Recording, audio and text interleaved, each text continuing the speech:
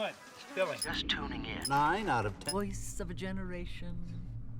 Well, Citizen of the world. yeah, well, I never... Ripped from the comfortable childhood in Canada, thrown into the turbulent waters of adolescence in Kobe, Japan. How did you stay afloat? You mean in high school? Well, my dad got transferred overseas, and it was a really excellent experience, actually. I was really grateful for it. Grateful. What is your biggest secret, David? Pardon me? You can tell us. Oh, well, it's not much of a secret, but I have a tattoo of Kobe behind my ear. Tattoo! Splendid! Yeah, it's not terribly big. What are you wearing?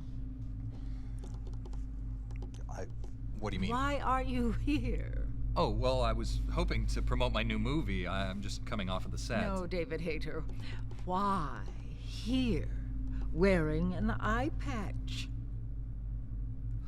Oh, the eye patch. This is pretty cool, actually. Gives me real-time information and you know, weather, traffic reports. Actually watching a baseball game as we speak. Really? What drives you? What are your dreams? Well, you know, I'd have to say my dream project... Let your dreams drive you. A message of hope to today's young people from David Hayter. I never actually said that.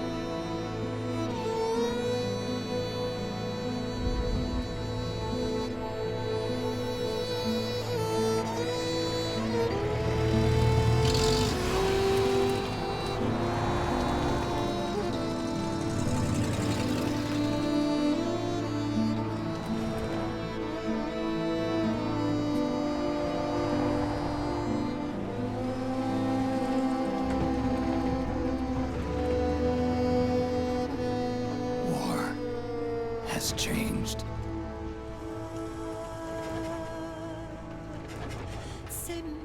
It's no longer about nations, ideologies, or ethnicity. It's an endless series of proxy battles fought by mercenaries and machines. War and its consumption of life has become a well-oiled machine. War has changed. ID-tagged soldiers carry ID-tagged weapons, use ID-tagged gear. Nanomachines inside their bodies enhance and regulate their abilities.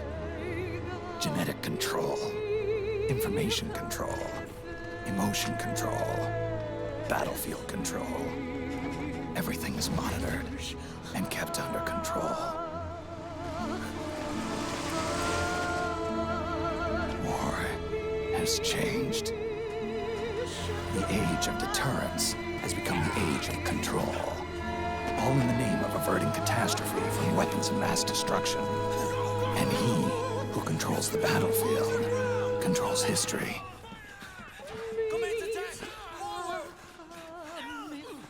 War has changed. When the battlefield is under total control, war becomes routine.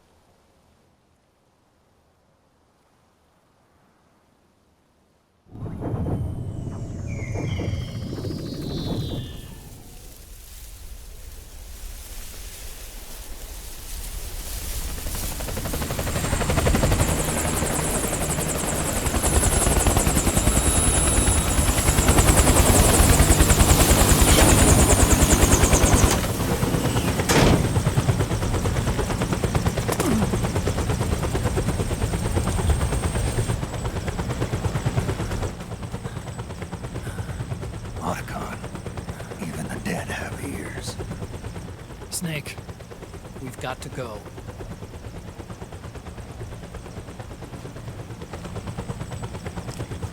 You've got an old friend waiting for you.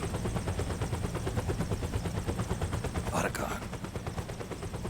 The test results. Proteome analysis was positive, but the mRNA analysis turned up negative. The wrinkled skin, the hardened arteries. Your early aging symptoms look like classic Werner syndrome. But none of the tests were able to pinpoint the cause. So, Well, judging by how rapidly the aging has progressed, I'd say a year at best, right? yeah.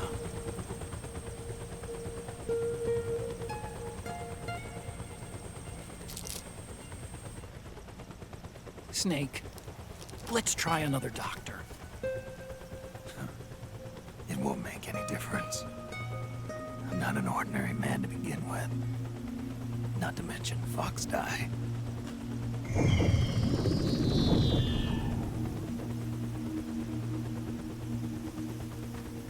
You're right. But we don't know where Naomi is. Naomi.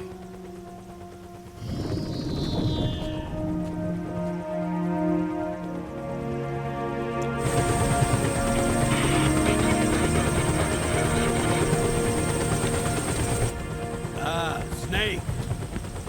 Colonel. Good to see you. Well, I'm not a colonel anymore, Snake. I figured the only place I'd see you dressed like that would be at your daughter's wedding. What are you doing these days? I'm working for an organization under the UN Security Council. The Analysis and Assessment Staff of the PMC Oversight and Inspection Committee. Yeah, I remember the resolution being passed a few years ago. Snake, I came across some information in my work. Huh? We found him. In the Middle East. What?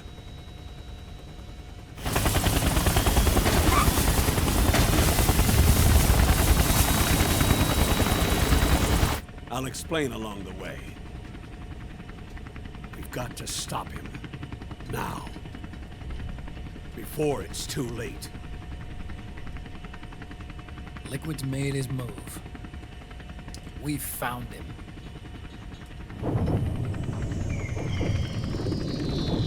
He's preparing to unleash his insurrection. Liquid is lying in wait in a Middle Eastern war zone. Track him down.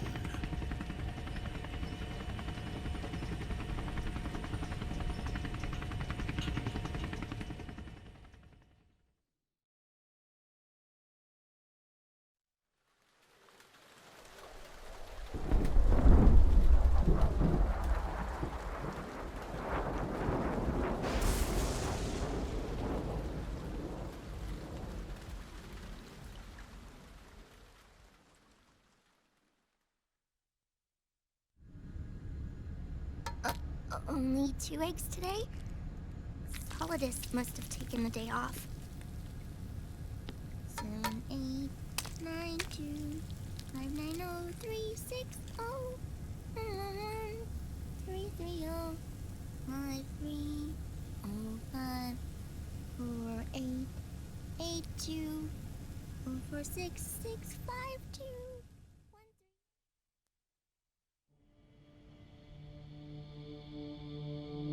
The Manhattan incident triggered a serious public backlash. Now the U.S. has to think twice before intervening militarily in other countries' affairs. This has fueled a push towards military privatization, with PMCs at the heart of that movement. PMCs?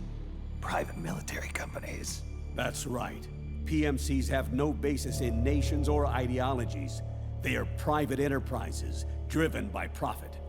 In addition to dispatching mercenaries to war zones, they secure weapons and train local soldiers. They're contractors for war itself, and business is good. Their clientele includes developed nations like the US, rebel factions looking to seize power by force, smaller countries lacking armies of their own, even terrorist groups. They're in the Americas, Asia, the South Pacific, Europe, Africa, the Middle East. The rise of the PMC has spawned a war by proxy, and it's spreading across the globe. They're Sonny, we'll eat them later, okay?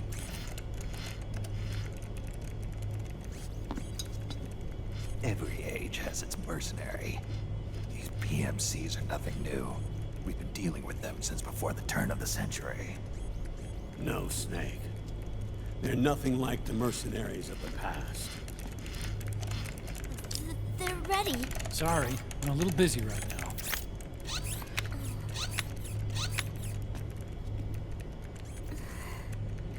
The Pentagon's new battlefield control system has produced a decisive difference between hired guns and the PMCs of today. The system was developed by Arms Tech Security. Arms Tech? You mean AT Corp? Yeah. In recent years, AT Corp has shifted focus from weapons development to security tools. And since the establishment of AT Security, business has been booming. The system makes it possible to integrate not only micro-level information on individual soldiers and units, but also macro-level information about field conditions and order of battle. So they've finally achieved total real-time battlefield control. That's right. And as a result, the global presence of PMCs has grown explosively. Truth is, the rise of system-controlled PMCs has led to a dramatic decline in civilian casualties and human rights violations on the battlefield. A cleaner, safer battlefield. Makes for nice propaganda.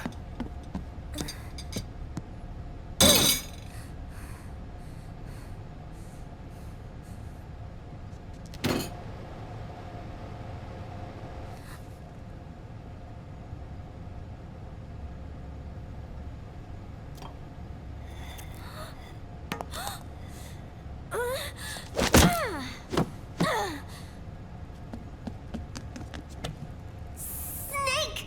You were smoking again, weren't you? This is a non-smoking flight!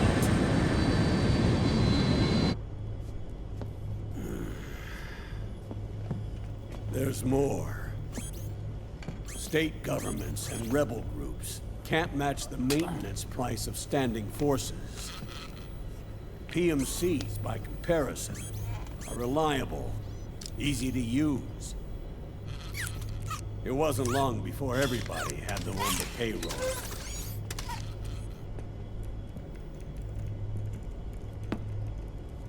And, as a result, regular armies began to decline worldwide.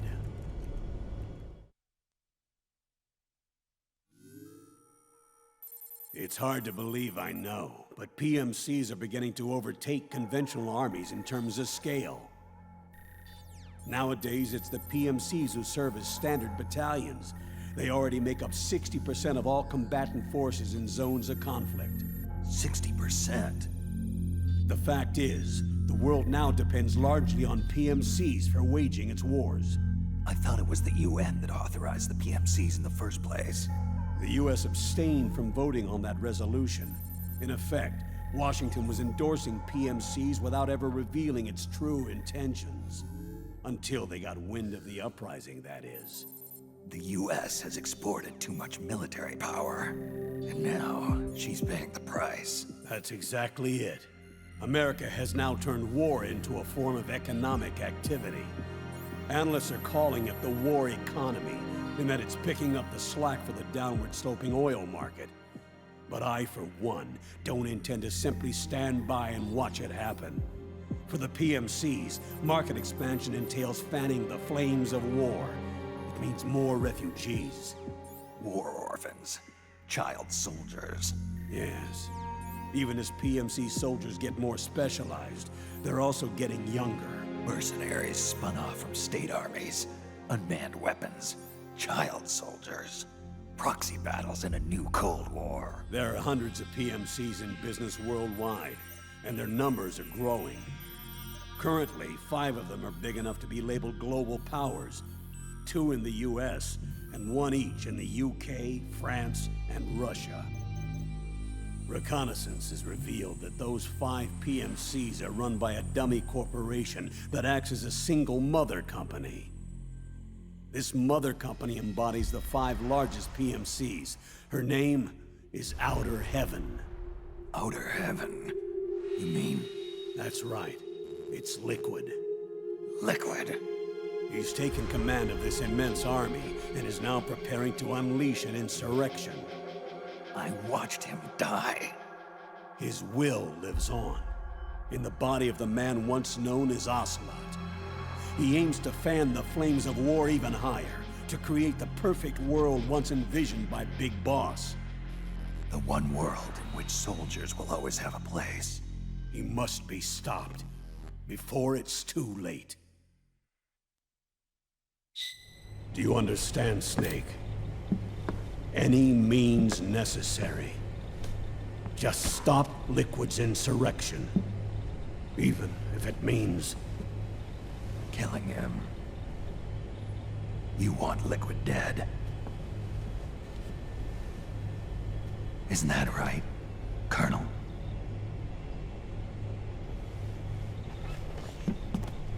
I'm sorry. I know. This isn't justice. It's a covert assignment. A hired hit. A wet works op targeting the head of a major multinational corporation. Why me? Because of the military might of the PMCs, and the effect they have on the economy. War is to the 21st century what oil was to the 20th, the pillar that supports the global economy. You'll recall a rather alarming report issued by that American think tank during the Cold War. One that described a new model for perpetual war. What we're facing now is a whole new ballgame. Iron Mountain's Delphi technique. That was fiction. It existed only on paper. The reality is far more serious. The global community is concerned, but they're all too afraid of the war economy collapsing to do anything about it. The UN, too. Sounds pretty self-serving to me. Snake. This mission isn't an order from Washington. Not like the old days. And it's not something the UN can officially sanction either. But we can't just look the other way, while Liquid plots this insurrection. If we fail to act, he'll become the greatest threat the world has ever faced. Snake.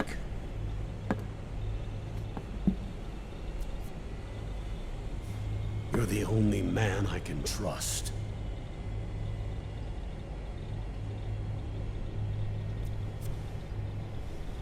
Fine. Let's hear it.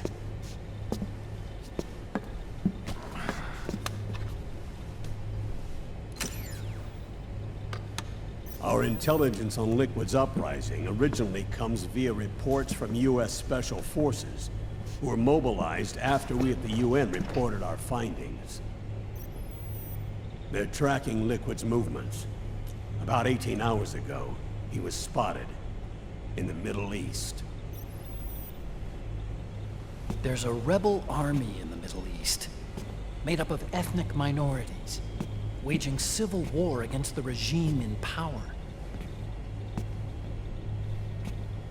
The core of that regime's army is provided by one of the PMCs under Liquid's control. What about the rebels? The local militias have hired small numbers of operators as trainers and field commanders. And of course, they've got help from the local PMCs. Right. A proxy war between hired guns. PMC versus PMC. A quagmire of war.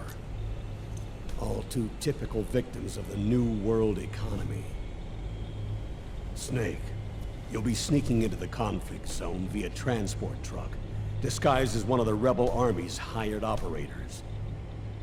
Your first objective is to make contact with our informants, Rat Patrol Team 01. They'll be expecting you. Rat Patrol, huh? They sound sneaky. They're a special forces team assigned to the Army's PMC Investigation Unit, CID. CID. Real rats of the Army. No. I can vouch for them personally. Friends of yours? You could say that.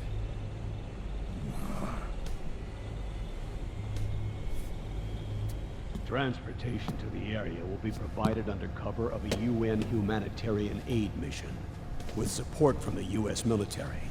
From there on, though, you'll get no protection, and no guarantees from anyone. And you must not leave behind any evidence of your involvement in the area, let alone that of the UN. If word of this ever leaked out, it would spark a global firestorm.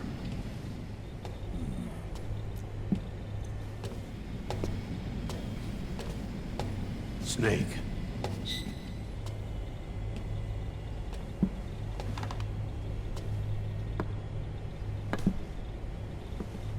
Will you do this for me?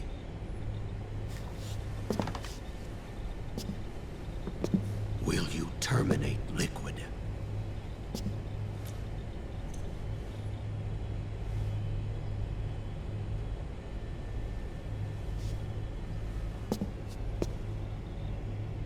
I'm not like the PMCs. I don't need your money. Thank you. But if you're going to spark something, spark this.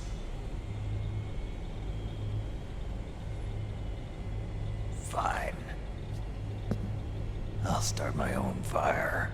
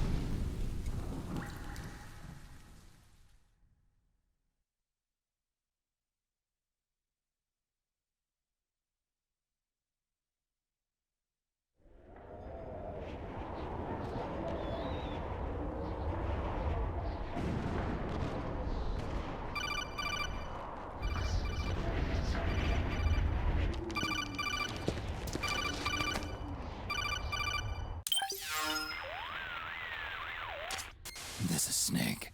Do you read me? What's the situation? I'm just inside the city limits.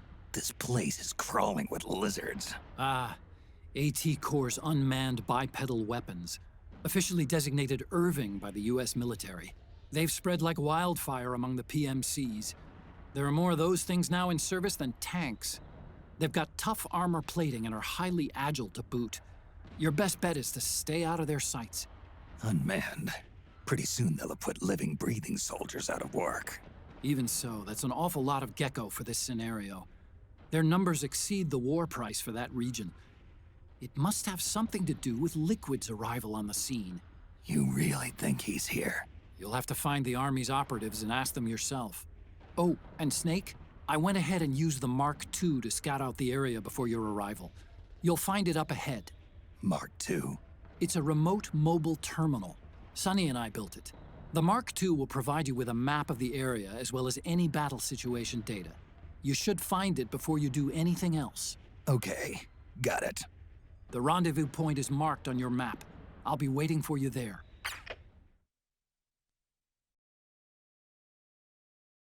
Octocamo is a newly developed camouflage technology that's capable of almost exactly mimicking the appearance of objects and surfaces. It's easy to use, too. All you have to do is press up against a wall or object, or lie flat on the ground while wearing the suit. It can be a powerful tool if you use it right. So tell me, how does it feel? Not as itchy as I'd have thought. That suit can mimic the color, pattern, and even the surface texture of walls and floors. Kinda like procuring your own camo on site, right? I do just fine with the regular stuff. I'm not a chameleon. You've got it all wrong. We're not talking about lizards. This is octocamo.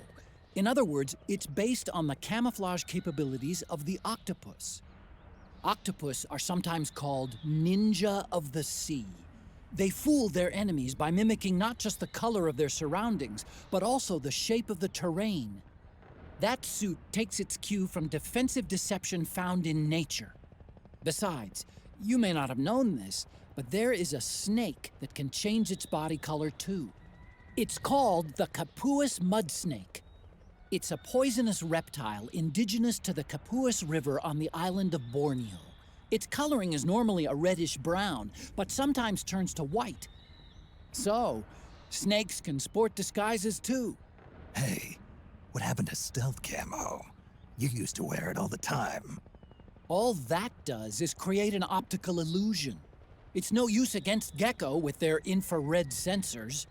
Octocamo, on the other hand, has micro-Peltier arrays that regulate the absorption and release of heat, harmonizing the wearer's body heat with any background IR radiation.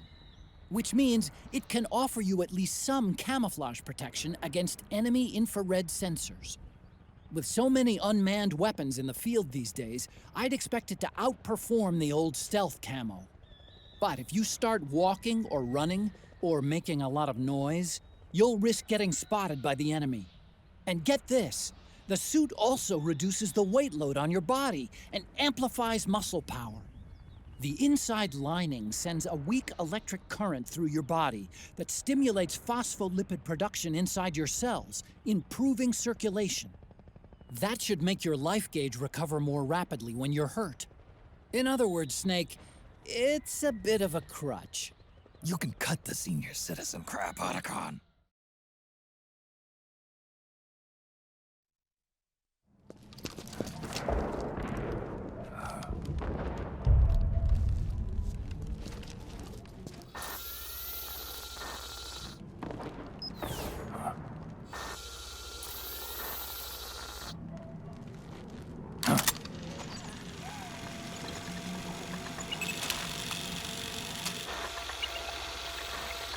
It's me, Snake.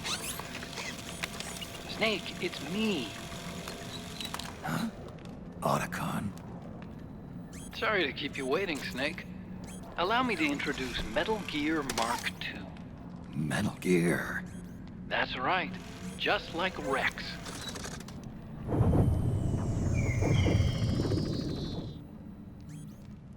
But this gear's not a weapon.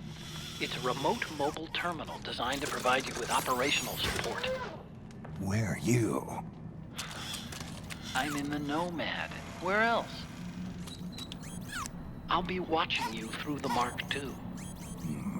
Wish I was good with gadgets. Hey, I'll be with you in spirit. Anyway, because you had to dress up as a militiaman, I had the Mark II bring you some goodies. Starting with this. Put it on your left eye. Looks like an eye patch. I call it the Solid Eye. It's an all-purpose goggle that displays radar images and other data in 3D. You can also switch it over to light-amplifying night vision.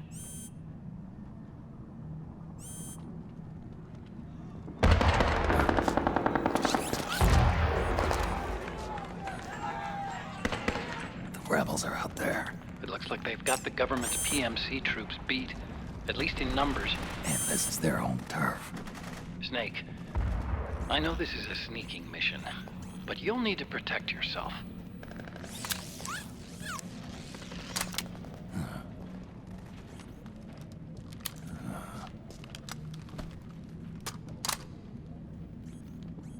An operator. I installed a suppressor. And here's a tranquilizer gun.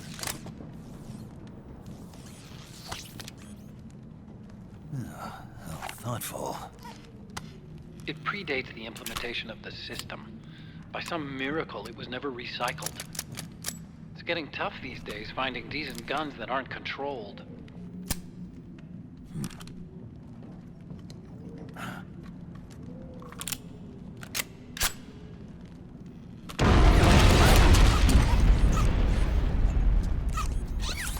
You coming? Of course. I'll follow you wherever you go, like this. I'll activate stealth so it doesn't attract any attention. If you need it, just bring up the start button menu. Got it. Snake, the informants who said they saw Liquid here should be a little further up. Head for the rendezvous point. I've placed a mark on the radar in the upper right corner of the solid eye. It's a war zone out there. Stay on your toes.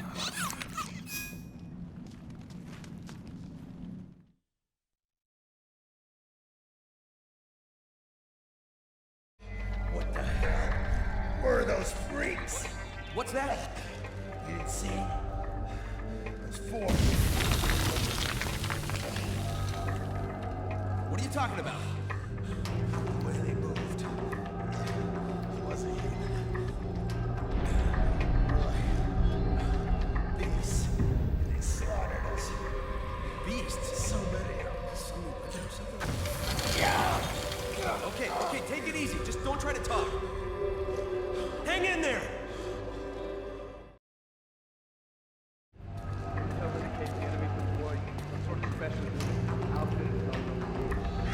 Between those 4 ugly sons of bitches?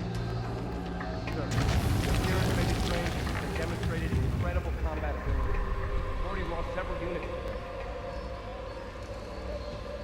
Here, one of them even flies. One of them guns is capable of flight. At the same time, it also maintains control over several UCAVs, increasing its air attack capability.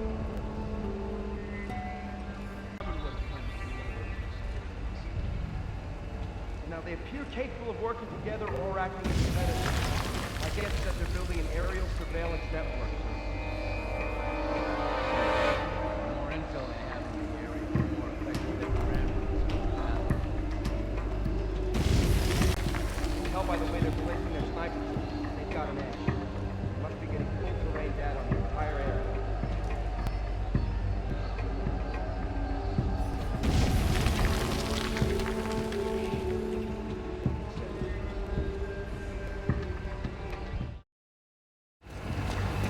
Hey, is this an enemy gun? What? Flying around?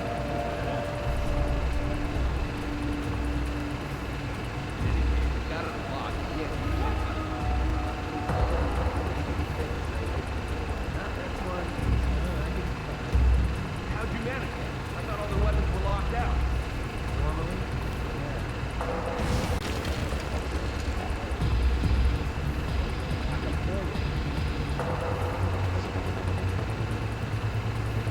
How's he doing? Hit the lock button.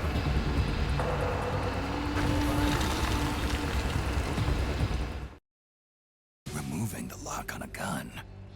Otacon, can they really do that? Sorry, don't know the specifics. Give me some time, I'll see what I can dig up. Let me know if you find anything. Will do.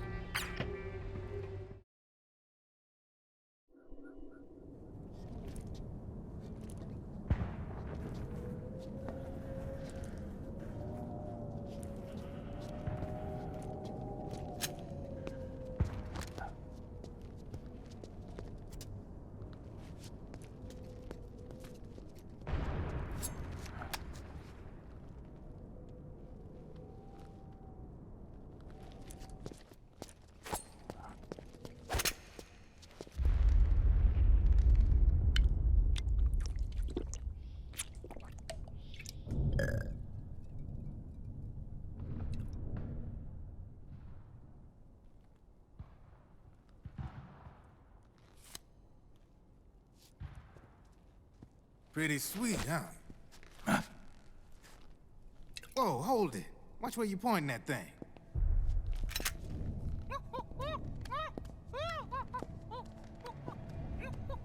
Who are you?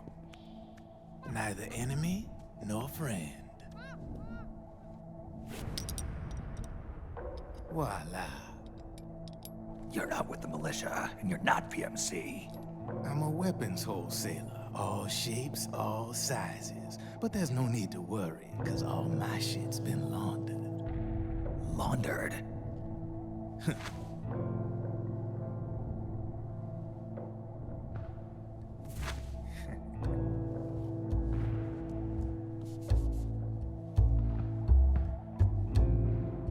You see, I take ID guns like the PMCs use and make some mods. Then you can use them without having to match IDs. In other words, I'm a gun launderer. You can call me Drebin. Drebin? Yeah, they use that for all of us. There are more of you? All over the world. Not that I ever met any of them personally. Me, I'm Drebin number 893.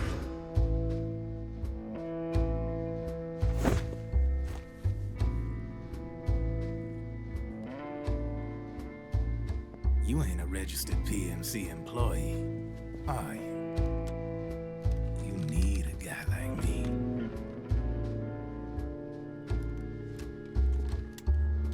Consider it a welcome gift. Take it.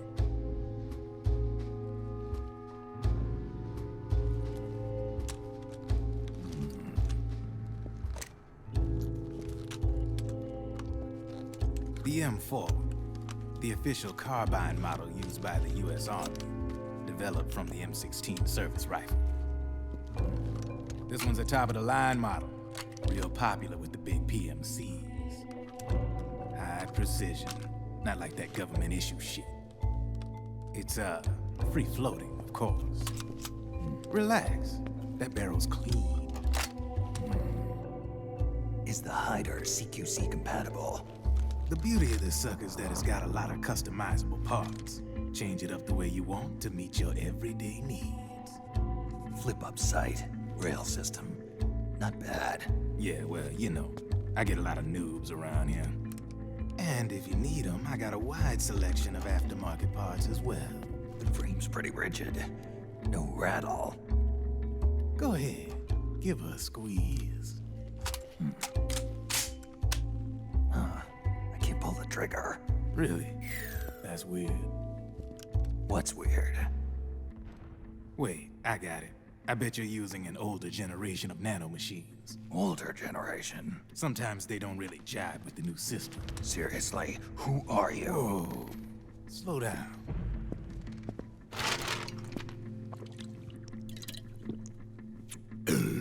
Oh, yeah. My day job's working at AT Security. I'm in charge of production control. So I get my hands on all the ID chips before they even register. Have a sip. It's a side of AT the public don't see. From the looks of it, you ain't with any state army. But you ain't exactly green, neither. You've got last-gen nanomachines. So I'm guessing former U.S. Army. I don't know what you're here for. But you want to be well-equipped, am I right? So, can we talk business or what? You won't regret it.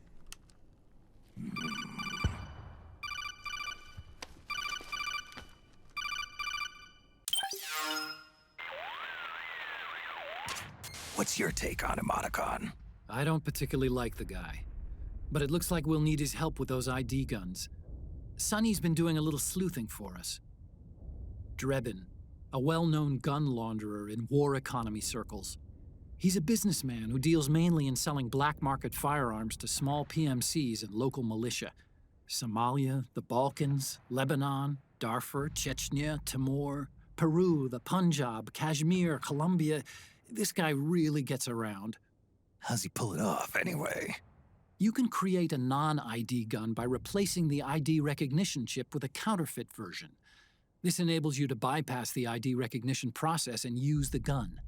The problem is that there's still a record of the chip being replaced on the system side. Drebin's an employee of AT Security. He must have connections on the inside erasing records for him. You think the Patriots are involved somehow? I'm not so sure. If the Patriots were running the system from behind the scenes, then a weasel like Drebin would be a real pain in their collective ass. Can he be trusted? Remember, Drebin's a green collar. He makes his living off the war economy. He doesn't let emotions get in the way of business, and he never gets his own hands dirty. The only thing he trusts is money. I share your concern, but what if we keep him at arm's length? Use him only to get intel and the supplies we need. Keep it strictly business. All right.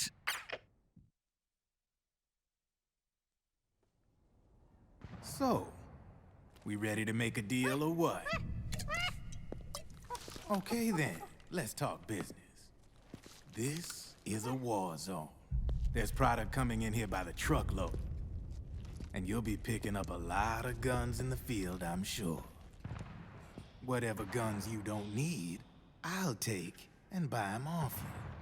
That'll earn you points you can cash in for services. Like what? I'll launder your ID guns, no more locks. And I can also sell you the guns I've got in stock. Let me show you.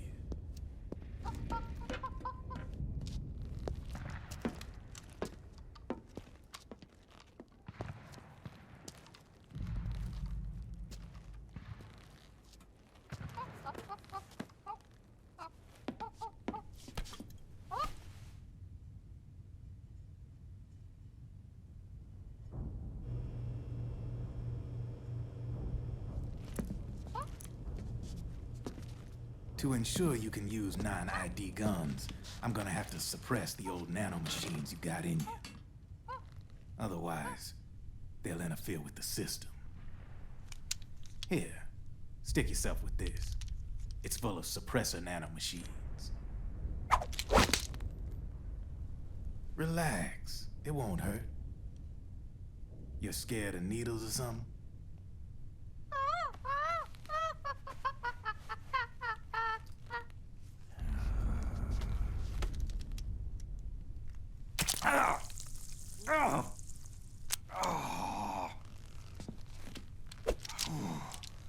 See? No sweat. Now you can use non-ID guns, no problem. Hey, be nice to our guest. Step outside.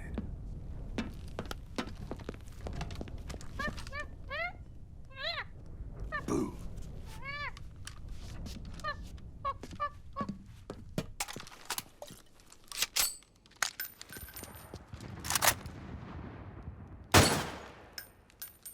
There you see? No problem. From now on, when you pick up an ID gun that says lock, you just let me know. You name it, I can launder it. Of course, it'll cost you. The going rate depends on the war price at the time.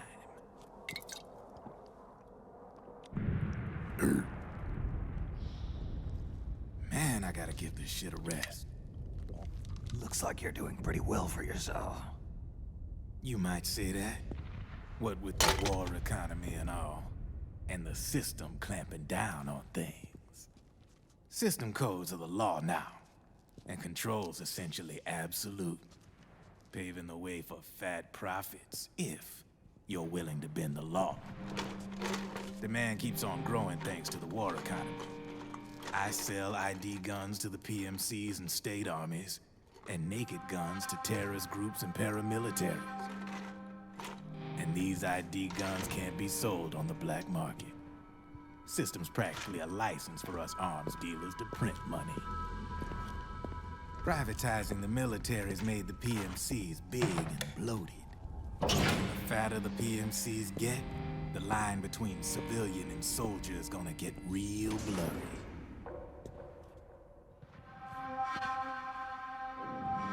Sooner or later, the whole damn human race is gonna be green collars. More like we're all gonna be fighting proxy wars. But hey, this war economy puts the food on my table. You're a green collar too, aren't you? Yeah, it's in your eyes.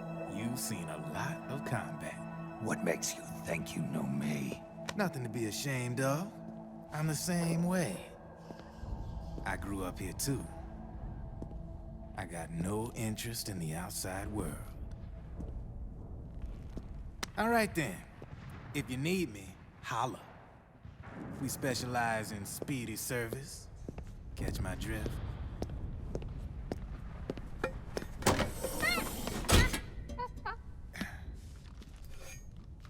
I have you.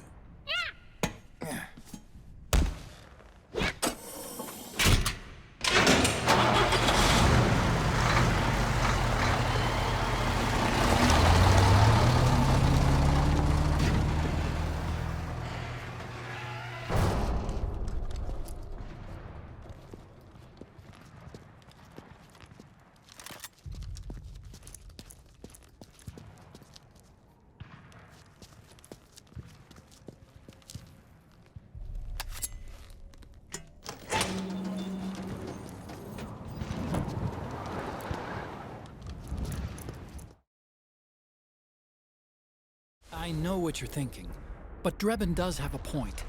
The world depends on war, on the war economy. Can you imagine what would happen if war just disappeared overnight? Otacon, you and Drebin both mentioned something about a war price earlier. What did you mean by that? It's a kind of market price, one that fluctuates according to demand, not only for PMCs and military industry, but for the production, distribution, and energy supply networks that support them. It's been growing by leaps and bounds, and investors are really starting to take notice. As the fighting in any given area becomes increasingly intense and prolonged, the war price goes up. No doubt Drebin's rates are linked to that war price. The longer and bloodier a battle becomes, the higher service prices are going to get. To put it another way, the quieter things are, the better the bargains. Snake, we'll use the Mark II to deal with Drebin from here on out. He's what you might call a street vendor. The Mark II can act as a kind of delivery boy, connect you with him. I'm adding a Drebin menu item to the Mark II's weapon menu. Whenever you pick up multiple units of the same weapon, any extras will automatically be sold to Drebin. Any ammo that's inside gets added to your cache. In other words, you keep the ammo, and the weapon itself gets traded to Drebin for points. I see. You can then use the points you've earned to unlock ID guns or buy new weapons. Sounds good. We should assume Drebin has other agents collecting guns for him besides you, Snake. You know, freelance green collars who collect weapons in exchange for services? Guess I'll have to rely on him for now. Okay. Now go meet up with our informants, Rat Patrol.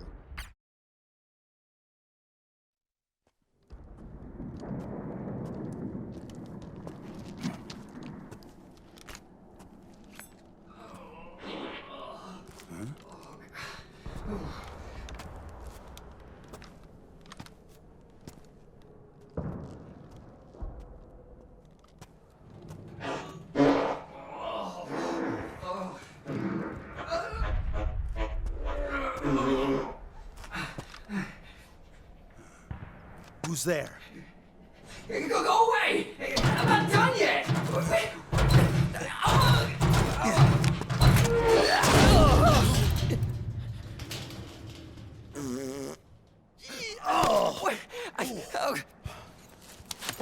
Stop! No! Stop right there!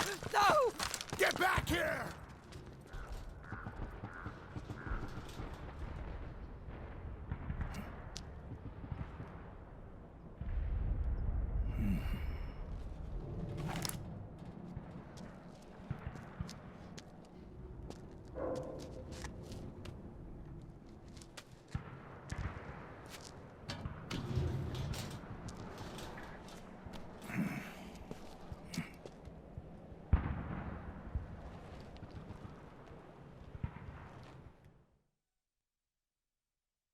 Snake, is that a drum?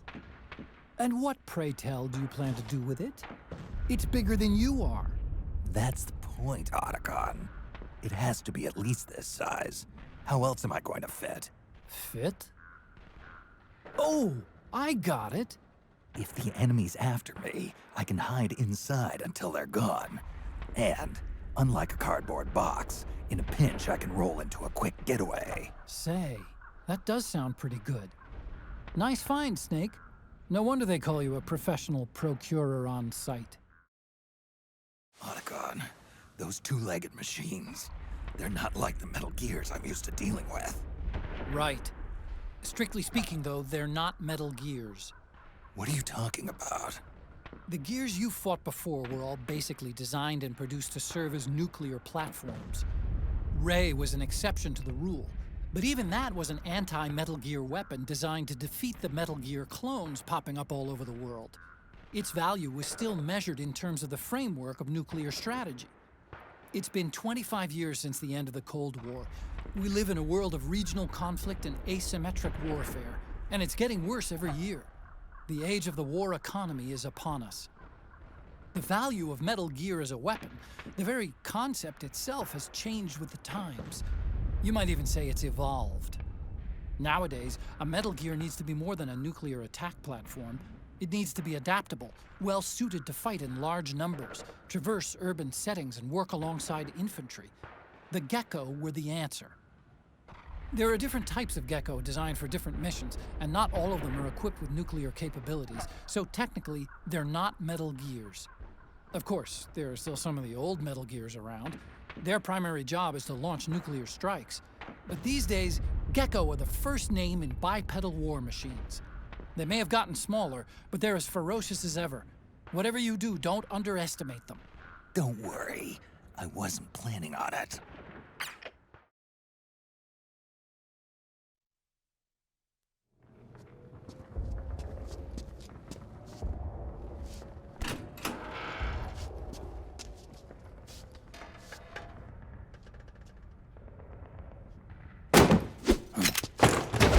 Drop your weapon!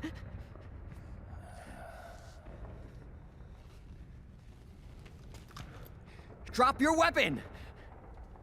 All right.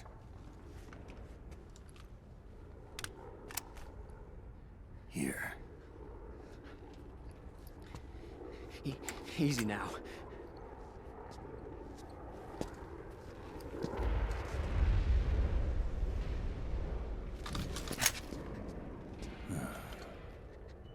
Don't move! You haven't even taken the safety off, rookie. Careful, I'm no rookie. I'm a 10-year vet.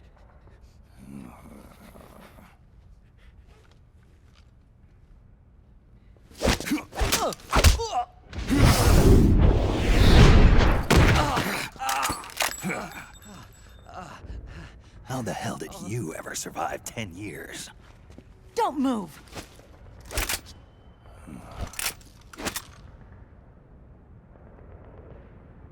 CQC.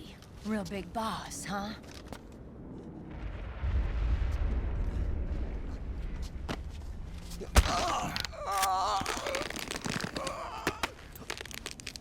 Lower your weapon!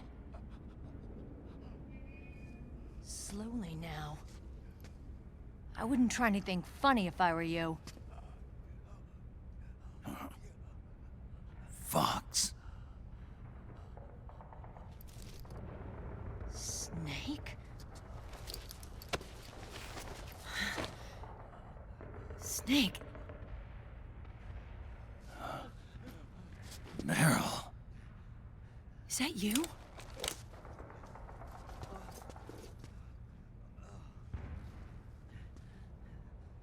What happened to your face?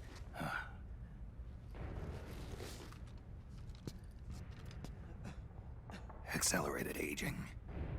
They don't know the cause. Oh my god. Meryl, you're my informant in the U.S. military. And you must be the inspector sent by the UN.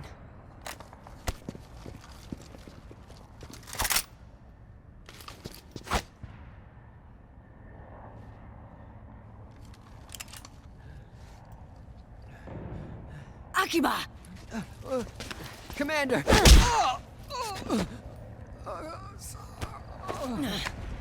Sorry. This is Rat Patrol Team 01. We're with the CID, one of the bodies investigating PMC activity.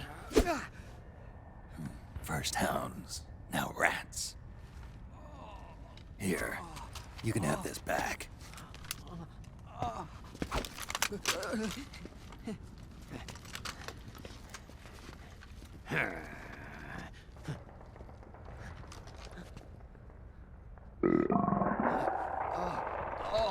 What is your problem? You okay? Stomach pains? Diarrhea?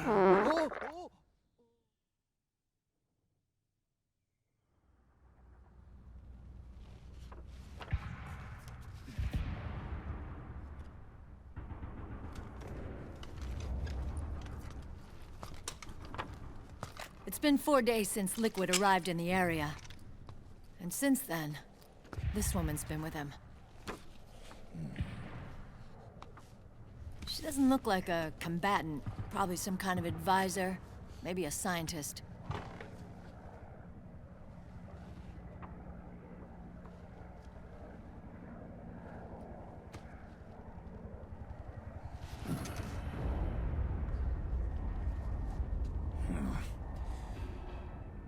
So, you're the commander of this O1 unit? Why? Something wrong with that? Here, I'll introduce you to the team. That's Ed, our radio man and sniper. The sleeping giant is Jonathan.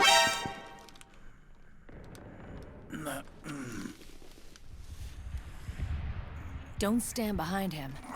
He hates it when people go around his back. And finally...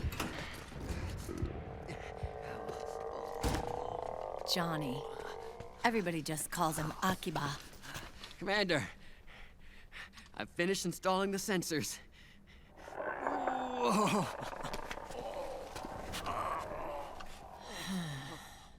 Okay, Akiba. Anyway. You're all grown up. Maybe it's because someone taught me well. A certain legendary hero who suddenly disappeared. You quit the unit. Me? I never gave up on you. Or on Foxhound. Back then, I just wanted you to accept me. I wanted you to turn around and see who I was. But I've put the past behind.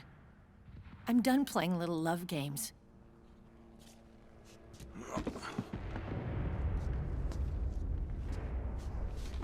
So, what are you here for? Threat assessment. The PMCs. Really? Because I heard a rumor there's an assassin out there targeting their leader. Well, that's some rumor. I'm only here because the UN wants me to assess the impact and effects of PMCs on their refugee protection efforts. That's all? More than enough for a retired vet like me. I know he's plotting an insurrection. But as long as AT Security's system is in place, there's no way he'll succeed. How can you be so sure? They've implemented a system that monitors in real time every single soldier engaged in combat action, whether he's State Army or PMC. Each individual soldier has been fully ID tagged with nanomachines injected into their bodies for that purpose. The nanomachines keep track of the soldiers and their real-time personal data 24 hours a day. They monitor each man's position, movement speed, reserve ammo, firing accuracy, wounds, rations, water intake and supply, sweat secreted, heart rate, blood pressure and sugar levels, oxygen. All the data gathered on body condition, on sensory organ data showing pain and fear, data on every internal response within the body, All of it is collected by an AI at the system's core. This data is monitored at HQ to enable command to make quicker, more precise, more rational decisions. It also enables crisis management for each individual soldier. It's being used by the US military, by state armies in allied countries, by PMCs. Even police agencies are starting to adopt it. Unless they agree to implement the system, PMCs aren't permitted to send troops anywhere. You've got these system nanomachines in you too. Of course. Our unit plays by the rules, same as everybody else. It was creepy at first, knowing you're being watched 24/7, but I've gotten used to it. It gives us a lot of advantages in the field, too. We get a clearer picture of what's going on around us, so there's less confusion during missions. And our nanomachines communicate with each other, making teamwork a lot smoother. And that's not all the system does for us. It's also a security guarantee against the PMCs. Security guarantee. That's right. The PMCs are combat groups without states or ideologies. They're not fighting out of nationalism or for a cause. They don't care why the war is being fought. They're just bodies fighting on someone else's behalf. They're mercenaries, a commodity. So it's easy to imagine them betraying their clients by joining the enemy or refusing to fight, or committing humanitarian atrocities. To keep these things in check, they ensured that no one can use firearms or military vehicles without the proper system ID. It's true for every piece of equipment out there. So even if the PMCs tried to mount a terrorist attack or coup d'etat, their weapons and equipment would automatically be locked out. They wouldn't be able to move, attack, or engage in combat of any kind. And there's more. All the data on their position, personnel, and combat strength is leaked to us by the nanomachines. Even if they managed to circumvent the system by getting the nanomachines out of each soldier's body, they'd be losing their IDs in the process, so they couldn't use their weapons. And the Patriots are behind this. Lalilulelo, what are you talking about? Never mind. So this system is foolproof, huh? Completely. They call it SOP. Sons of the Patriots.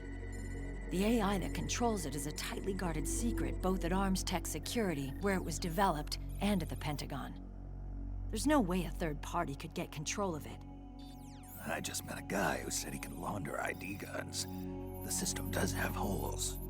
There can't be more than a few hundred of those gun launderers. It's just a grassroots movement. It's not like they can affect the entire PMC war machine. Anyway, Liquid would have had to register as a PMC in the system to assemble an army that massive. His PMCs might even exceed the US military in terms of numbers, but as long as they're registered, their soldiers' activities are constantly being monitored. So long as the US responds immediately when Liquid makes his move, we can take them down by force. By force, huh? When RSOC heard about Liquid's plans, they sent us to sniff around the PMCs. Even with this SOP keeping an eye on things, there are always trouble spots to deal with in the field. Disorderly conduct, disobeying orders, contract violations. We act as backup for the system by monitoring the soldiers. PMC inspections are always carried out on the battlefield. That's why we're authorized to carry and use weapons. We've lost 5 inspection teams in the past few months alone. They were all undercover inside Liquid's PMCs. Then, if you got caught, we'd be exterminated like rats. But we're smarter than that. We've been mingling with the PMCs, and after 3 months of searching God knows how many battlefields, we finally tracked him down.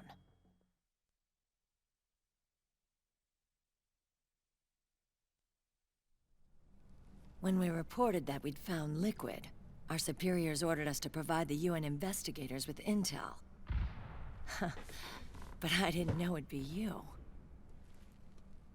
Didn't the Colonel tell you he was sending me? Colonel?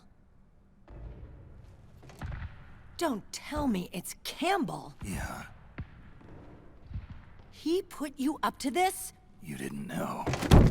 You gotta be kidding! You expect me to work with my uncle? Meryl.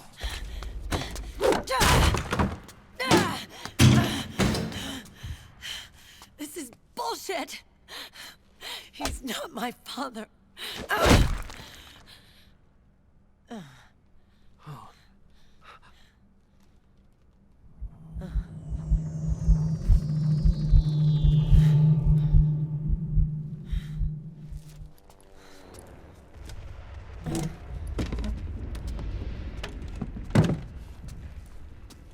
Meryl. So, you knew. Yeah. Little violation of the need-to-know rule. Then, why are you still calling him Uncle? You're still calling him Colonel. He's your father. As far as I'm concerned, we're still uncle and niece. I will never forgive that womanizing piece of shit. Meryl.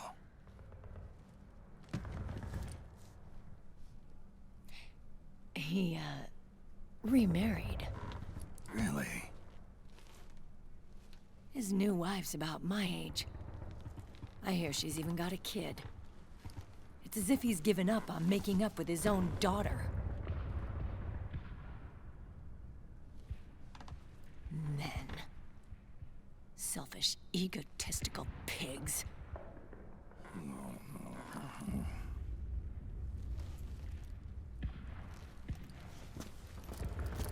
Commander. What is it?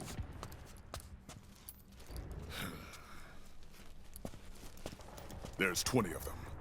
And they're not from that PMC praying mantis either. It's the Frog. His private troops.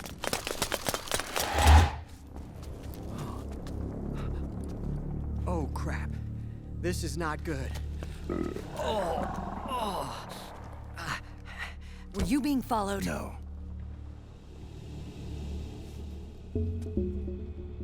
Akiba! They might have seen the reflection off my scope lens. Whoa, wait. Hang on. You guys think it was my fault?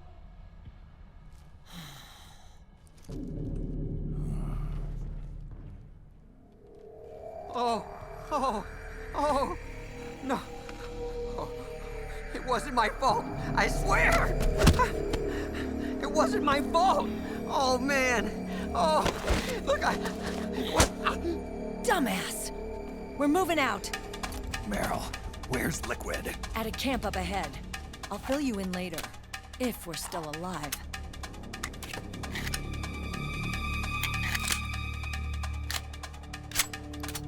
Follow me.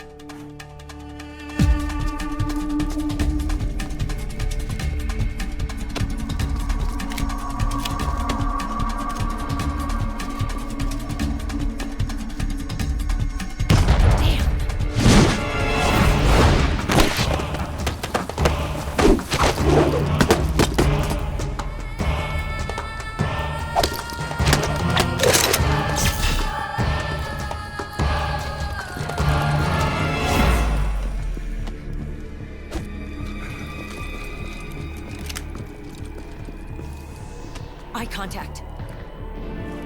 These guys are with Liquid's private army. Shoot first, think later. We'll use the stairs and get out through the back door on the first floor. We'll change the route as necessary.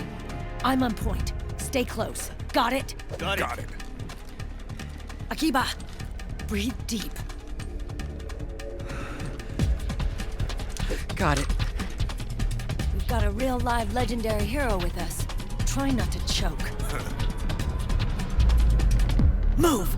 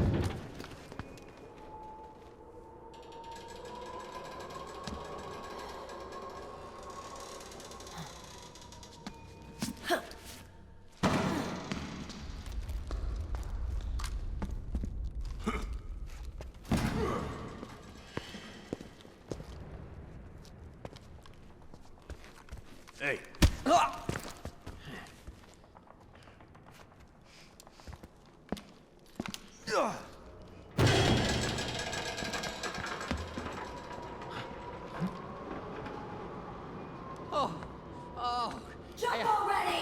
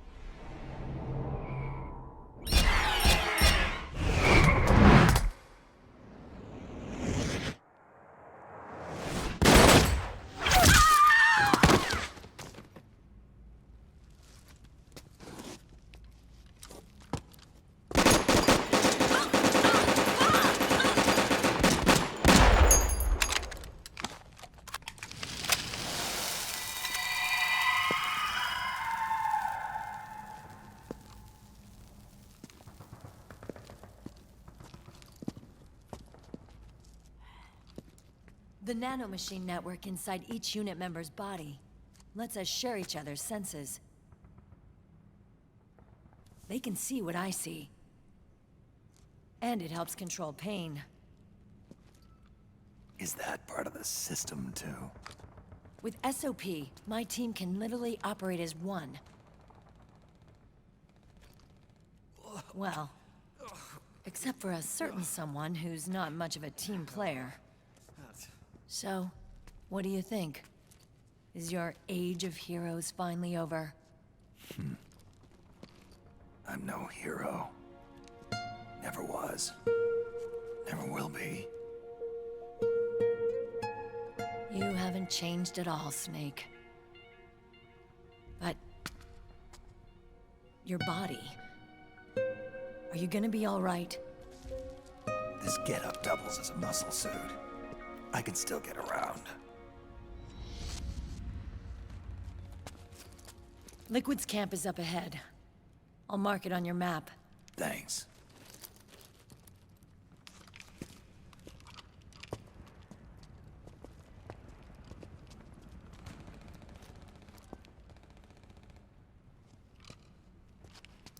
Akiba! One man's blunder can compromise the whole team. I'm sorry, Commander.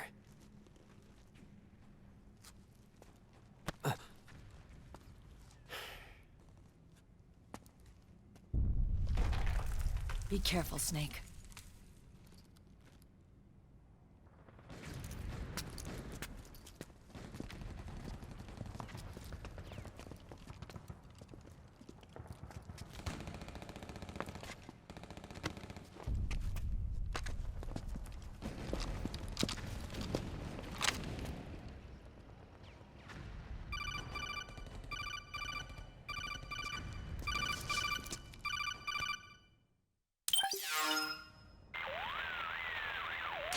Otacon, I know where Liquid is.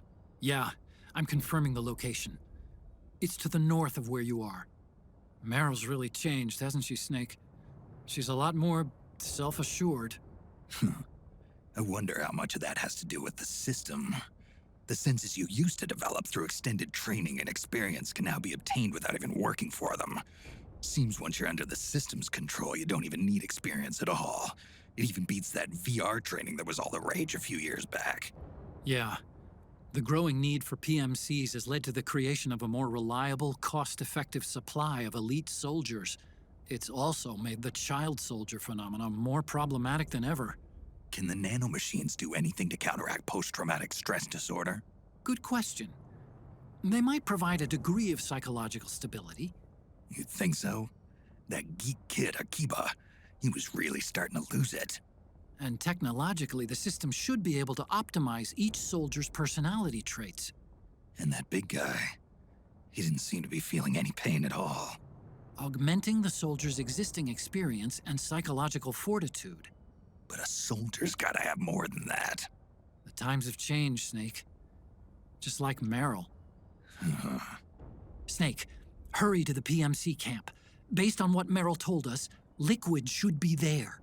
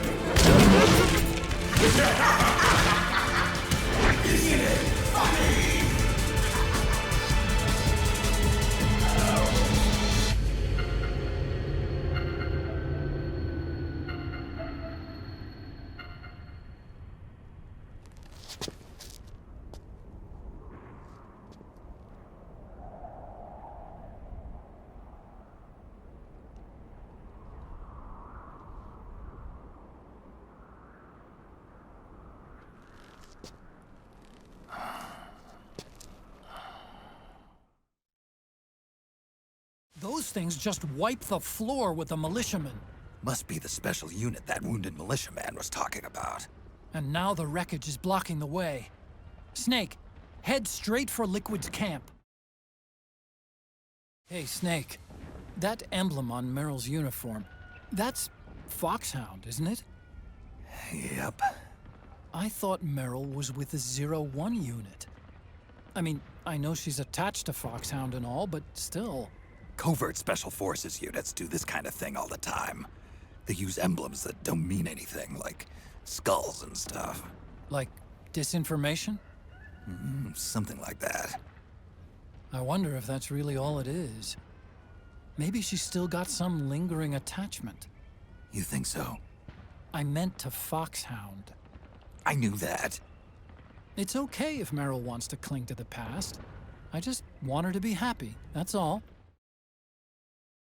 Hey, Snake, since when did you learn how to use CQC? I got the training back when I was in Foxhound, but I never used it in actual combat.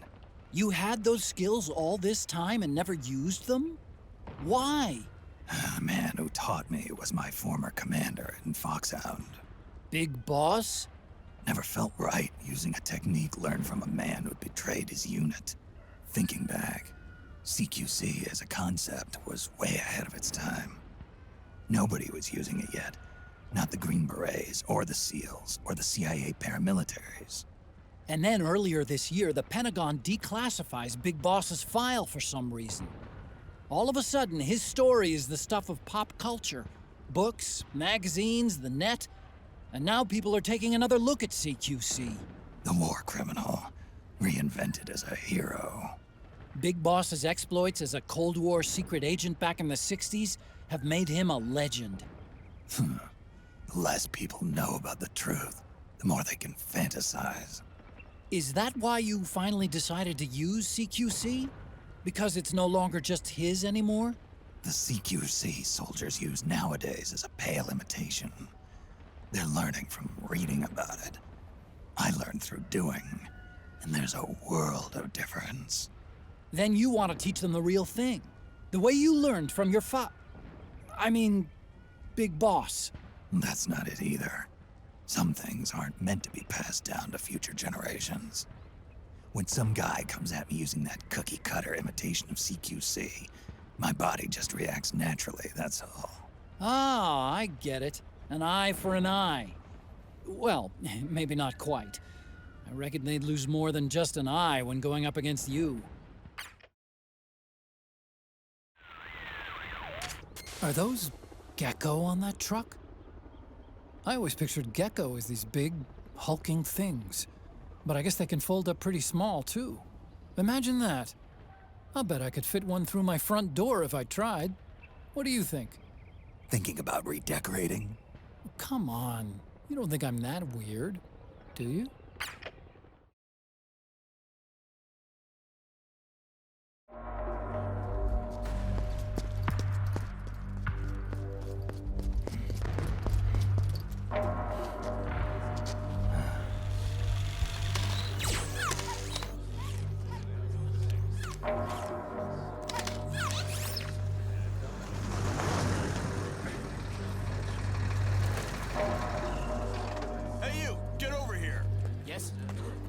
Connection problems. Go check it out. Yes, sir.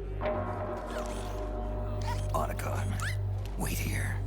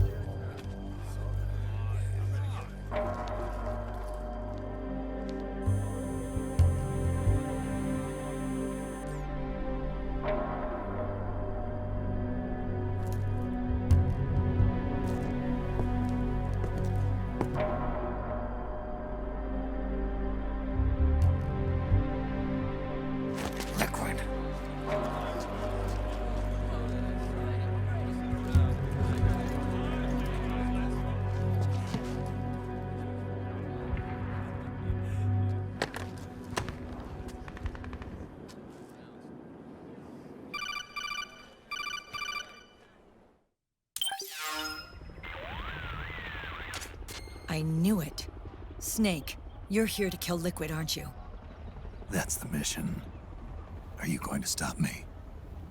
My mission is to inspect the PMCs. I'm not in a position to take action. All I can do is stand by and watch. I can't help you, understand? I'm a peacekeeper, here to keep order. Understood.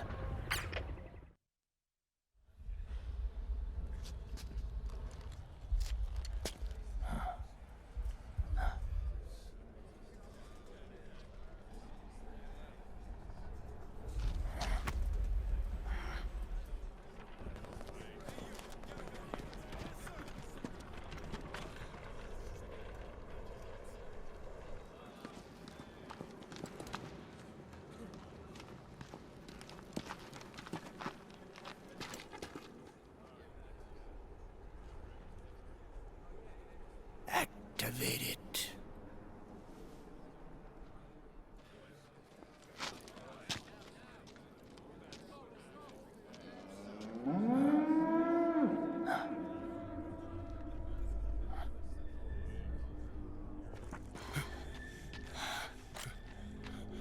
What? What? What? What?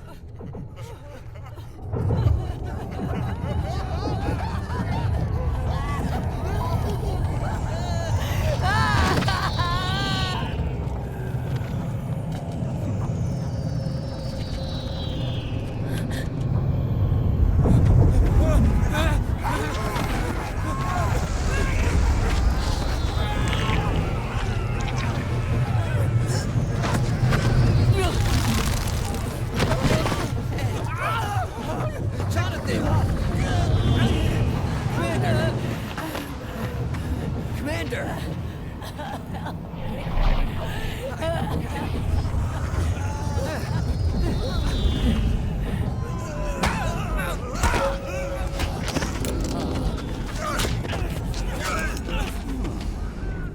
I never thought it would be so easy. But these results... refreshing. Don't you think?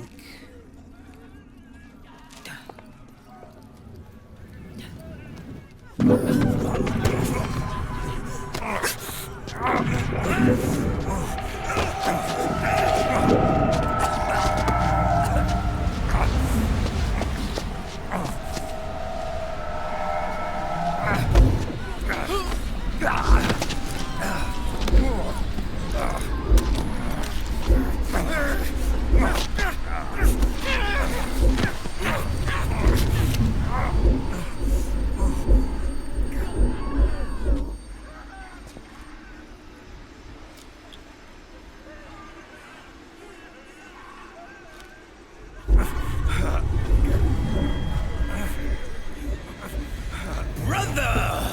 It's been too long. Liquid. Rejoice! We're not copies of our father, after all.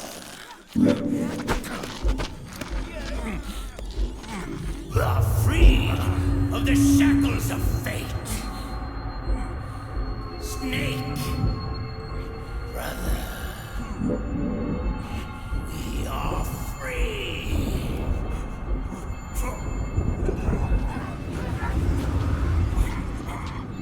Watch, Snake. Watch as I surpass my own origin.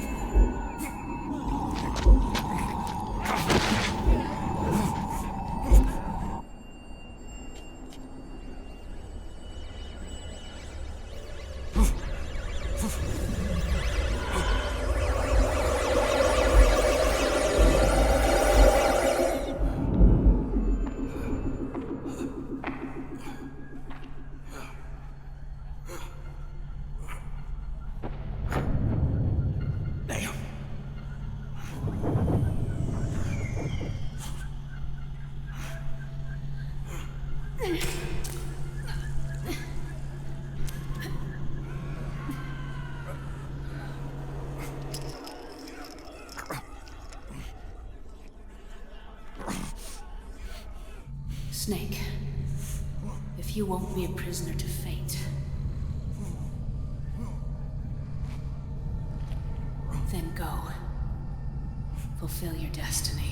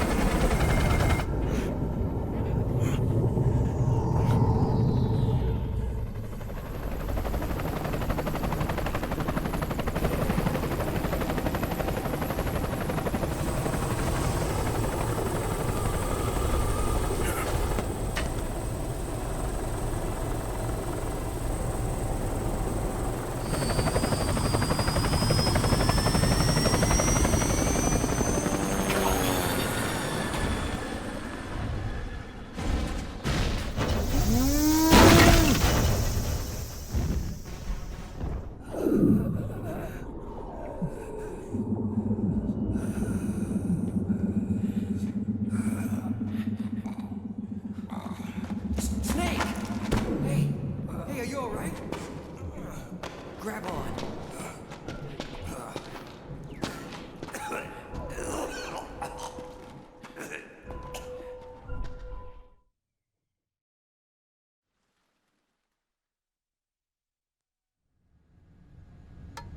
One, one, 2, 3, 5, 8, 13, 21, 34, 55, 89, 144, 233, 377, 610, 987, 15, 97, 95, 84. Mm-hmm.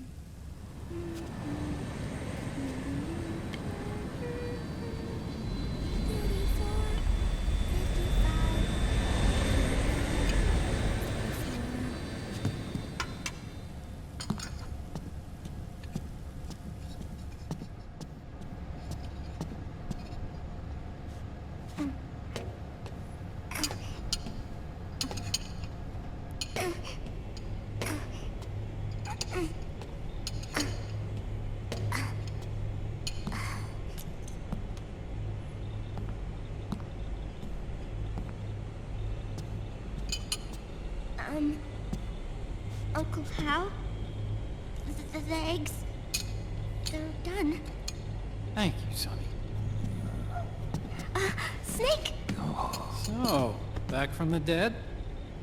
I don't remember the sun being so flat. Sorry. I'll dig in right away, Sonny. And would you make some for Snake, too? Okay. Hey, none for me, Sonny. Shh.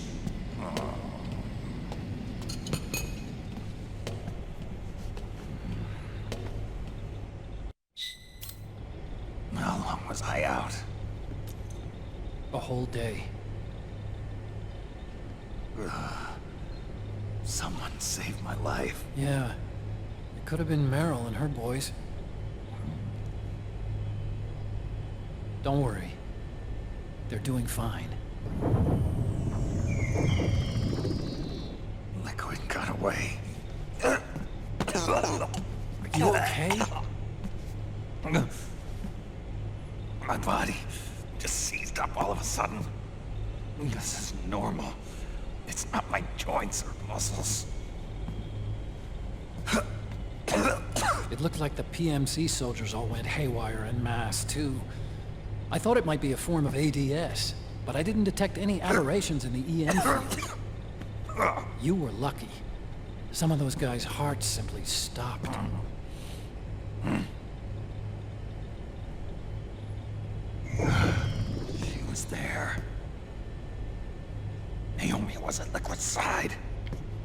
Otacon, did you see her? No, but you're right. Naomi was there. I found traces of her DNA in that syringe you were holding. So it was Naomi. Why? Here, let me show you something.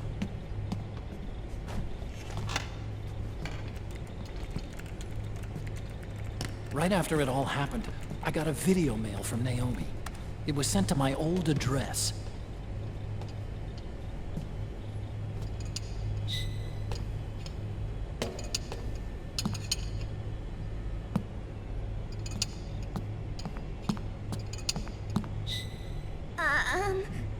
Here you go.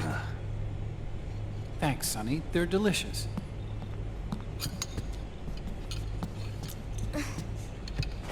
But you haven't even eaten any.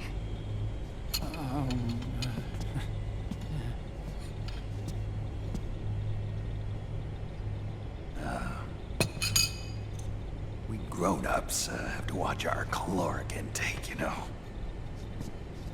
Ah, but thank you. I was looking for this. You're not watching your nicotine intake. Sonny!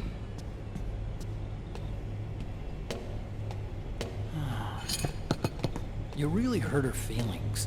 Yeah. Why don't you teach her how to cook eggs then? Oh, like I know how to cook. Hey, check this out. The data's been quarantined, no viruses. The voice print matches Naomi's, and I'm fairly confident the video isn't digitally synthesized either.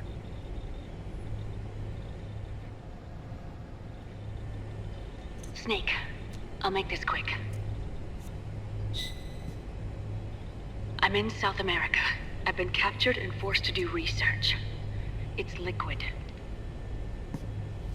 Liquid's goal is to seize control of SOP, the Sons of the Patriots system that controls the soldiers. To do that, he needs to analyze the nanomachine structure and find out how they communicate with one another. The nanomachines currently in use by militaries and PMCs are third generation. But their design is derived from that of the first generation. And the basic technology is still the same. First generation? I was the one who created the first generation.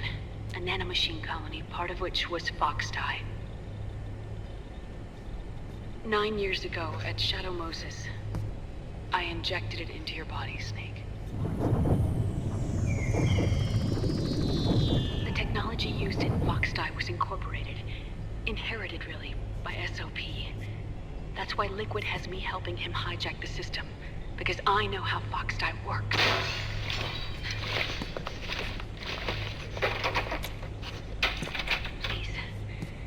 Rescue me. Liquid's found a loophole he can use to get into the system. Preparations for his insurrection are nearly complete.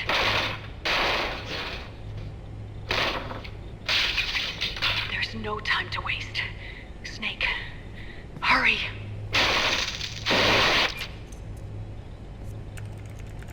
Naomi sent her location data in a separate file. What the hell is that? It's a type of encrypted data. Sonny decoded it for us. Remember now? This is data from the Soliton radar you used at Shadow Moses. I'm guessing Naomi wants us to know the message truly is from her. Sending the map data in Soliton radar format. Pretty clever. And Mei Ling's helping us out from Hawaii.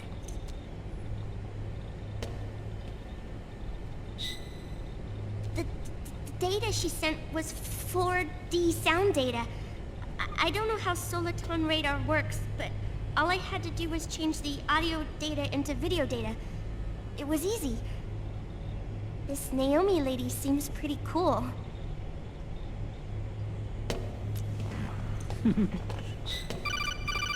It's Campbell. Snake, As you'll recall, following the Shadow Moses incident 9 years ago, Naomi was detained by the authorities. But someone arranged for her escape. Yeah, I hear they added that to my rap sheet, too. I suspect it was actually Liquid. He must have taken her prisoner himself and forced her to do research at his facility in South America. Chances are, the location Naomi gave us is the site of Liquid's main base. But there's no actual proof. There's an ongoing skirmish between a new regime put into power by PMCs and a rebel army formed by remnants of the old one. The rebels have hired a small-scale local PMC of their own to stir things up. It's the quintessential example of a war economy market. The new regime is still in shambles, so it's really pure moment, one of the PMCs under Outer Heaven control, that's calling the shots. You might say it's a perfect place for Liquid to make his haven. Or it could be a trap. True, but even so, the payoff would greatly aid our efforts. I had Sonny trace the origin of Naomi's mail. The address is fake, but Sonny was able to track the message back through its proxies based on access date timestamps and data transfer volumes. Apparently, the message originated from a server in South America. I wouldn't exactly call it 100% credible, though. Colonel, where's Meryl? Well, I know she left the Middle East in pursuit of Liquid. I'm sure Arsak is on to us by now. We can't chase that line too far. Which leaves Naomi as our only lead. I've secured you landing clearance at El Dorado International Airport. You'll be acting as a UN inspector. South America. That's about 20 hours from here. Then what's the plan? I'll arrange for them to get you a 4x4. The location Naomi gave us, the PMC's base, is in a mountainous region surrounded by forests. Use the 4x4 to get as close as possible to the PMC security perimeter. From there on, Snake, it'll be a solo sneaking mission. Roy.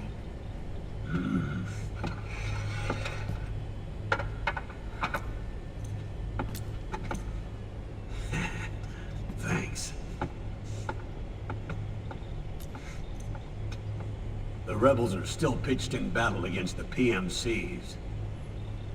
The commotion should help you slip into the facility unnoticed. 20 hours until we land. Got it. I'll have a look at the documents. Maybe I'll even have a smoke while I still can.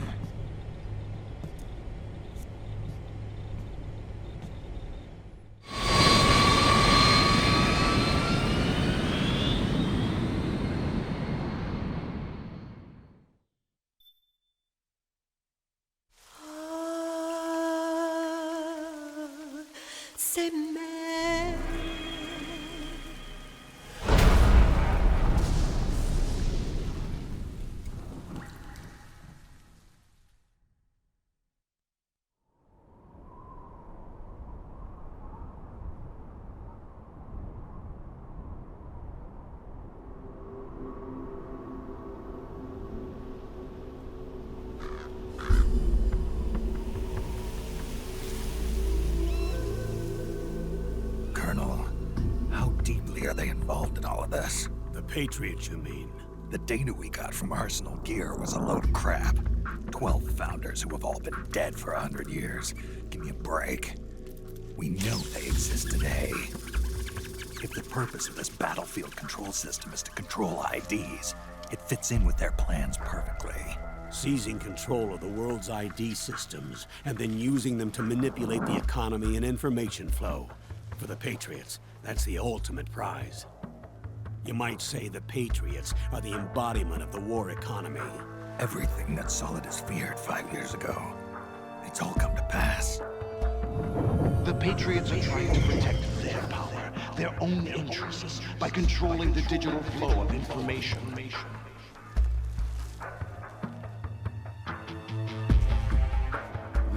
the media and global opinion under complete control, not even the UN can stand up to them. Then Liquid's insurrection is against them. Exactly. It would seem as though Liquid has taken up Big Boss's cause. An age of persistent universal warfare.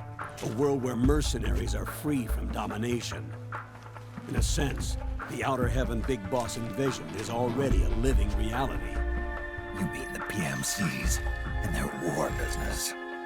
Right now, Liquid is a slave to the Patriots, forced to fight their proxy wars for them.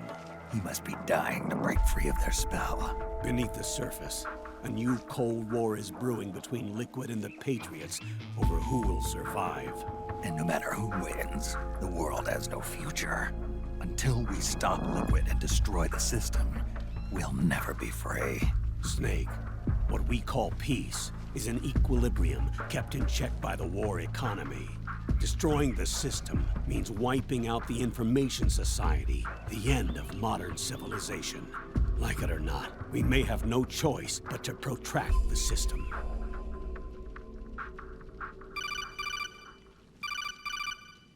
Snake, here's what we know about the current battle. Rebel guerrilla units are advancing on the base of the government PMC troops.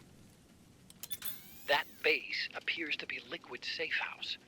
According to Naomi's data, she's being held prisoner inside the compound.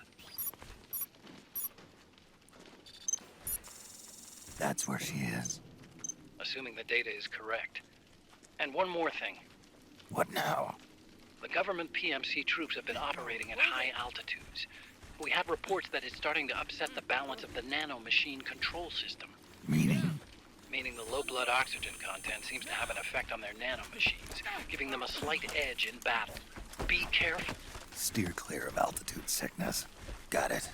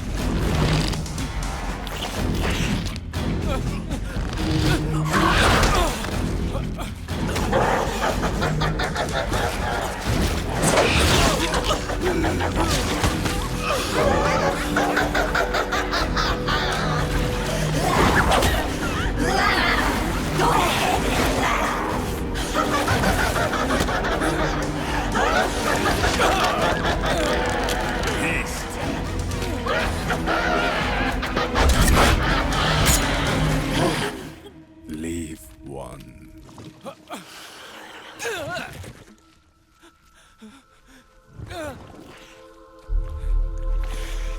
Don't forget this face. This is the face of the bastard who killed your comrades.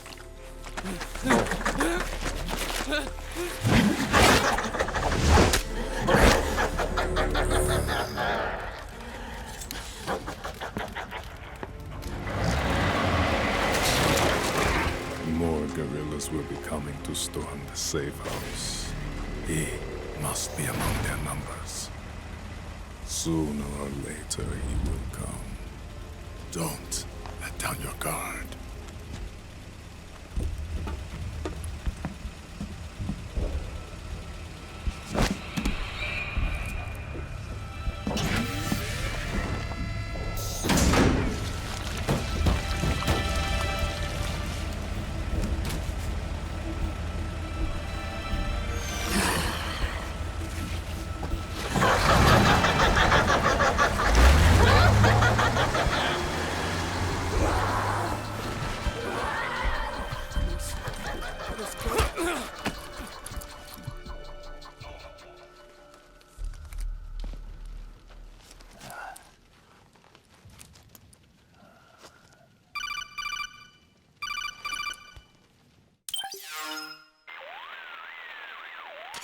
Otacon, what the hell?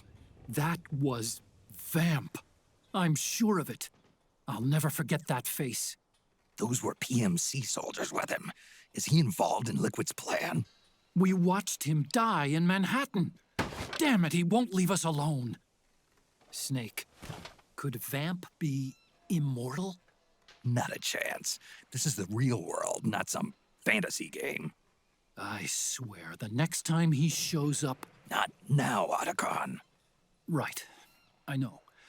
Snake, according to satellite imagery procured by Mei Ling, the facility where Naomi's being held is to the north, along a mountain road. I'm sending the location to your map. Mei Ling? What's she up to these days? Taking command of the Missouri, apparently. The Missouri? That's a World War II battleship.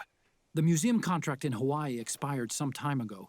I hear it's now being used as a virtual training vessel. No kidding. Not for actual combat training, of course, but rather to get sailors used to seamanship on an analog vessel. Or so I hear. After the mess at Shadow Moses, Mei Ling kinda got put out to pasture. Even so, making captain at her age, that's pretty impressive. Rumor has it she caught the eye of some lecherous old admiral who got her promoted. She always did have a thing for older men. Maybe it's too early to retire after all. Thinking of taking a little training on an analog vessel, Snake? No. At this point, I've got no need for any more training. Fair enough. Listen, Snake. When you get there, remember, the conflict between the PMCs and the rebels has nothing to do with your mission. There's no reason for you to get involved or take sides. That said, creating some sort of impact on the battlefield could produce better conditions for sneaking. The rebels are targeting the facility being used by the PMCs as a base. This is more or less the same spot where Naomi's being held. If you aid the rebels, they might get rid of some of the PMCs and help carve a path for you to sneak in. That freak I just saw, with the tentacles, was it using the same octo-camo system as my suit? Yeah?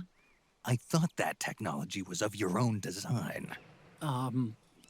Actually, I kinda based it on some designs Sonny snagged off the net.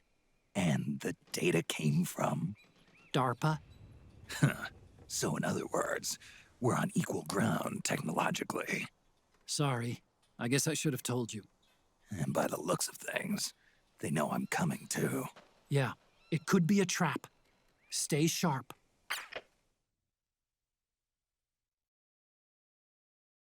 Snake, there's someone I'd like you to meet. A member of the mission staff. A psychological counselor. Psychological counselor? A lot of soldiers can't handle the stress of battle, end up panicking. She'll be useful in helping you understand the mindset of both the PMC and rebel soldiers. She? Rosemary.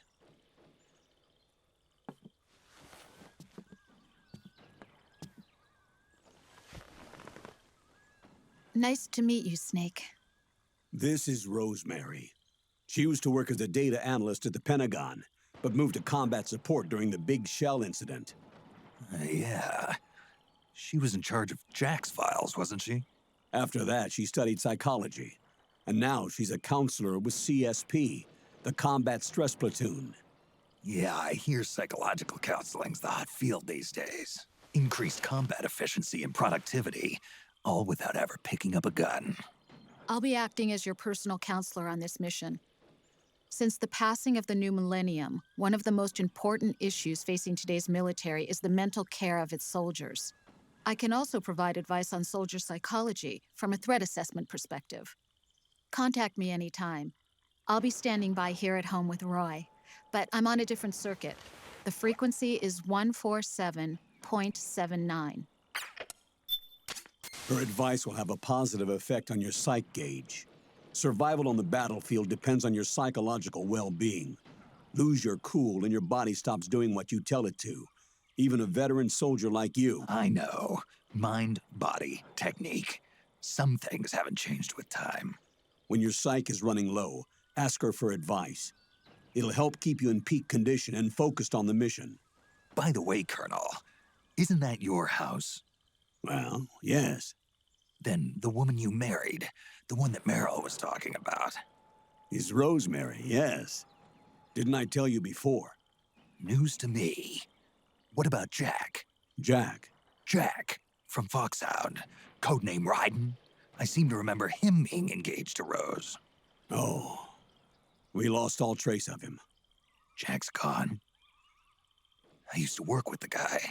He saved Sonny from the Patriots. He disappeared soon after that. What about you? Jack disappeared and you just moved in on Rose?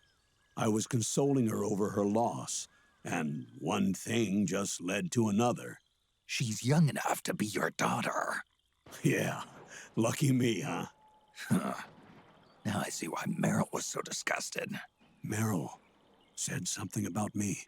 Yeah, I believe her words were, "I'll never forgive that womanizing piece of shit." I see. Colonel, you knew she was our informant in the Middle East, didn't you? Was it you who put her up to it? Yes. I used my connections in the army to get Meryl the job. You wanted your daughter someplace where you could keep an eye on her.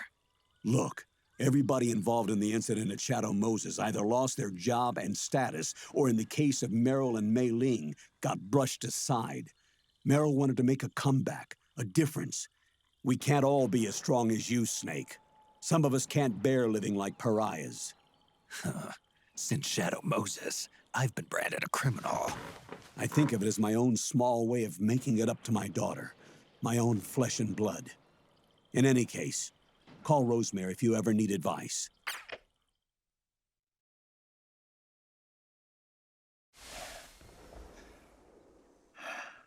Who is this? Snake. That voice. There's an ambush ahead. Government and PMC troops. You could be shot from anywhere. Watch your surroundings. Look to the distance. Is this Jack? Jack is dead.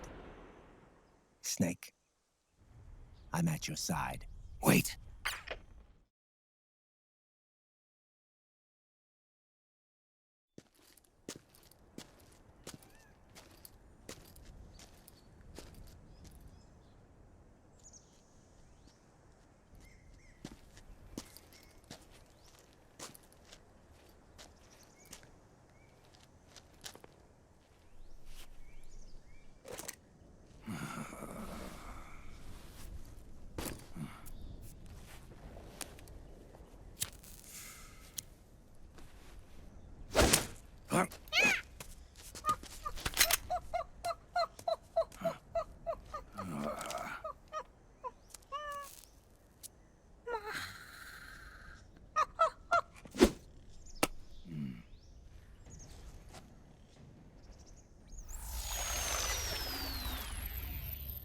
Yo, over here.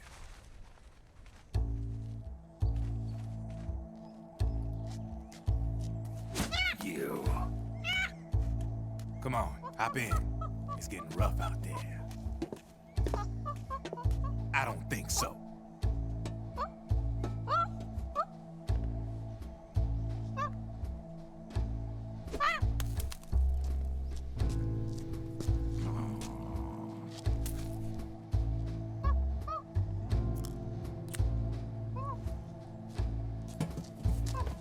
We meet again. You've been following me. You seem like an interesting guy, so I decided to check you out. Sit down. A lot of legends about you out there in the intel community, especially in the CIA. You know those nanomachines I injected you with back in the Middle East? They let me track your location.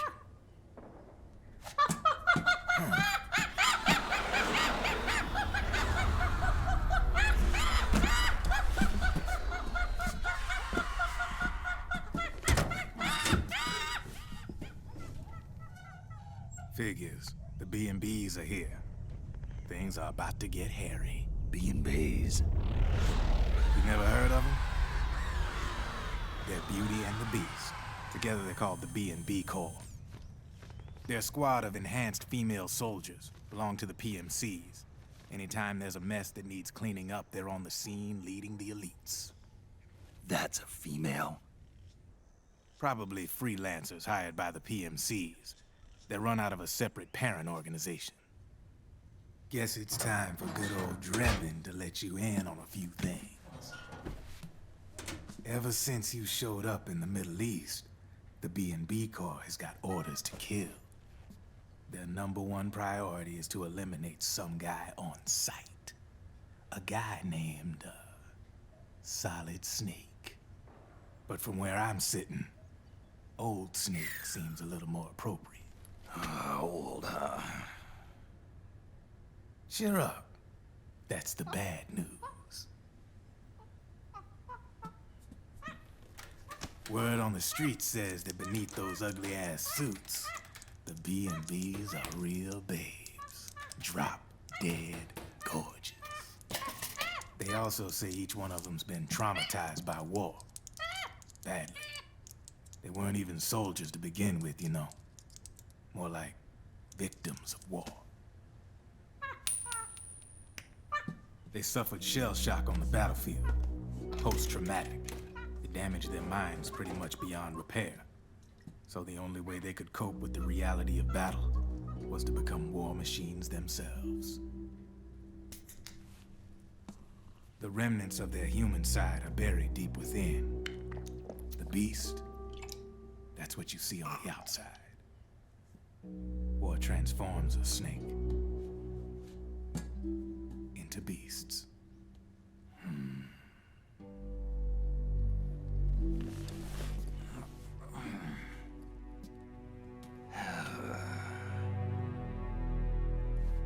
War transforms us. But deep within that shell, something human survives. A fragile, scarred heart. Without a shell to protect it, it's like the yolk of an egg. Word going round is their natural flesh and blood bodies can't survive in the open for more than a few minutes. And they've been convinced that by killing Snake, their minds will be cleansed. They think it's gonna free them from all the pain, and all the fury, and all the sorrow. Which makes these babes pretty much obsessed with killing you. 4 B&Bs have been identified so far. The one you just saw was Raging Raven. There's also Laughing Octopus, the master of mimicry, and Crying Wolf. She runs on 4 legs. And finally, the mistress of mind control, Screaming Mantis. Mantis? Yeah. There used to be a guy by that name in the US military. A Russian psychic. He could control people's minds. I guess she inherited the title. She keeps the other B&B's minds in check with her powers. Octopus, Raven, Wolf, Mantis. You got it. They're the Snake Hound unit, and they've got you in their sights. Shit. I'd hate to be in your shoes. Drebin. I thought no one was supposed to be able to hack into the system. Are you with the Patriots? No, sir. I ain't no lale-lule. I mean, I'm no patriot. You can say patriot. I guess that means you're clean, right? The nanomachines I got in me are different from the military kind. No speech restrictions for me. What the hell are these Patriots? Are they human? Not anymore, they ain't. They're the law of this world, created over the course of history. They're what holds this world together, keeps this whole mess in check. We are formless. We are the very discipline and law that Americans invoke so often. The Patriots are America, the world's greatest military power. They are the war economy. Which makes you and me just cogs in a much grander schematic. I mean, someone obviously had to start the whole thing at the beginning. But now their law has taken on a life of its own. A life of its own? Yep. The country, the war economy, It ain't run by people. It's run by the system. No need for high-level decision-making authority. It's all handled by a massive, yet simple information processing system. An AI. It works just like natural law. The world's a much simpler place than most folks realize. Every aspect of the Patriot system is closely monitored by 3 peripheral AIs and a core AI that ties them all together. The SOP system is one part of that. It's all backed up by a foolproof control system. So not even yours truly can sneak inside the Patriots' AIs. What if, hypothetically, someone found a way? If they could fool the IDS. I guess they could use it as a haven to lay low. Haven? You know, like a tax haven. In the internet society, we have net havens, data havens. A haven is someplace where social conventions and the rules of the net don't apply. Back in the 20th century, the super rich would open bank accounts in countries without income tax laws. Not a bad way to evade paying taxes. Now we've got us a society where everybody's DNA and personal info is totally controlled by the nanomachines inside their bodies. Won't be long before people start using havens to escape from ID control. I guess you could say my gun laundering kind of borrows from the haven concept, after a fashion. Even so, good luck finding a way to access the Patriots' AIs from the outside. It's absolutely impossible. No chance in hell. Like I said, there's no breaking into those AIs from the outside. But Liquid's got something in mind. You sure there's no way?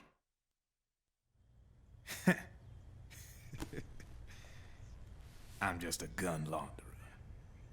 Only reason I'm interested in you is because you start a lot of fires.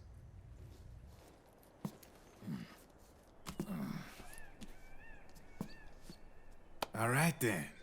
You need me? Just give me a ring.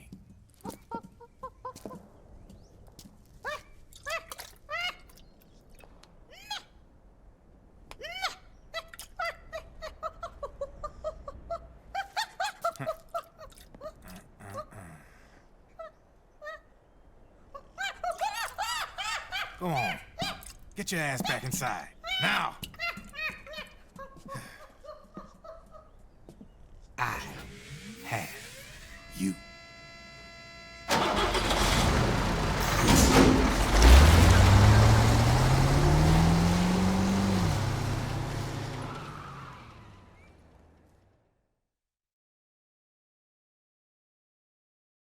Snake, can you hear me? This is Jack, isn't it? I am Raiden. Jack is no more. Where are you now? I'm right beside you. Raiden, where have you been all this time? What have you been doing? On a mission. Finding something. For someone. Finding what? The corpse. Of Big Boss. What? I was asked to do this in exchange for Sonny's location. Liquid? No. The leader of a small resistance group. Her followers call her Matka Pluku. Matka Pluku? Big Mama. We'll finish this later. I'll follow your trail and catch up with you. Wait, what about Big Boss's body? It's with her now. Her? What's going on, Snake? Rose, I just got a call from Raiden. It sounds like he's close by. Jack? Yeah. Did he seem okay? Yeah, as far as I could tell from his voice. Really? That's great. Snake, I have a favor to ask. What? Don't let him know I'm involved in this operation, okay? I think it would be best to just leave him alone for now. What happened between you and Jack? After the Big Shell incident, he became unstable. Memories began to resurface from his childhood when he fought for Solidus in the Liberian Civil War. And in the midst of all of that, the baby we had together, it hadn't even been born yet. Jack slowly stopped coming home. And when he did, he'd be dead drunk, sometimes covered in cuts and bruises. Roy was worried. He was Jack's commanding officer. But Jack just avoided him. I was all alone. And Roy was so kind to me. He's the one who encouraged me to become a counselor. I know it sounds like I'm making excuses, but I needed to get over it. To move on with my life. I'm worried about him, of course, but I'm also afraid of him. All right. I'll keep my mouth shut. Thank you, Snake.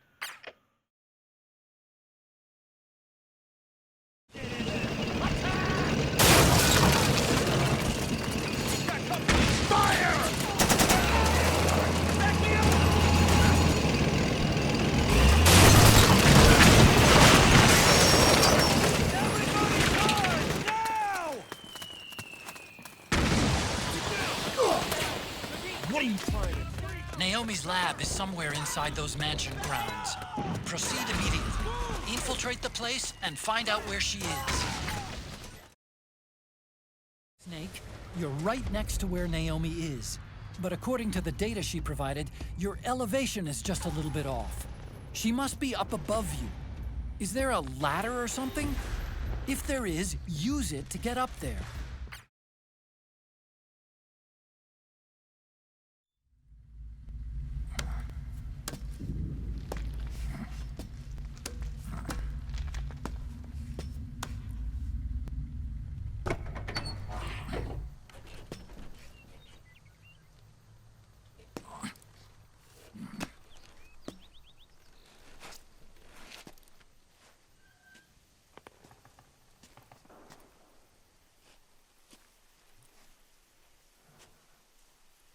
Then we'll have to make a lot of changes. Yes, that's right.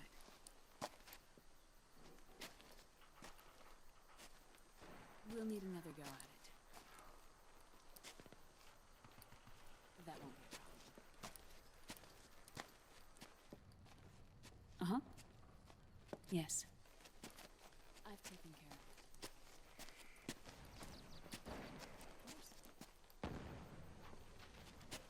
Yes, I understand, but...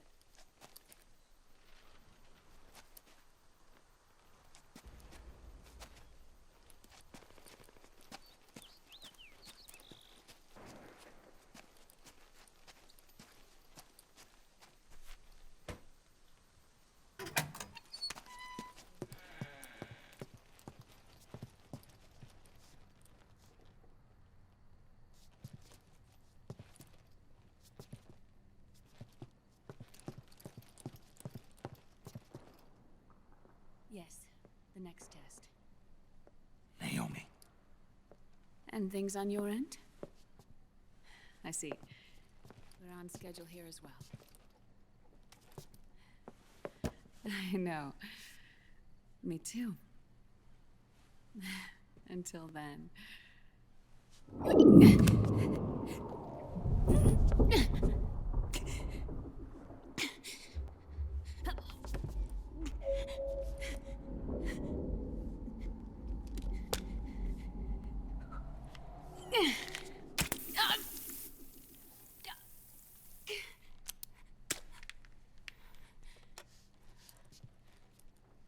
Naomi.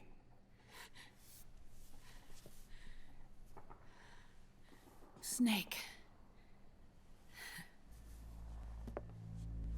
I knew you'd come.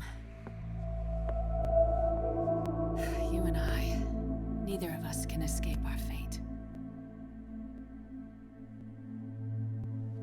I haven't seen you since Shadow Moses. How long? And Dr. Emmerich, is he with you? Why? I thought he'd be the only one able to open the mail I sent. Not many people could recognize 4D sound data in a Soliton radar file. How is the good doctor? Otacon's fine. He's the same as ever. Otacon? I see. Who were you just talking to? Liquid. Although I suppose he's really Ocelot, from a medical standpoint. I thought he was here. He's not, at the moment.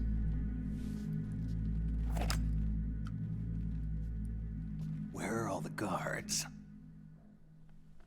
They know I won't escape. I'm powerless to resist. I have no choice but to cooperate.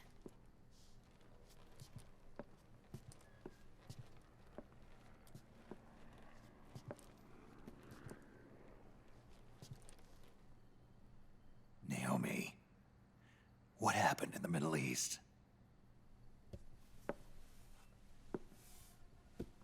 What you saw was the soldiers' emotions run amok. Another product of the system.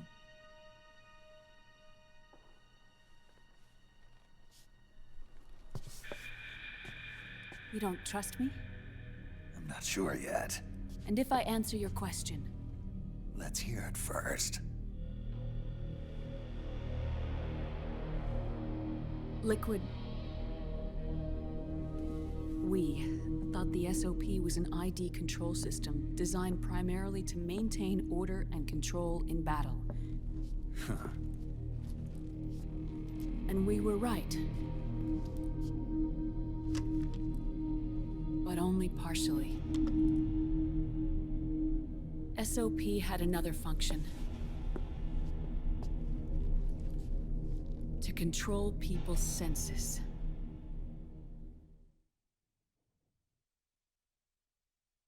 The nanomachines inside soldiers' bodies adapt to different conditions, promoting the release of neurotransmitters, hormones, and stimulants, giving them an edge in battle. They can create an artificial combat high by releasing endorphins at the same time a soldier kills an enemy. Or they can suppress hormones to neutralize the soldier's emotions, prevent them from panicking and engaging in friendly fire or needless massacres. It's all controlled by the system's core AI. It artificially controls the soldier's pain, emotion, senses, in other words, the essence of his being. The skyrocketing demands of the war economy have fueled the demand for more soldiers and more fighting. This in turn led to the development of technologies to rapidly improve their combat abilities and control their actions.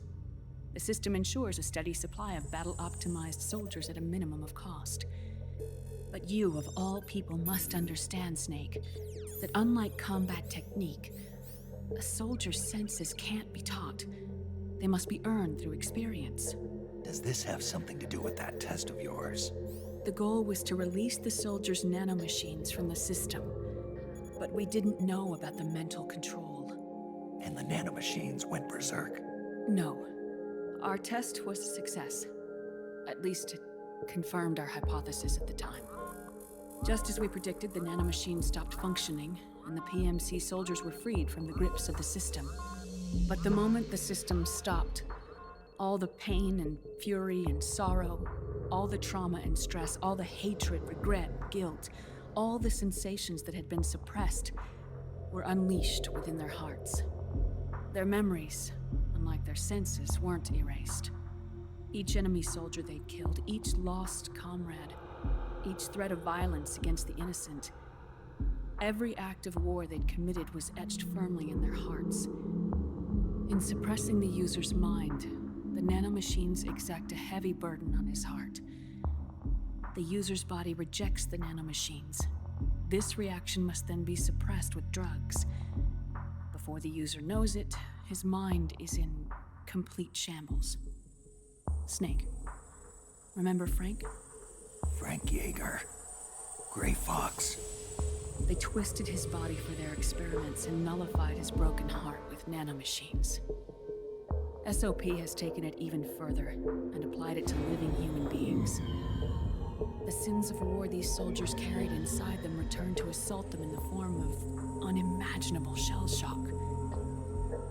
The meaning in the system may have changed, but the battlefield hasn't. Until that point, war was like a game to them. And then suddenly, reality came crashing down.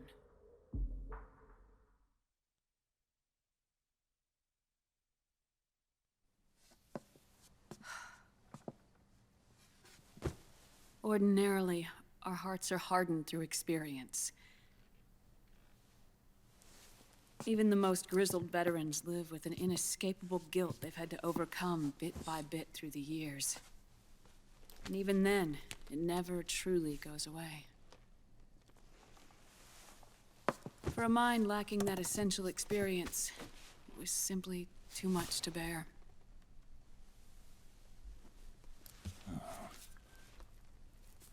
But what about me? I've never been under the system's control.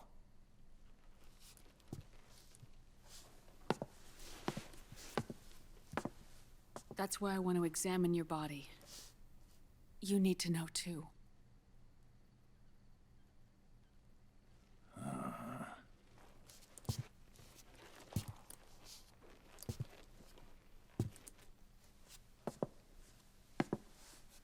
All right, Snake. Undress. Snake, what's gotten into you? Hurry up.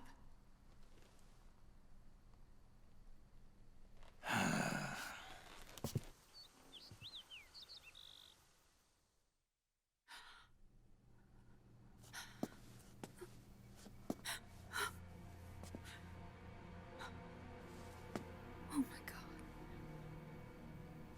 Snake.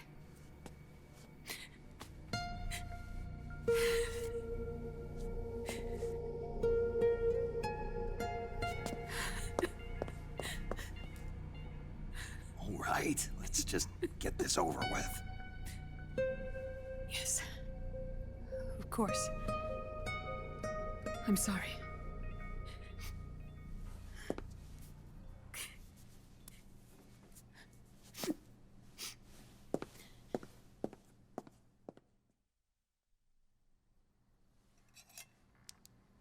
Snake, do you remember what I told you in my video mail about the first generation of nanomachines? The ones you stuck me with at Moses. Yes. The nanomachines are recharged by your body heat. They won't stop functioning until they're all extracted. Or until you do. Most of them were lost through bleeding and excretion, but around 30% still remain inside your body, attached to your cells. I'm not finished yet. The first generation were never ID registered, so they don't react in the same way as the SOP nanomachines. Ready?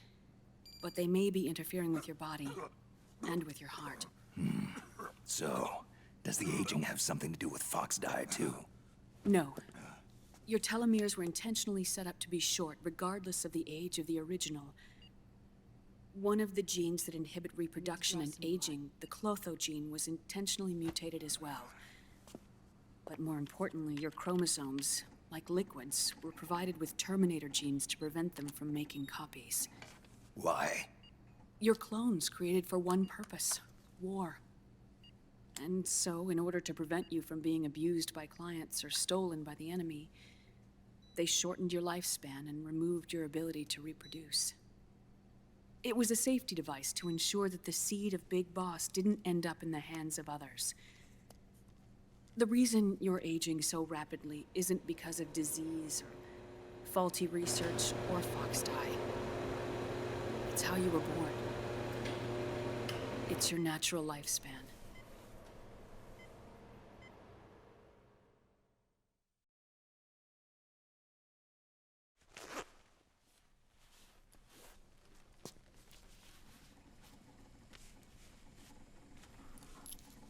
The truth, Naomi. How long is my body gonna hold out? Your cells, blood, organs, nerves, skeletal system, muscle tissue. Every part of your body is aging rapidly. An ordinary man wouldn't even be standing by now.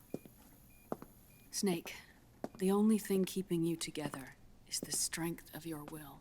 How long do I have? Half a year.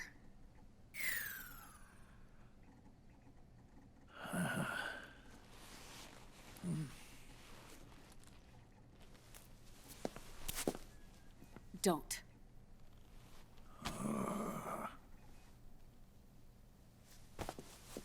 Snake. There's something I have to tell you. Now what? You and I both know your body is approaching its limit. But when I said half a year, I wasn't talking about your lifespan. What do you mean? We can't get rid of the fox dye in your body completely. At this point, it's circulating within you like a normal virus. Yeah, so? Listen to me. Fox dye only kills its victims when the infected person's genetic code fully matches the genetic sequence programmed into the virus's receptors. In other words, it only attacks targets with specific genes. I know. That's what killed the AT president. And Liquid. Yes. And at the same time, it's set up to protect those not designated as targets from the virus's harmful effects.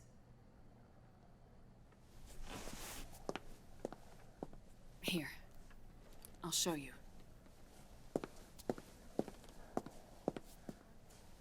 The receptors on the fox dye inside your body are breaking down. The rapid aging process is changing the environment within your body. As a result, the virus is starting to mutate. The viruses on the left are fox dye in its original form. The ones on the right I took from your body. They're already mutated. The receptors, they're wearing down. Meaning? This mutated version of fox dye could activate even if the infected person's genetic pattern doesn't perfectly match the receptors. Which means the virus is becoming indiscriminate about what type of target it kills.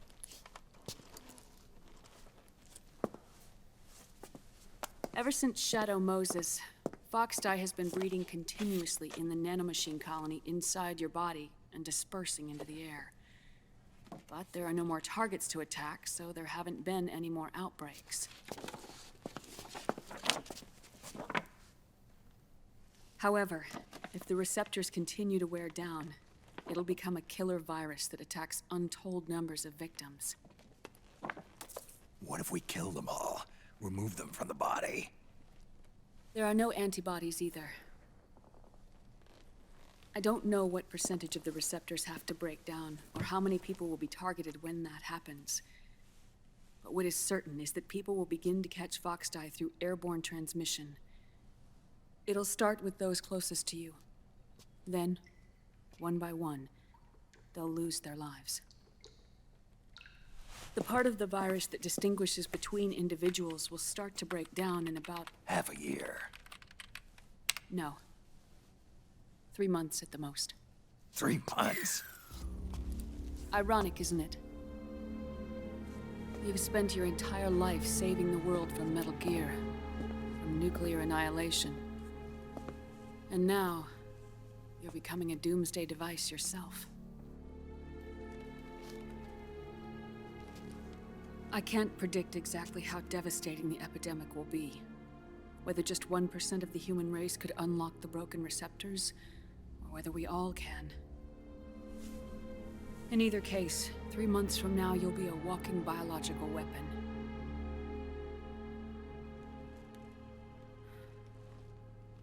If it were up to me, you'd be quarantined already.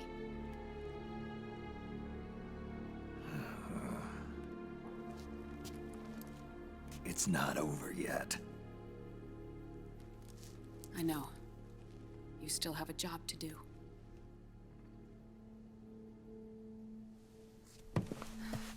You have 3 months. Still enough time to think once all of this is done with.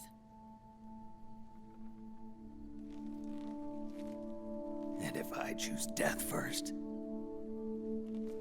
will that stop fox dye from spreading? When the host dies, the virus dies with it.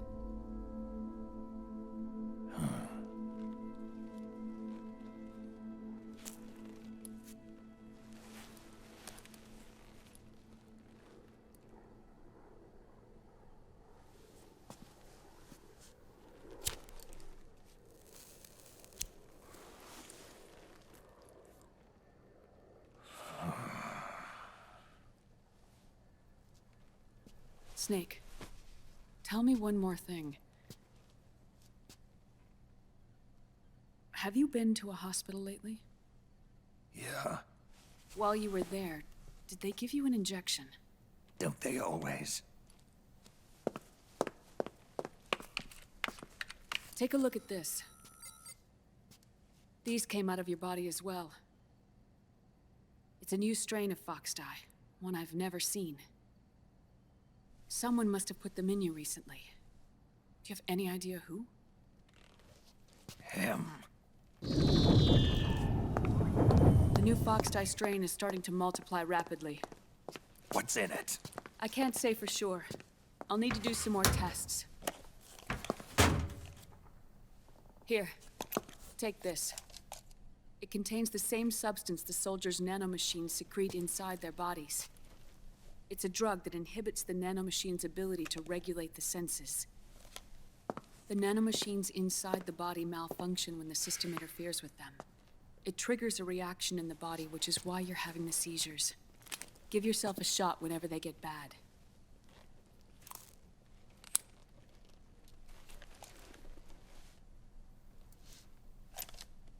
It's potent, so use it sparingly, unless you want to end up an invalid.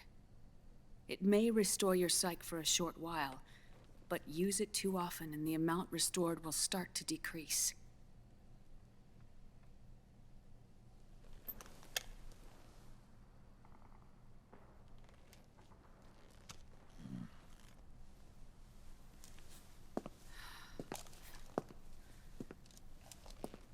I've been a fool. I let myself drown in my nanomachines, and now I'm trapped by them. You said yourself we mustn't allow ourselves to be chained to fate. I can't slip free.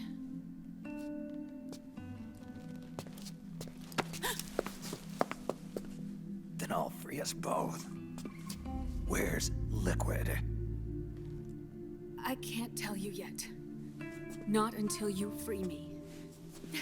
Do we know? Liquid left here last night. Where was he headed? Those are my terms. I can't leave this place of my own will. What are you talking about? I'm being watched.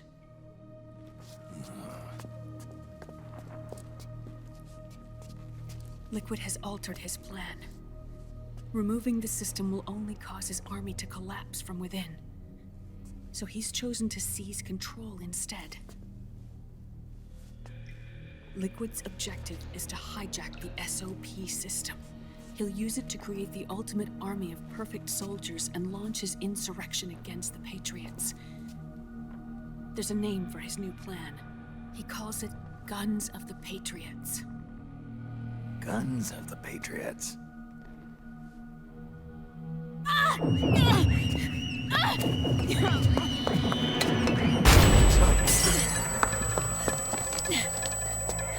This place isn't safe. Come with us.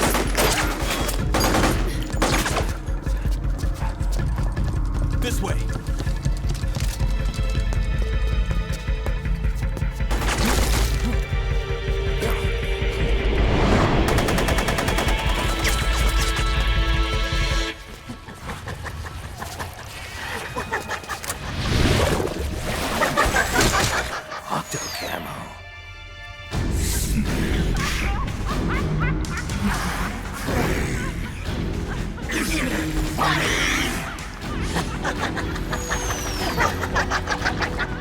Come on! Laugh when you can! There's no escape from here! Laugh yourself to death!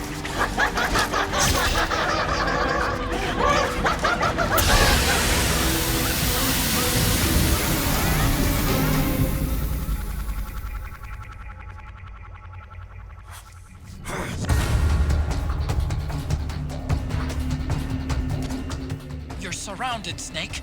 You'll have to break through to go after Naomi. Take out those enemy soldiers and clear a path.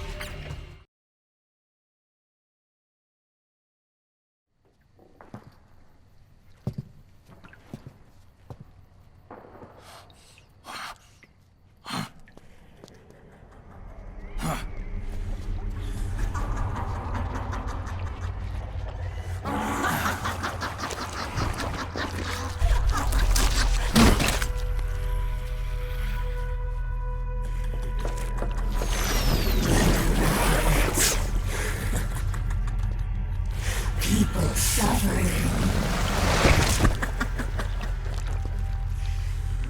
People hurting.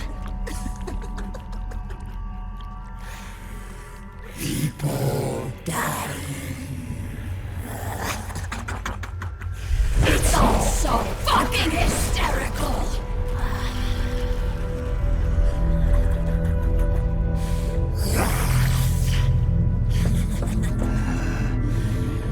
Laugh with me!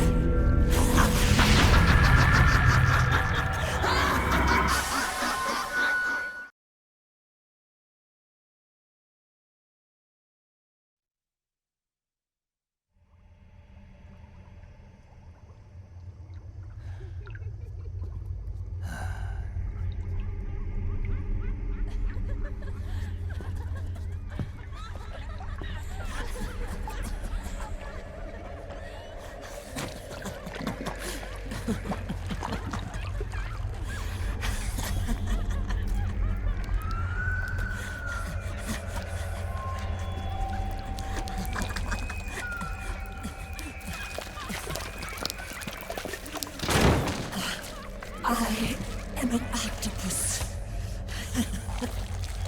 An 8-legged beast. These tentacles are beyond my control. Their will is the will of the battlefield.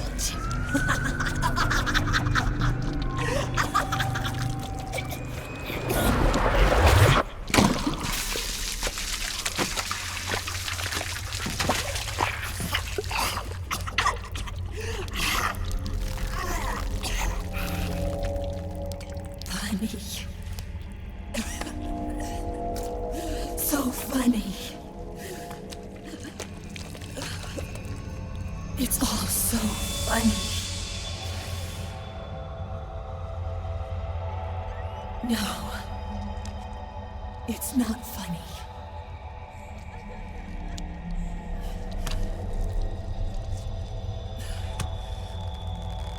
Nothing is funny.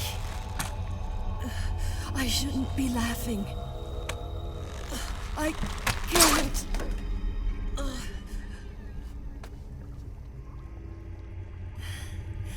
The truth is, I'm not laughing. Not laughing at all.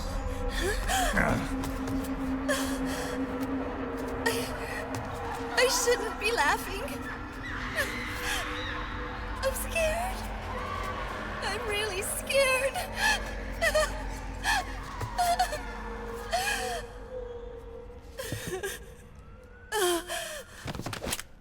I'm sorry.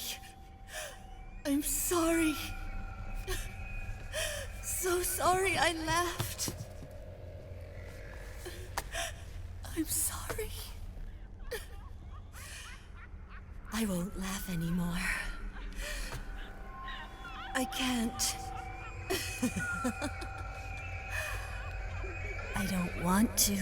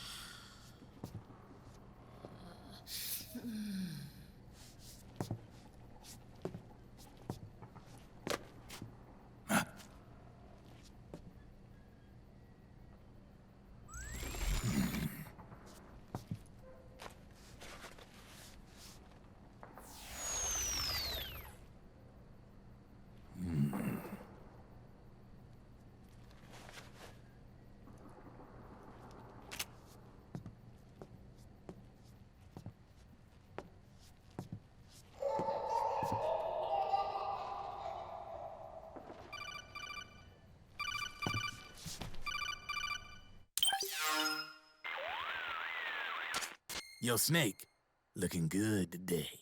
Drebin, what do you want? That's cold, man. And here I was about to tell my very best customer about face camo. Face camo?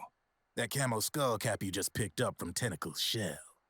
It utilizes the same kind of technology as your octo camo suit. Using the two together can get you even better results. I'd hang on to it if I was you. Doesn't fit. It's not my size or shape. Yeah, looks like it could use a bit of tailoring before you can sport it. Not my line of work, but... Ain't you got a buddy who specializes in that kind of thing? Somebody's done their homework. Hey, it's my job. Is that the real reason you injected me with those nanomachines? To spy on me? I prefer the term customer data management myself. Drebin. Relax. It's strictly confidential. I ain't gonna share it with anybody. Then what did you mix a virus in with the nanomachines for? Virus? A certain virus was detected in my body. Are you saying it wasn't in the nanomachines you injected? Look, you do know there are other folks who could have done this to you. And besides, what would I gain from infecting you? Better for me that you're out there kicking ass on the battlefield. I was watching you, Snake. You're a real piece of work. Never thought I'd meet the man who could take down Laughing Octopus single-handedly. She just kept on laughing. Now why do you suppose that is? Something in her past. You got it. She's from a village in Scandinavia. Little seaside hamlet known to all the locals as the Devil's Village. Place wasn't known for devils, though. It was known for octopus. See, this was one of the few places in Europe where they ate octopus customarily. Anyway, there's this cult of crazies who for some reason hate the village with a passion. Then, when she was just a teenager, things get bad. These nutcases get their hands on some weapons and attack the village. Overnight, her sleepy little fishing town becomes a war zone. They round up all the villagers and execute them one by one. Except for that girl. They had something else planned for her. Something a whole lot worse than dying. Calling her the Devil's Child, they forced her to do the kind of thing you'd expect from one of Lucifer's own. After they made her torture her family and friends, they made her kill them. The whole time they were forcing her to laugh, howl like some sort of demon. Like she was enjoying it. What was she gonna do? Say no? They'd kill her too.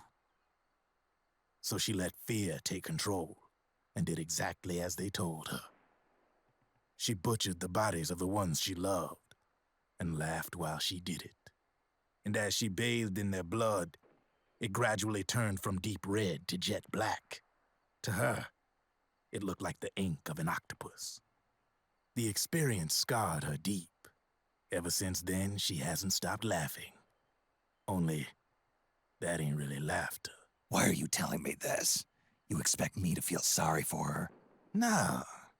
I know you got no room for that stuff in your world. And besides, this is war. Right? In a way, though, I guess it was the right thing to do. What was? Fighting you cleansed her mind. All right, enough chit-chat. There's other beasts out there in them woods. Watch your back.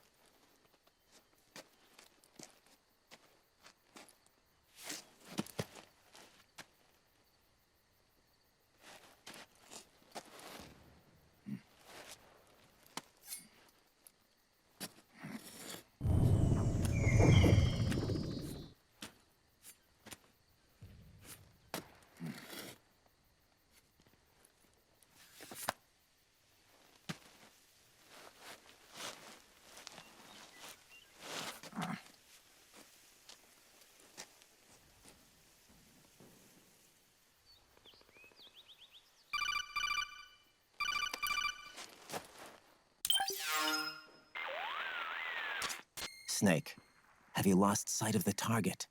Whenever something moves, it leaves a trail behind. Track and find Naomi's trail.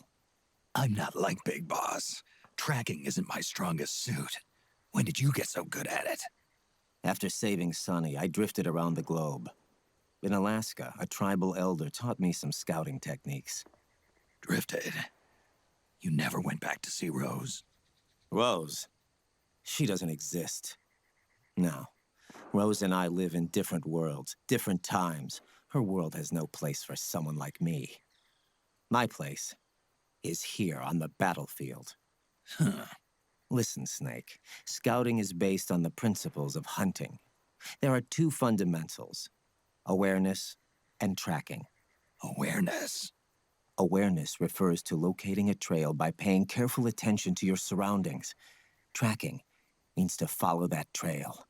Your target's trail could be footprints, a branch they broke along the way, bent grass trampled underfoot. You need to feel for clues using all your senses: sound, smell, touch, the direction of the wind. Watch how the animals move. Listen for unusual bird calls. These are signs that someone may be disrupting the environment nearby. You sound like a ninja. Exactly.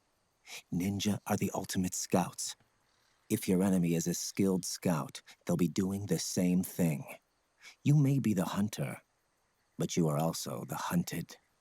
To avoid enemy detection, move slowly, little by little. Don't disturb the air around you. Try to make as little noise as possible. Your pursuers will be doing the same, trying to sneak up on you without a sound. If you can't pick up the trail with your naked eye, switch the solid eye to infrared mode. That will enable you to see Naomi's footprints and any enemies lying in ambush. Switch the solid eye to infrared. Got it. But the sound it makes while engaged could end up giving your position away. So don't leave it on for too long. All right. Listen to your heart.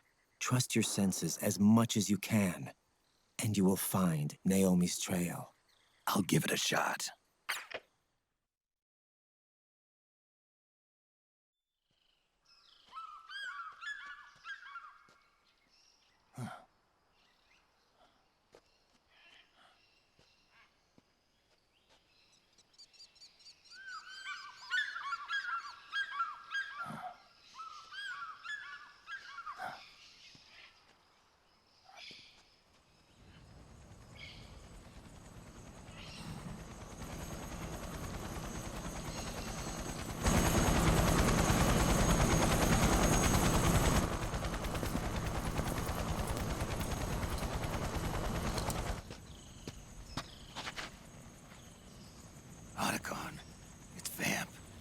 I'm sure of it. Yeah, and they're taking Naomi away.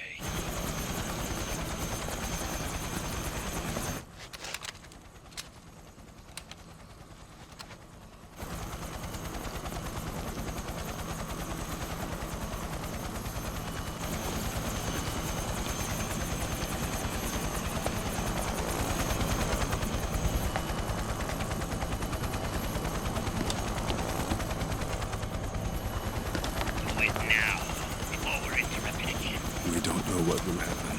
Remember the last time.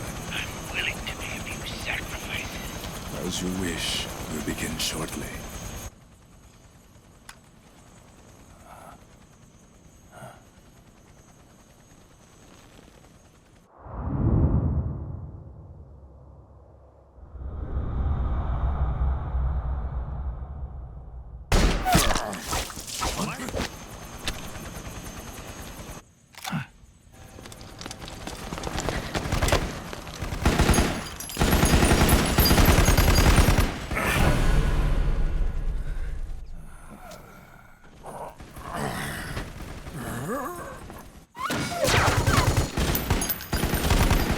The go-ahead.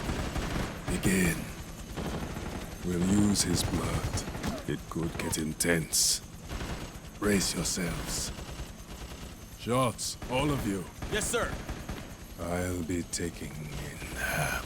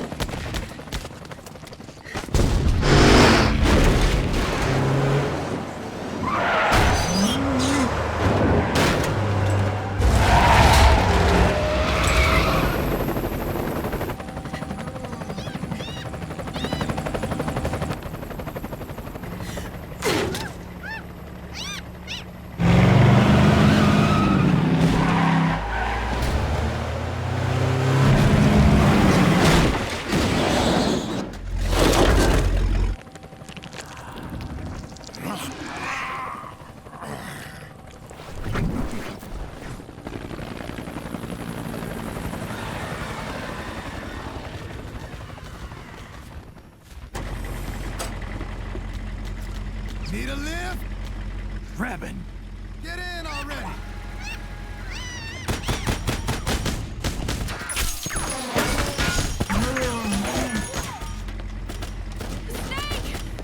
Nail me.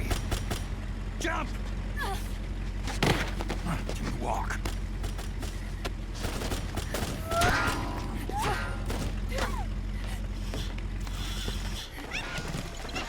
It's gonna be a bumpy ride!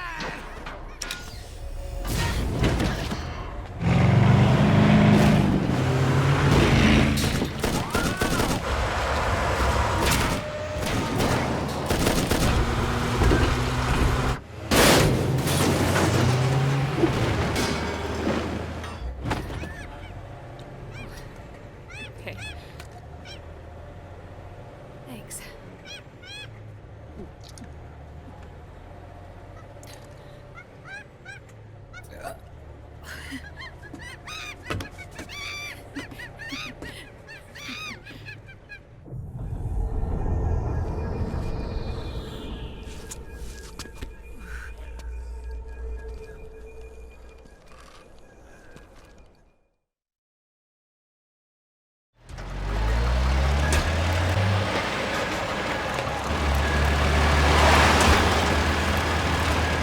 Snake, I'm bringing the chopper to the other side of the market up ahead.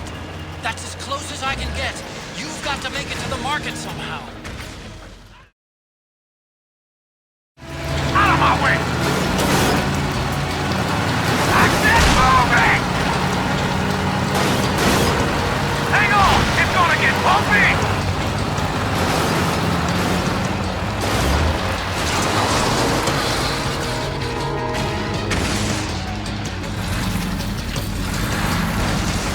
Up front! Here they come!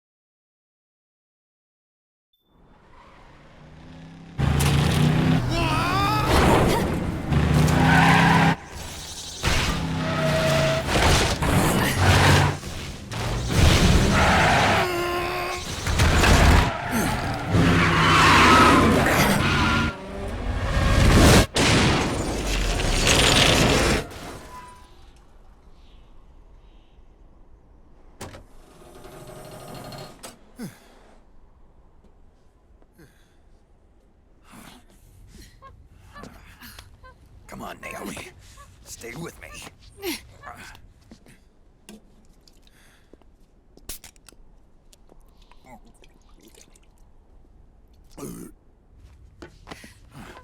Up you go.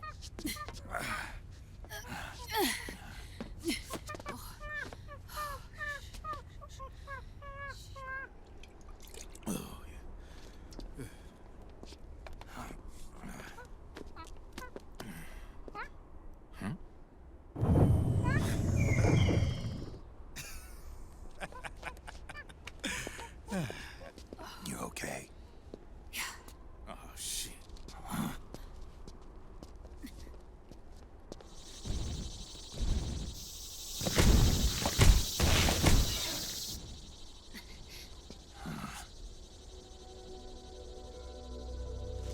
We're hiding.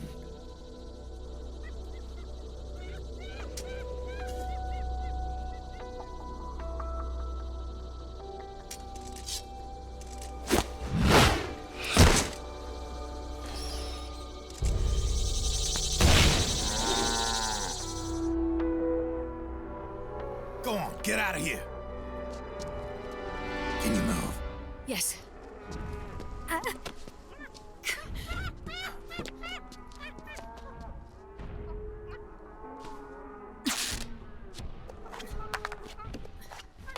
Let's go.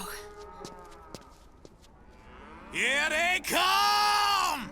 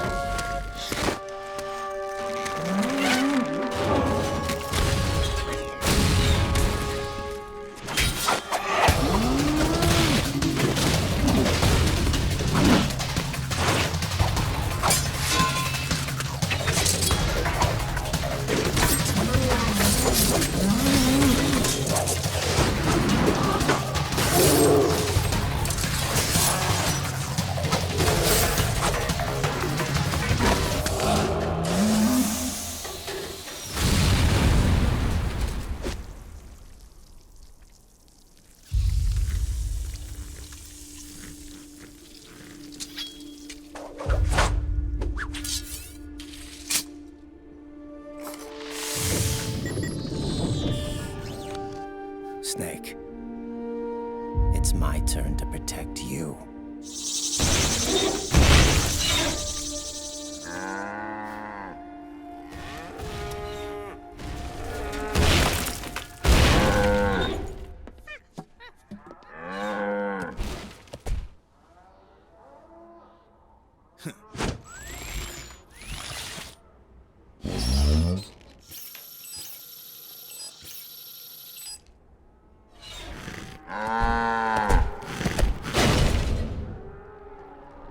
Snake, I'm setting the chopper down at the market square. Hurry! Naomi, go on ahead.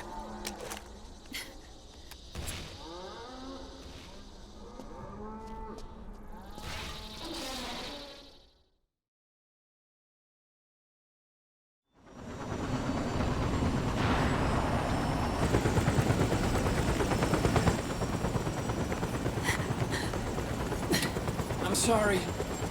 I'm a little busy right now. Thank you.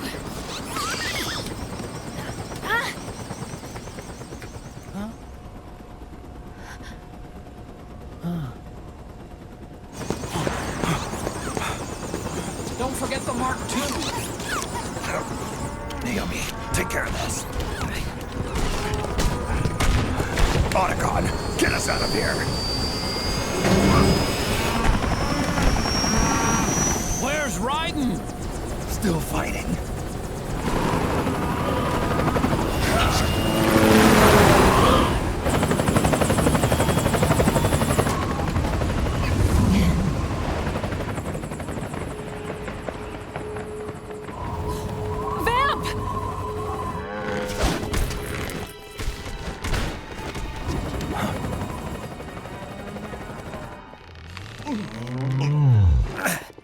Raiden!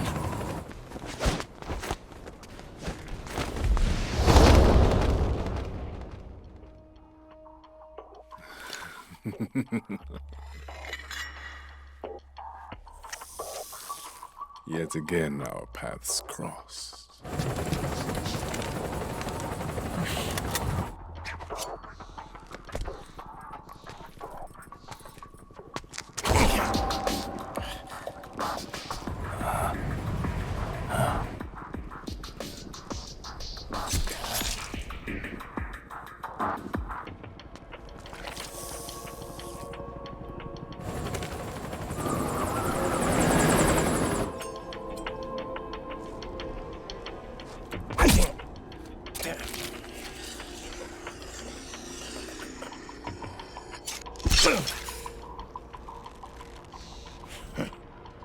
You too, immortal. No. I just don't fear death.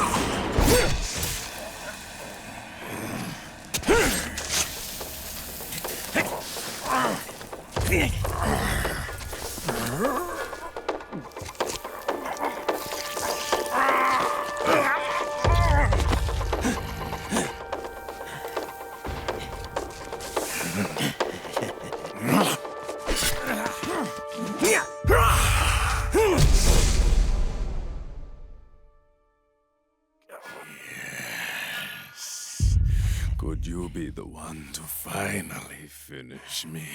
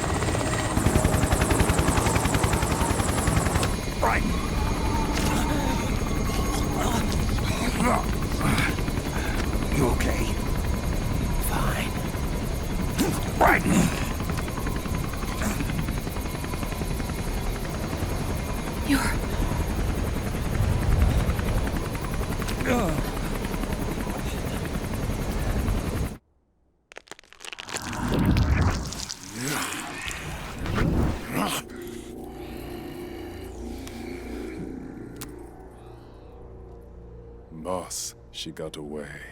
Are you sure about this? It's all part of the plan. The test was a failure, even with his code. As I feared, it's not pure enough. We need all of him. The PMCs we deployed have suffered brain damage. Nothing salvageable remains. Our only remaining option is to secure the original. I know that. It's only a matter of time. We're working as fast as we can to find their hiding place. I need you here too, Vamp.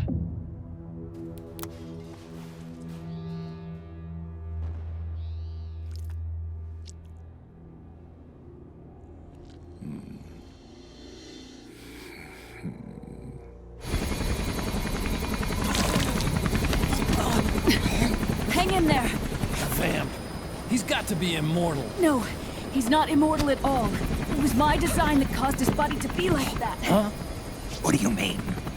The nanomachines in his body cause his wounds to close and heal at an accelerated rate. Someone took the basic nanomachine technology I once researched and perfected it. In a sense, I'm responsible for Vamp. It's one of my sins. Does your body have the same nanomachines?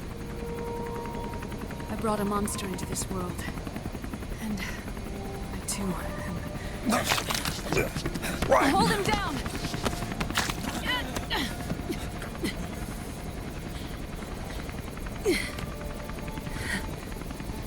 He's losing too much blood. Can you save him? I don't know. He needs a blood transfusion. No, an infusion of artificial blood. Snake, right? Europe. Go meet Big Mama.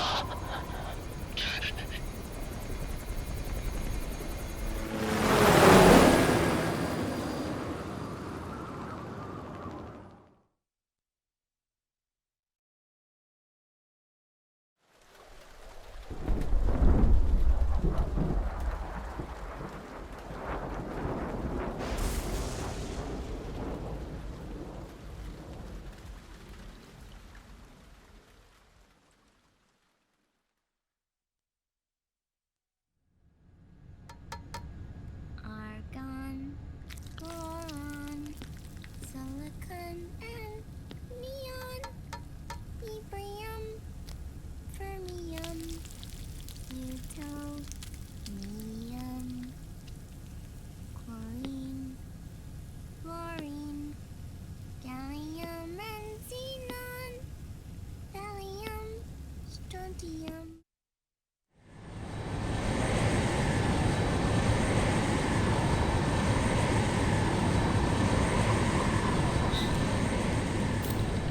Dr. Emmerich, Liquid is in Eastern Europe.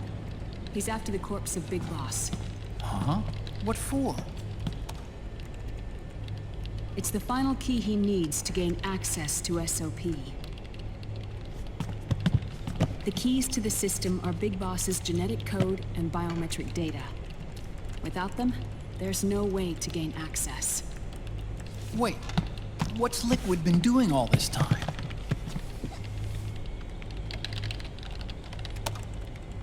He's been performing tests. 2 tests. The first, using the genetic code from Liquid's DNA chip. In his second attempt, he used the DNA code and biometric data extracted from Snake's blood. What's the need for the original if a substitute works just as well?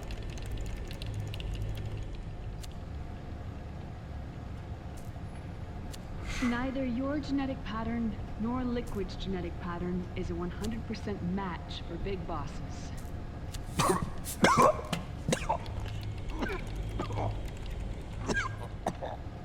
What do you mean we don't match?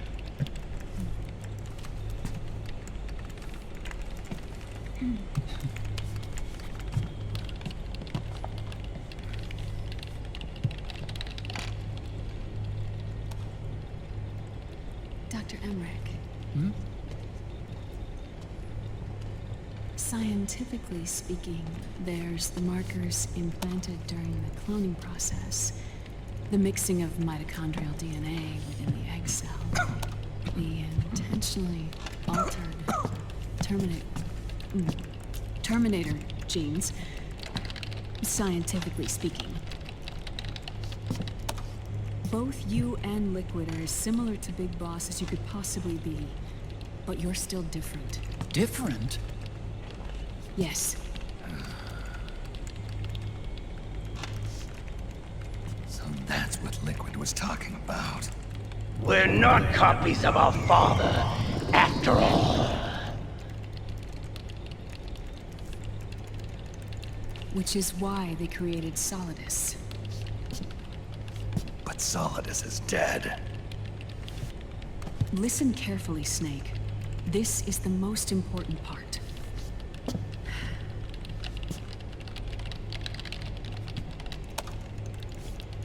The AI that controls the system employs a highly aggressive, advanced IDS. It uses a special code to inspect all data and commands circulating within the network. Any data that fails to conform to that code is treated as a foreign object and expunged, like viruses killed by white blood cells. The authentication program this IDS uses is based on a genetic identification program, one I helped develop for Foxdie. It's set up so that host commands only execute properly if the key matches perfectly. However, if the IDS suspects someone is trying to break into the system, it registers that genetic code on a blacklist. That code is then blocked and can never again be used to access the system.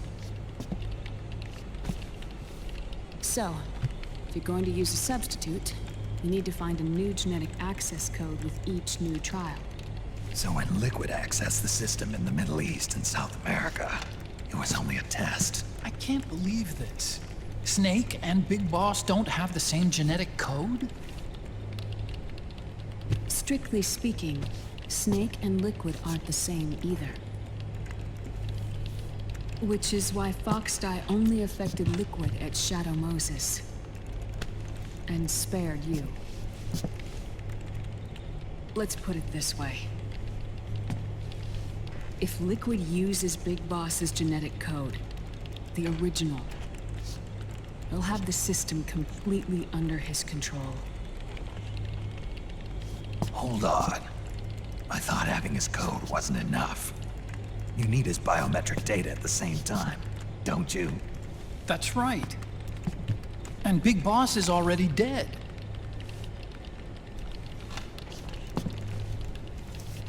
No. He's alive.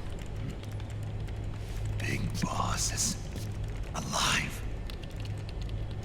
His body is. Or rather, his cells. That's impossible. Big Boss survives as a biomort. A brain-dead shell sustained in the lab.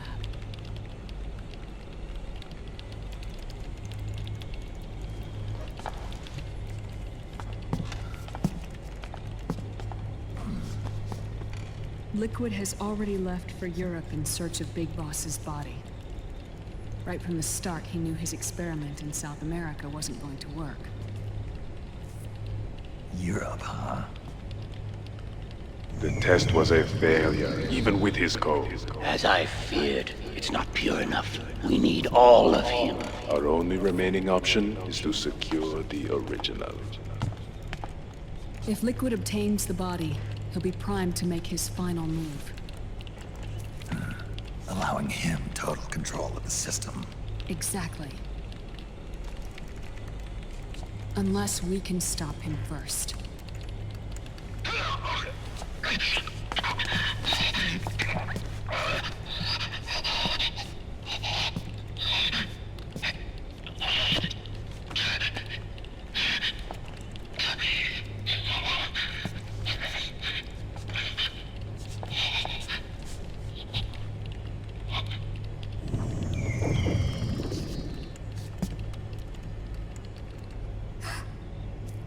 Uncle Hal, I found it. Huh? Ah. This is it. Where'd you hack this from? AT Security. The Patriots. Can't believe this sort of thing still goes on. The war economy is heating up the R&D race.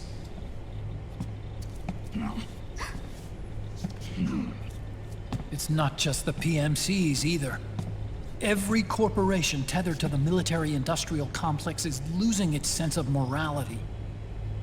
And it's us science-holics who are doing their dirty work for them, not even realizing it. Can we make Jack better? I don't know.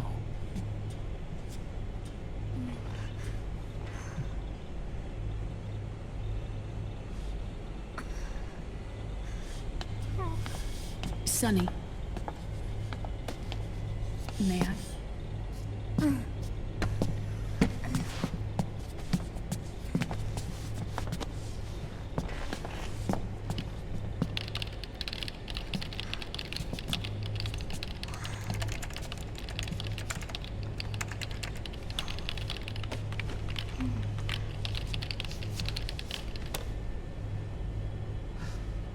It's no use.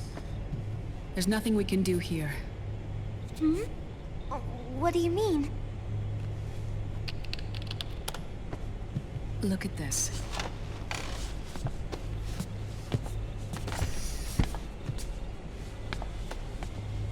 His artificial blood needs dialysis. We don't have the proper equipment. Dialysis?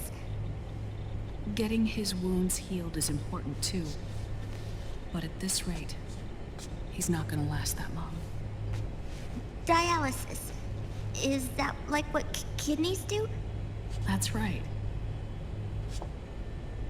Raiden's blood is an older type of artificial blood that was used by the military, called white blood. After it's been in use for a while, the blood needs to be dialyzed, filtered. Right now, he's slipping into autotoxemia.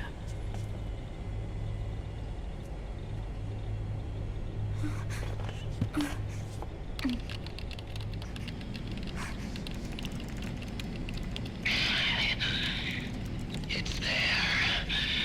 In Europe.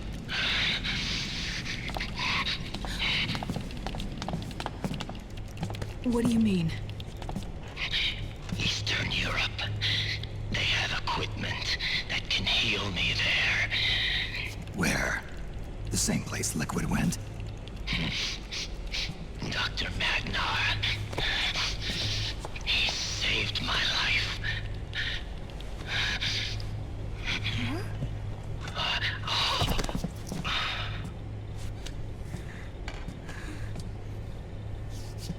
Dr. Magnar. I've heard of him. A world-renowned cybernetics expert. Strictly underground, though. We're in luck then. It's settled. We must head for Europe. The sooner we get there, the better. Yeah. I'll call Campbell and have him get us landing clearance.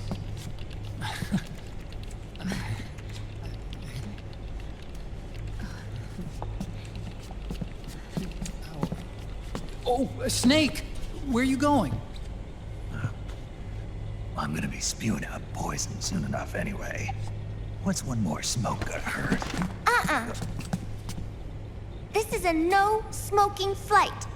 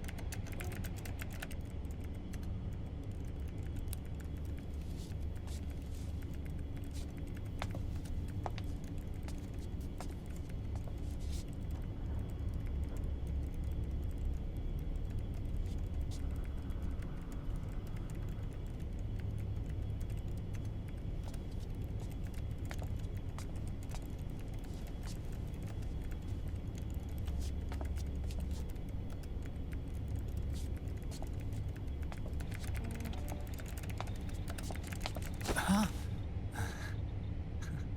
Who is this? Oh, her? That's my sister. Really? I never knew you had a sister.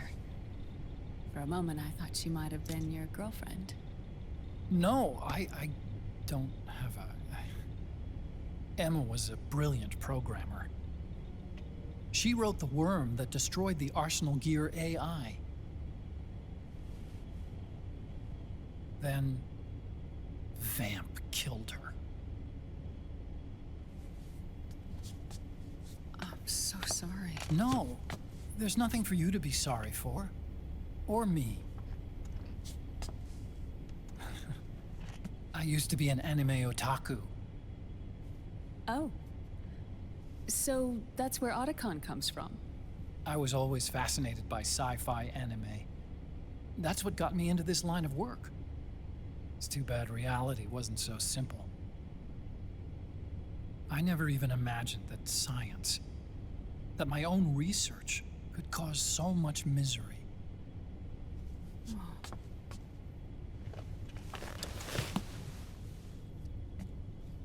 I mean, it's not like us science holics or Satanists or anything. But even when we've got the best of intentions, we end up being used by others for evil. Dr. Emmerich, You see this? Sonny helped me build it. Really? Sonny helped build this? We built it using top-secret docs and patents dug up from intranets at a bunch of research labs. To tell you the truth, I think she's better at it than I am. But she's just a child. She cracked the protection on your mail. Wow. I, assumed it was you. Sunny was taken by the Patriots right after she was born. She never even met her parents. She's spent her entire childhood inside the net. That's why she has trouble speaking. Her home is in the computer. She can only see the outside from the inside. She's always in there, searching for herself, searching for her family. She's trying to find out who she is and where she's going. Searching for herself and her family. She believes she can find the answers inside a machine hooked up to the world. She spends every day inside the net, exploring. For Sunny, this is home. No, it shouldn't be like that. What? It's time you let her go outside. What are you talking about? She hasn't even been born yet. She's still in the womb. She needs to live a real life. But Sunny's never shown any interest in leaving the Nomad. Frankly, I'm worried about letting her go out there.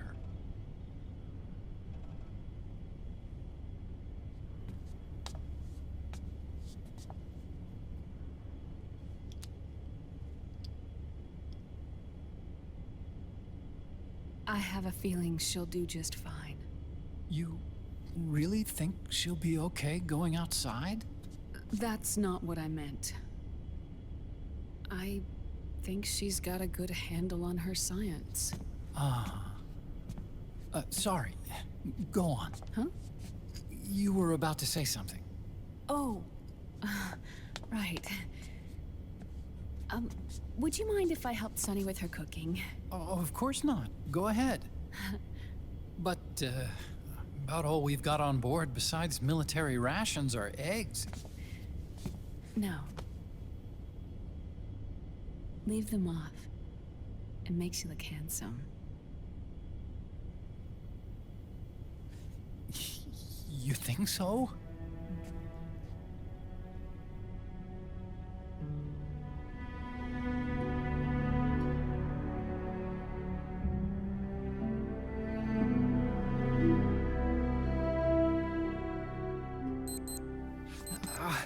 Yeah,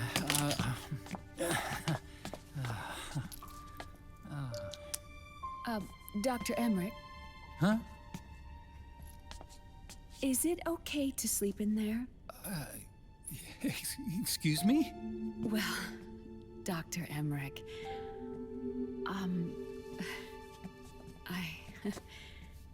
I know it's easy to forget sometimes, but I am a woman. You understand. Sorry. I know it's selfish of me, but I'd like to be alone for a while. Right. I understand. I'll show you in.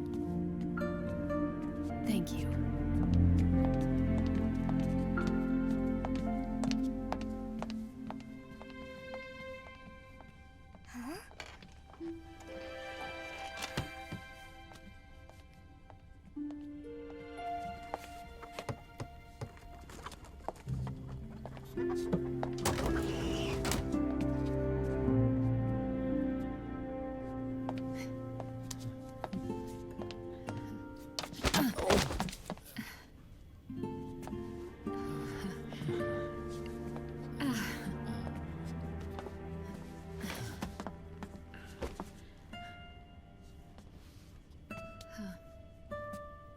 Good night, Dr. Emmerich. Yeah. If you get uncomfortable or anything, just let me know. I'll be out there working.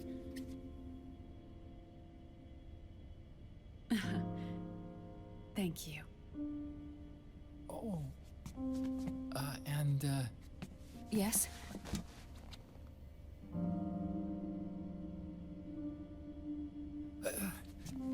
Call me Hal. Good night. Good night, Hal.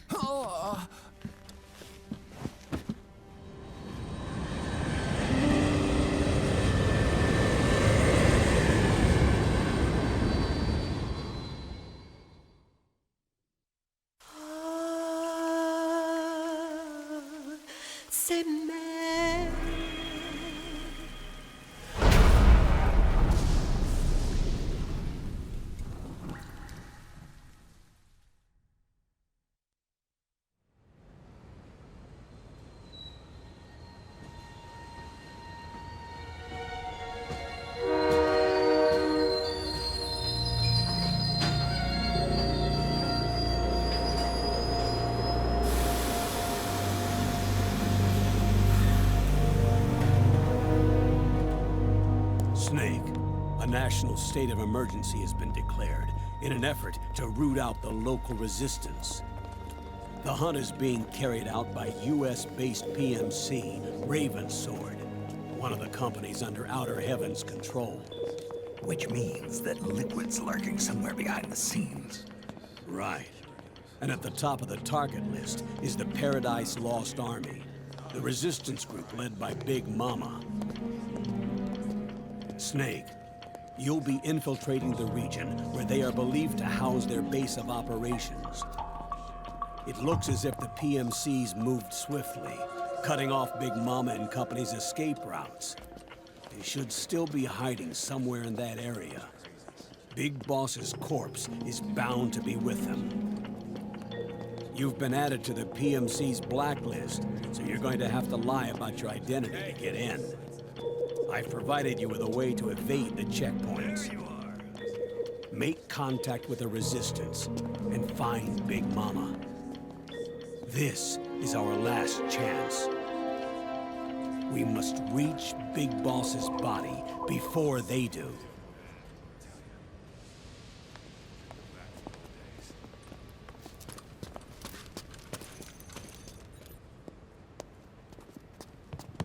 Next.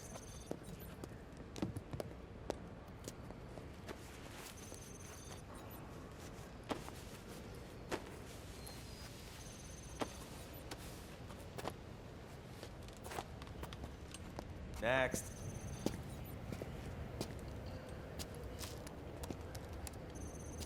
Next.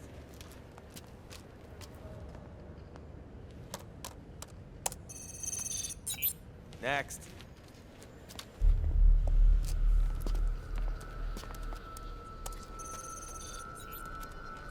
Next.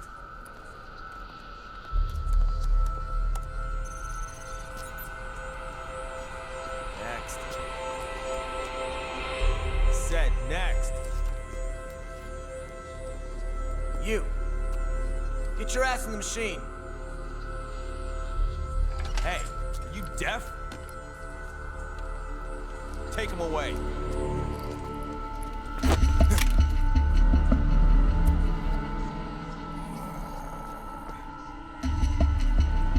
You're coming with me. I said over here.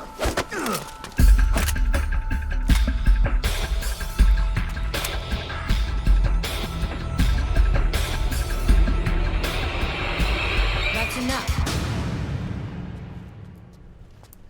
I'll take him from here. But... We've been looking for this man.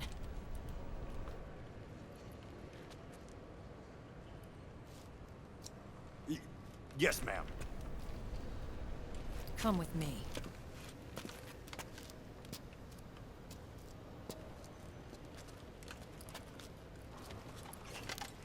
Next.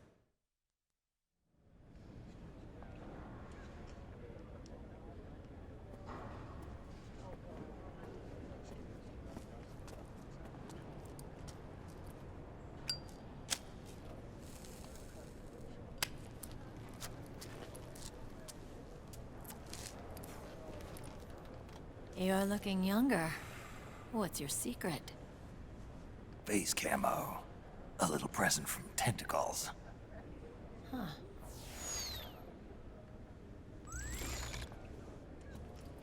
The PMCs sure seem to know you well enough. You may not believe it, but I'm in charge of overseeing all PMC activity. Having connections can still open doors. You alone? Snake! Hey, Snake! Over here! Hey, Snake! What is wrong with that guy?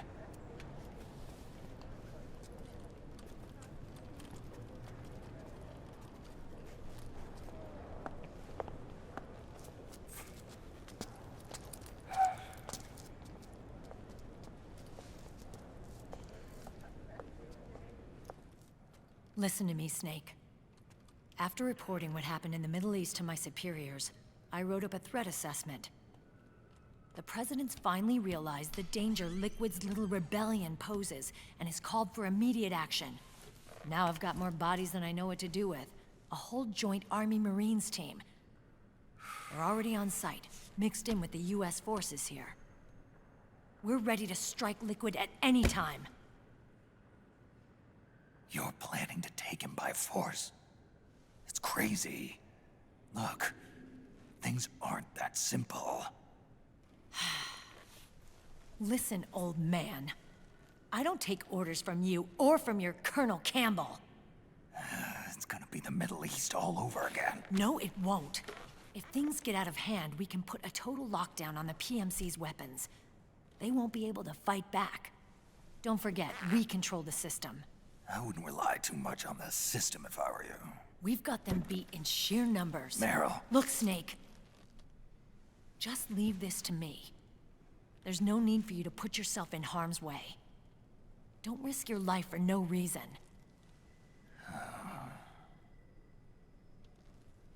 Snake. What you're trying to do, it's not a mission. I know. It's not justice. It's a hired hit. If you know, then...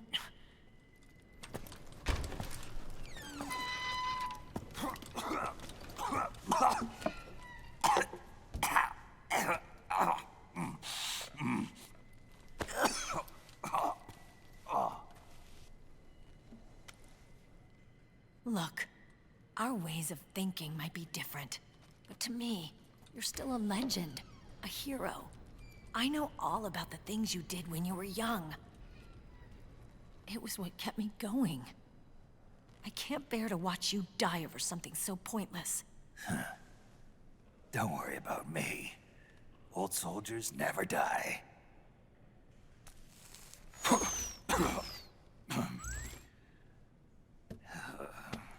Your cause is our cause now. You don't have to do this.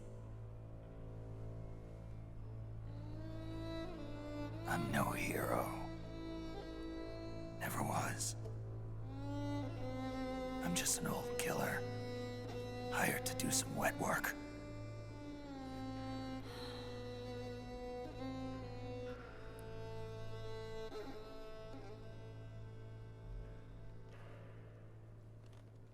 Fine. Then we'll just have to catch him. Before you do.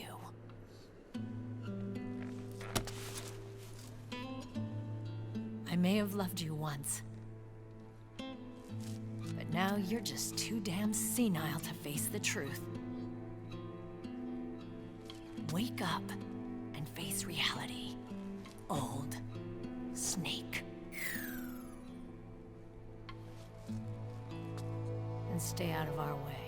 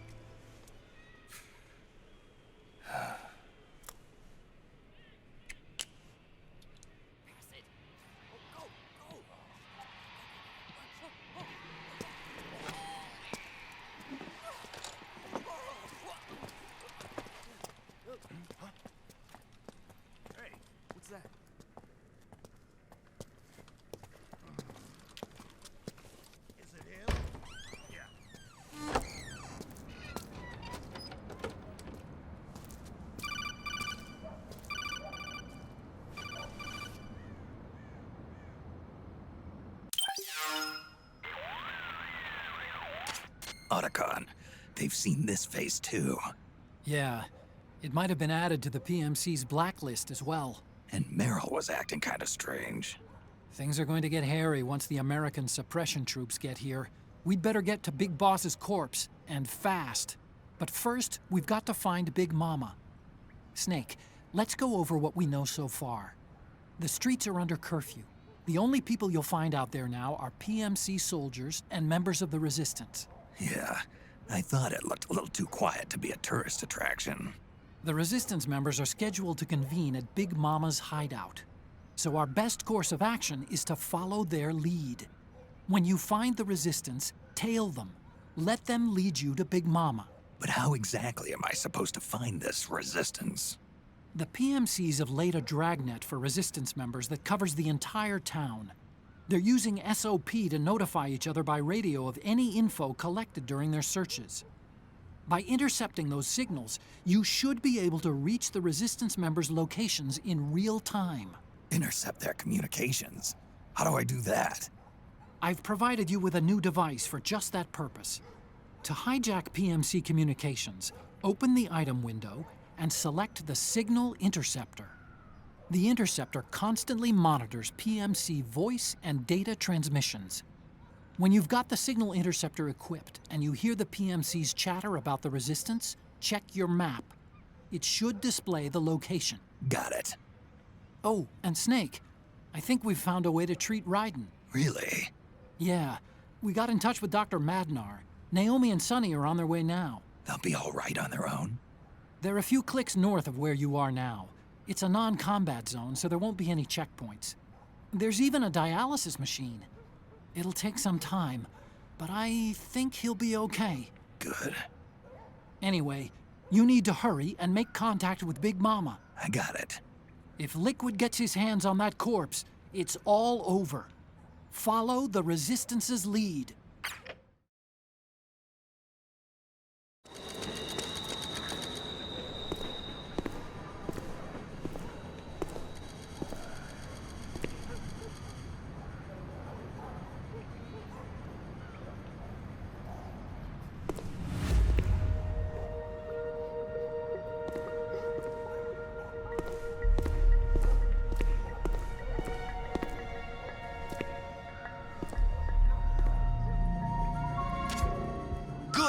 You found a resistance member.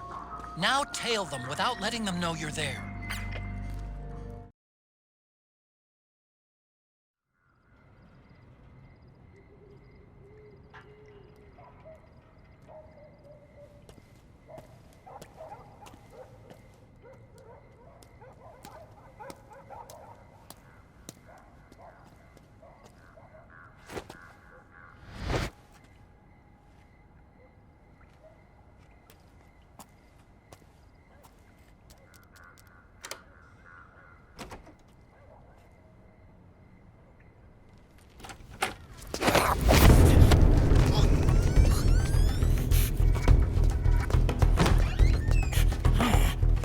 Who's there? I'm here to see Big Mama.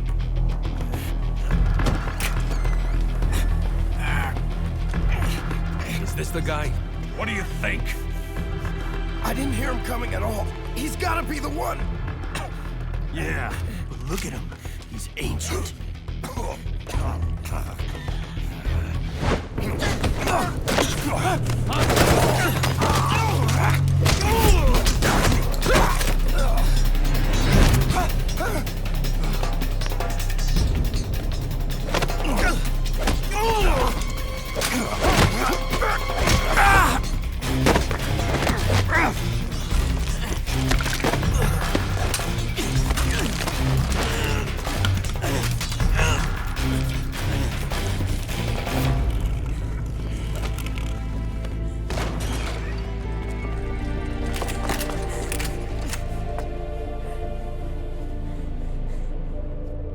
Very impressive, CQC, Snake.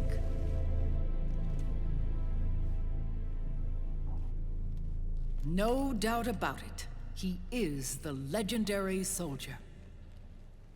Call me Mama. Big Mama.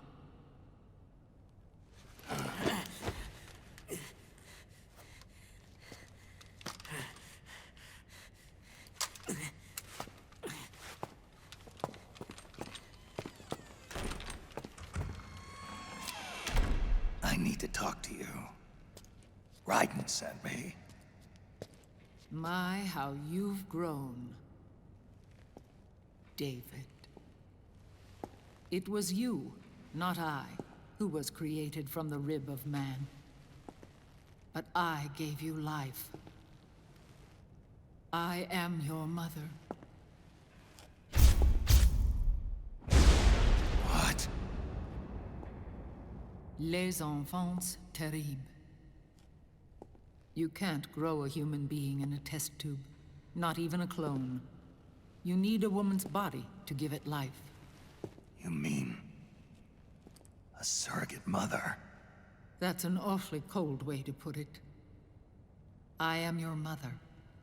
I gave birth for the Patriots. Gave birth?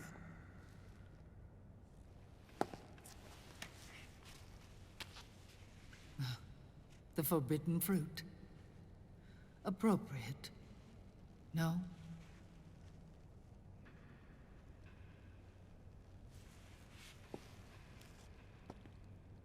Follow me. I'll explain everything.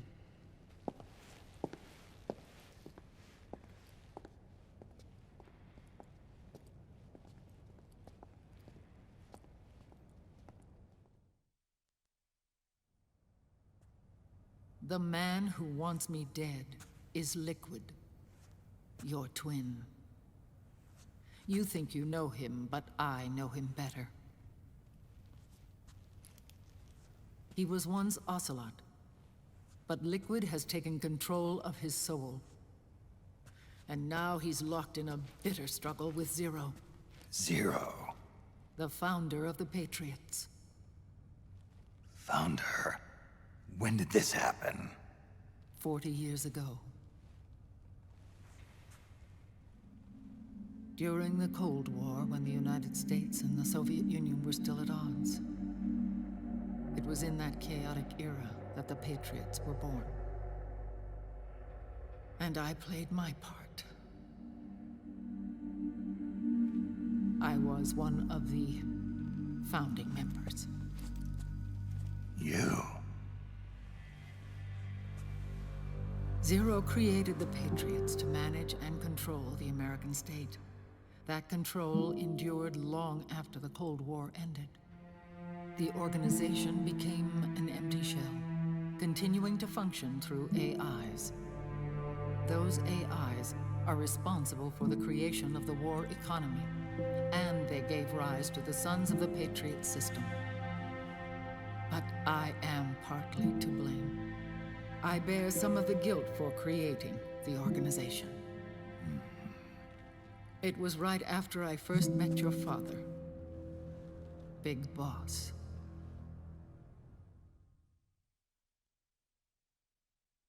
Back in 1964, I was ordered to take part in a CIA op called Operation Snake Eater, which concerned a new weapon the Soviets were developing at the time. My mission was to support a certain agent. That agent later became Big Boss, but I knew him as Snake. Snake? Yes, Naked Snake. That was his code name at the time. A name he would give to you, his son. The commander of this mission was a man called Zero, the head of Special Forces Unit Fox. Back then, I was working as a double agent for the Chinese.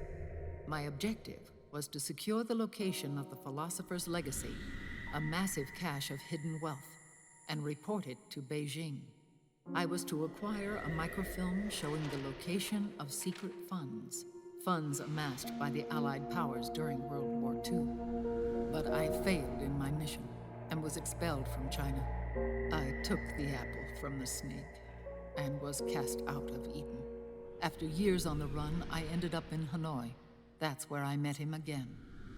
It was around then that Zero used the massive funds contained in the Philosopher's Legacy to start a new organization, the Patriots, which would carry out the final wishes of a certain legendary hero. The initial membership consisted of Big Boss, Sigint, Paramedic, and their commander, Zero. Oh, and there was one more who we mustn't forget. He stayed behind in the Soviet Union to support the group as an informant, Ocelot, who is now Liquid. After your father rescued me in Hanoi, I went to America and joined their organization. Zero's goal was to achieve a unity of thought and awareness. He believed that was what the boss wanted, and the rest of the Patriots followed his lead. The boss? The boss was a legendary hero from the Second World War, known as the Mother of Special Forces. She had an almost overwhelming charisma about her. The CIA feared this, so they had her eliminated. If she had survived, the world of the 21st century might have been a very different place. We were all influenced by the boss's will. It was what drove us to create this organization, to be closer to that spirit. Zero decided that in order to lead the people, we needed a special kind of icon. So he turned to Big Boss, the last son of the boss. He shared more of her life than anyone else. It was Big Boss, the true heir to her legacy, who was best suited to play this role. Zero elevated Big Boss, the hero who saved the world, to the status of an idol. The truth behind Big Boss became riddled with exaggeration, misrepresentation, and outright lies. Zero disseminated these stories among the masses and gathered the rich and powerful to his banner.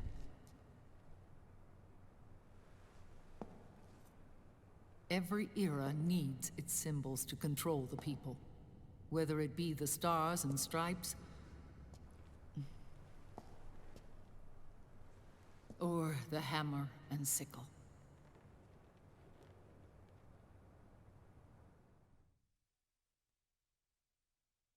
As the times and currents of politics changed, so too did Zero.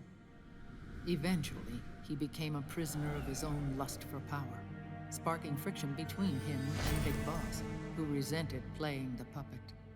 With Big Boss drifting away, Zero realized he would need insurance. Something that would perpetuate the existence of Big Boss, their organization's icon. And so Zero secretly embarked on a new project. Les Enfants Terribles. Its goal was to create a clone of Big Boss, the ultimate soldier. The project was led by Dr. Clark, known at the time as Paramedic. After dozens of failures, they finally, miraculously, succeeded in producing a fertilized egg. The egg used in the successful in vitro fertilization came from Dr. Clark's assistant, a healthy Japanese woman. Blood from the east flows within your veins. Give birth to Big Boss. To realize this, I asked to serve as the surrogate mother, and was more than happy to carry you in my womb. I loved him. 9 months later, I gave birth to 2 Big Bosses, you and Liquid. It didn't matter that you were clones, or that they had manipulated your DNA. You were born the same way as any other normal child, from your mother's womb. But les enfants terribles proved to be the final straw for Zero and Big Boss. Determined to oppose Zero and his plans, Big Boss broke away from the Patriots. He left the States, created his own mercenary company, and drifted around the world. I'm sorry. Your father never wanted you. Human life isn't meant to be manipulated like that. I knew that, but I wanted you. After Big Boss left, Zero really lost control. What Zero wanted was an orderly world, one governed by rules. His fortune grew through countless wars, and his words influenced decision-making all the way up to the Oval Office. As the world saw the rise of digital technology, IT, the internet, and genetics, the Patriots' power grew immense. Their roots spread and took hold throughout the globe. In time, they began to dictate the fate of entire nations from the shadows. And before we knew it, the Patriots, the proud police of the world, started bringing an entire planet under their control.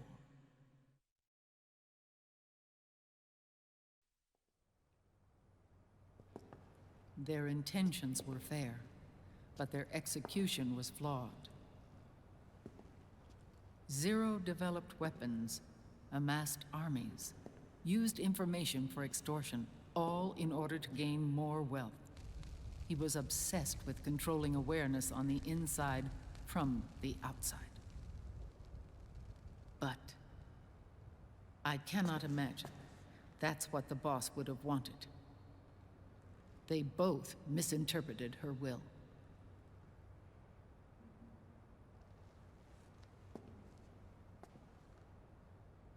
And their absolute reverence for her drove them apart. So began the war between Zero and Big Boss. Opposing interpretations, each striving to realize the boss's will. Everything you see today stems from their Cold War.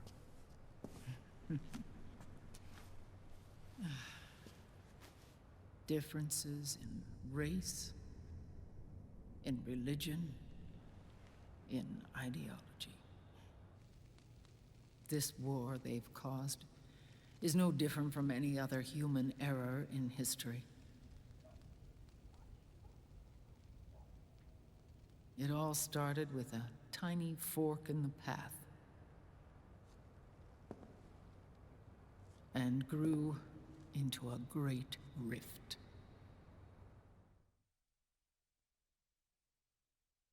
There was nothing left of the boss's noble will in their struggle.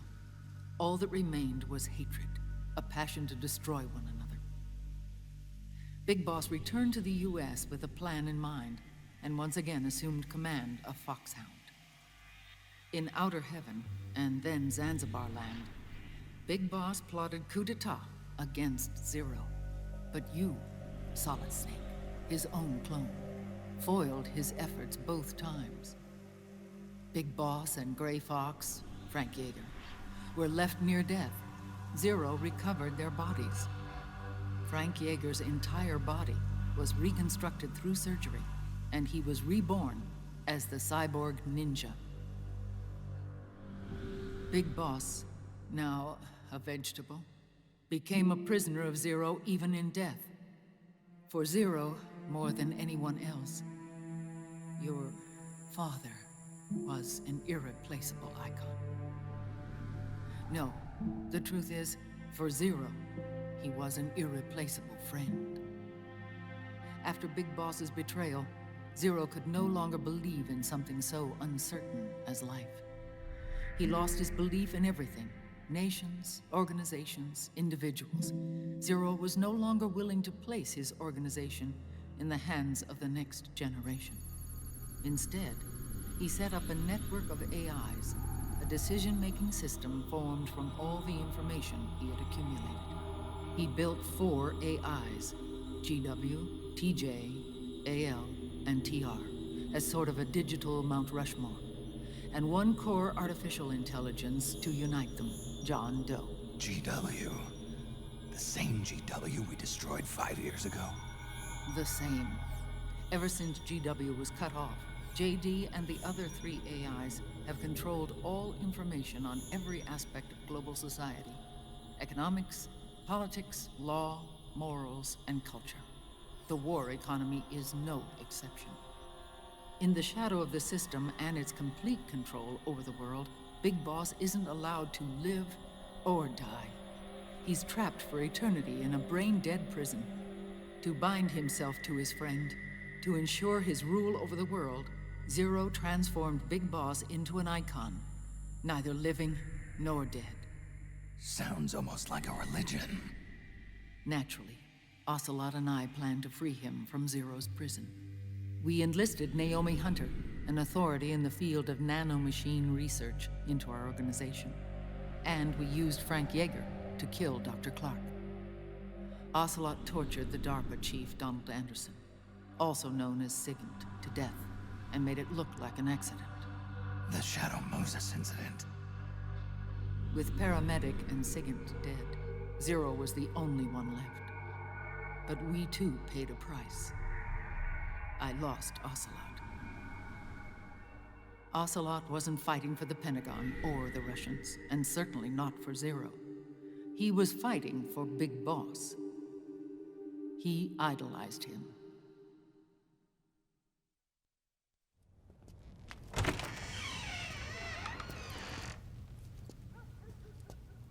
When Ocelot grafted Liquid's right arm to his own, his body was taken over by Liquid's thoughts and spirit. He may be Ocelot in physical form, but his mind is Liquid's. I was the last one. And then someone appeared to help me. Raiden.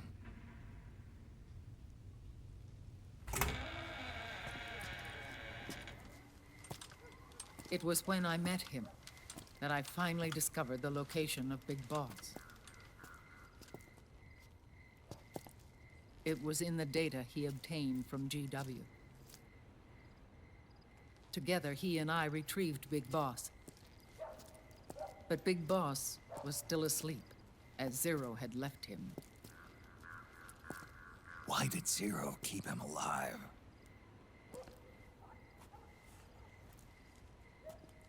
People need heroes.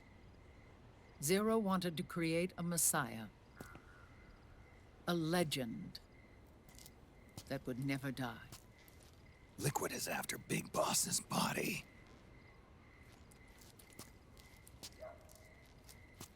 Is it here?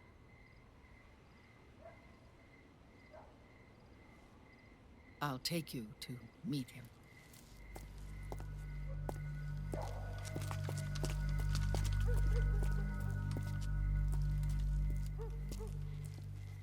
This is his pyx, his holy ark.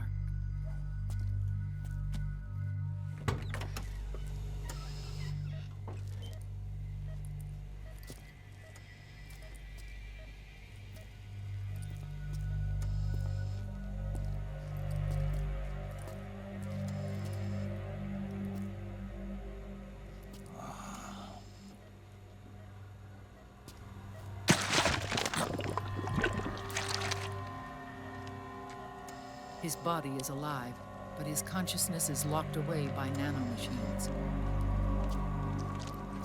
So technically speaking, he's not really brain dead. We can't allow Liquid to inherit the same sins that corrupted Zero. Manipulating people's minds for the sake of his own ego.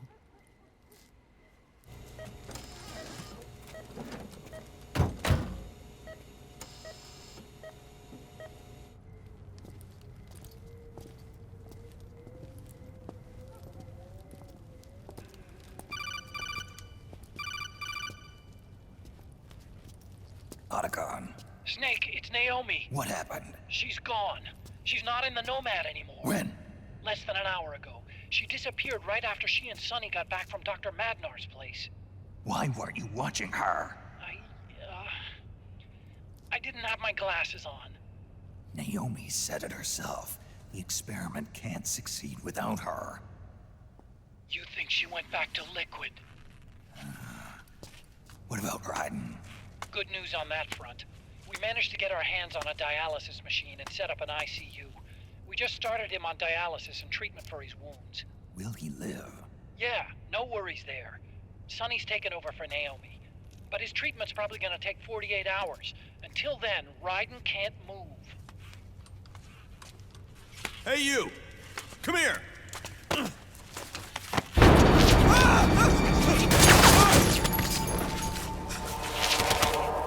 What the hell is that? Move!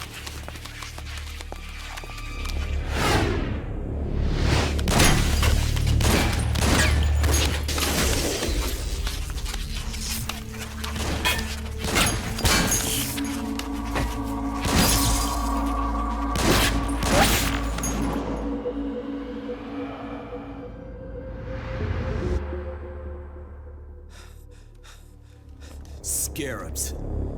Unmanned scouts. They've found us. We're moving out. Snake, the PMCs are converging on your location. Damn it! They're sending in Gecko! They'll be on you in less than 5 minutes! Are they ready? Yes, ma'am. We'll escape through the canal route using the real van. Get it ready. Hurry. Yes, ma'am. Snake, over here. We've got decoy vans set to draw some of our pursuers away.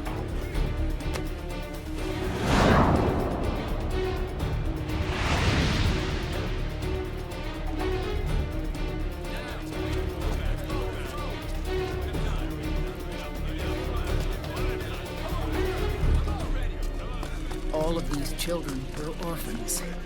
They work in arms factories. And when they grow up, they want to join a PMC. They seek revenge on other companies, PMCs that killed their parents, and use their earnings to support their younger siblings. There are countless child soldiers like these in the PMCs. Nowadays, anyone with a computer can get combat training. The FPS games that these children love are distributed for free by these companies. Of course, it's all just virtual training. It's so easy for them to get absorbed by these war games. And before they know it, they're in the PMCs holding real guns. These kids end up fighting in proxy wars that have nothing to do with their own lives. They think it's cool to fight like this. They think that combat is life. They don't need a reason to fight. After all, for them, it's only a game. Zero is the cause of all this. Defeating Liquid won't change things. Unless we stop the Patriot system, the cycle will go unbroken.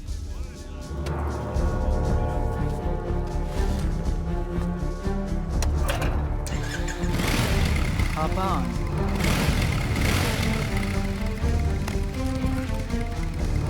Hold on to me.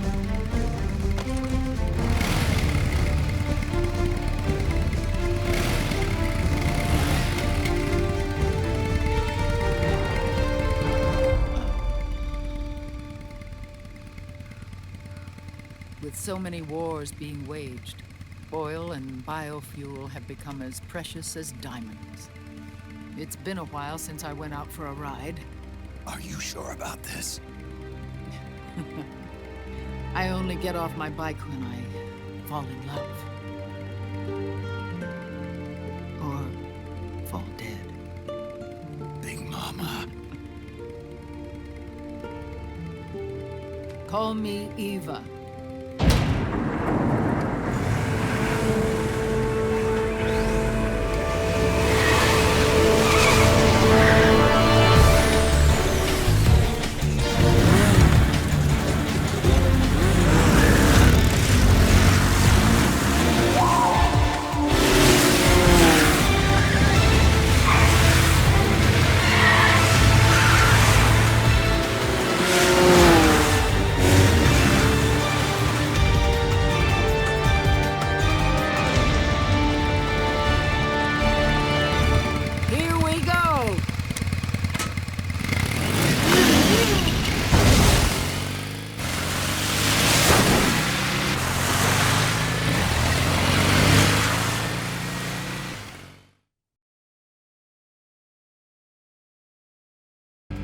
We have to keep Big Boss's body out of enemy hands, no matter what. Get the body safely to the canal escape point.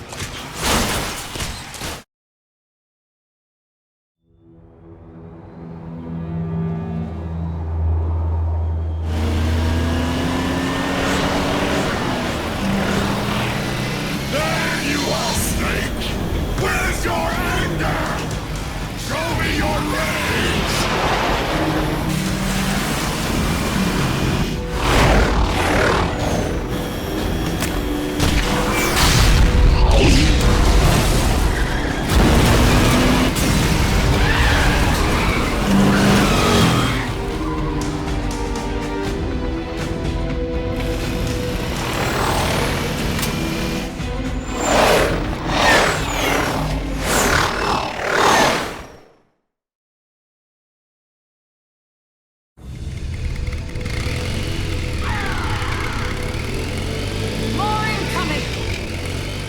I've got bad news.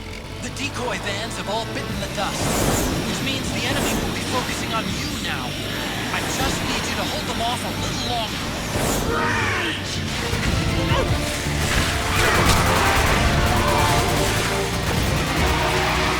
Have you tried aiming the gun? Enemy dead ahead! That's fine!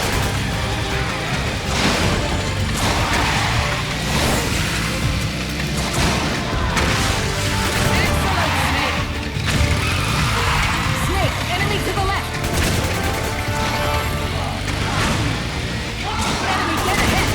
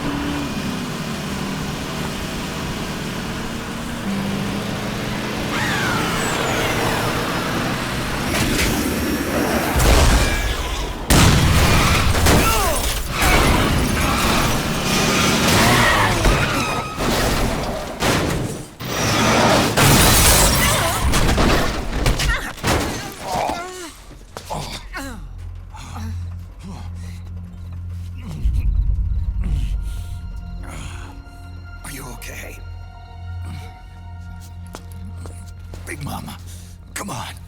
Stay with me. Eva, I need you. Is that you? Snake.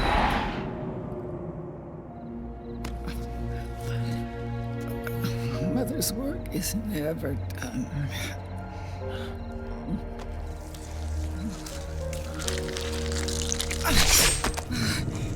Big Mama.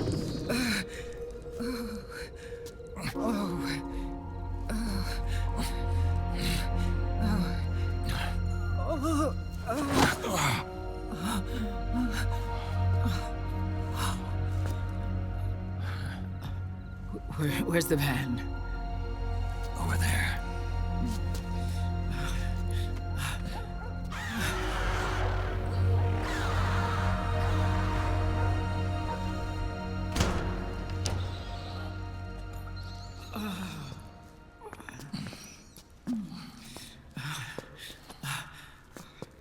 The children.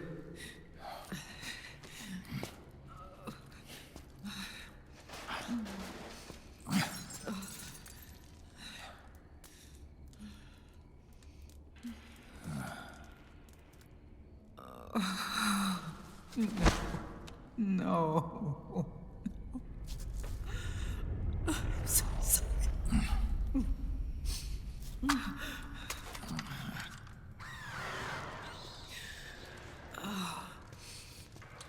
She'll be coming to search the van. I'll take care of it. You stay here. Keep watch. I'll contact the children. Here. Take this. Snake, come back in one piece. I will. Promise me.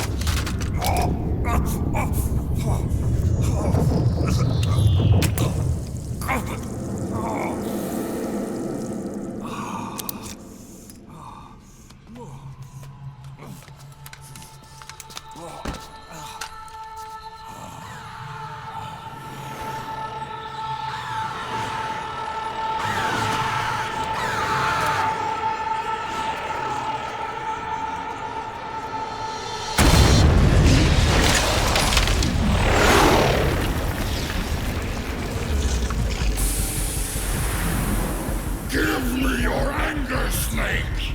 Let it boil to the surface! Let your fury flow freely! Anger begets anger! Come on! Show me your rage!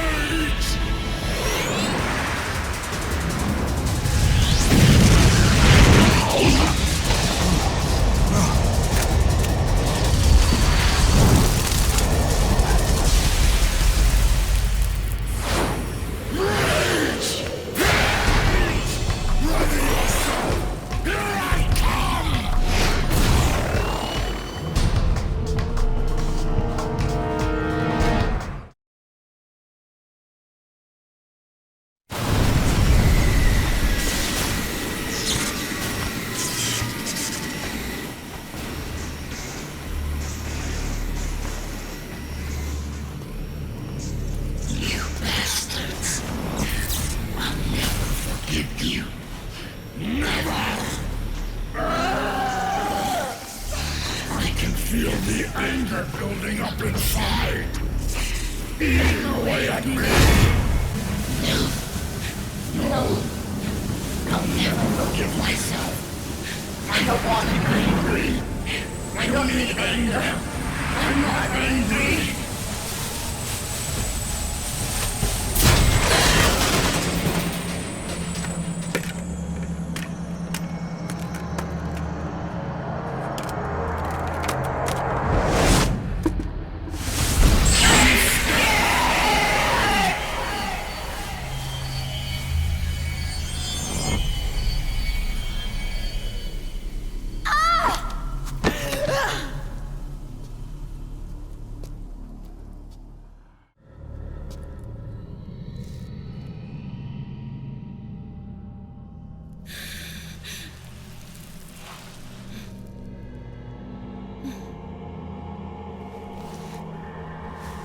Let me out of this cage. I don't need these wings. I don't need this range.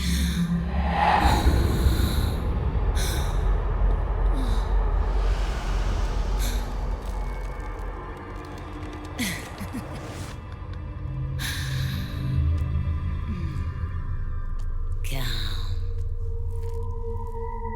Let your anger flow.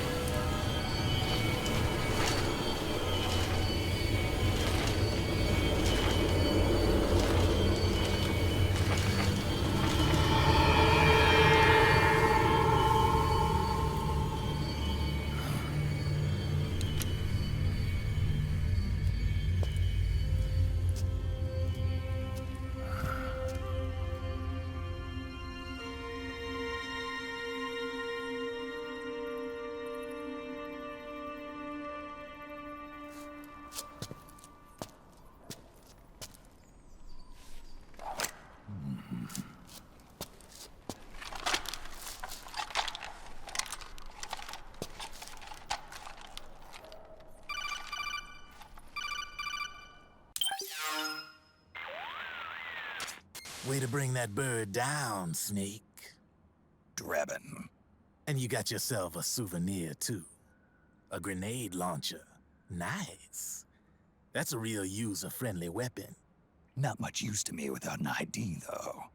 I'll launder this one free of charge. What's the catch? Only that you give it to me when you're done with it.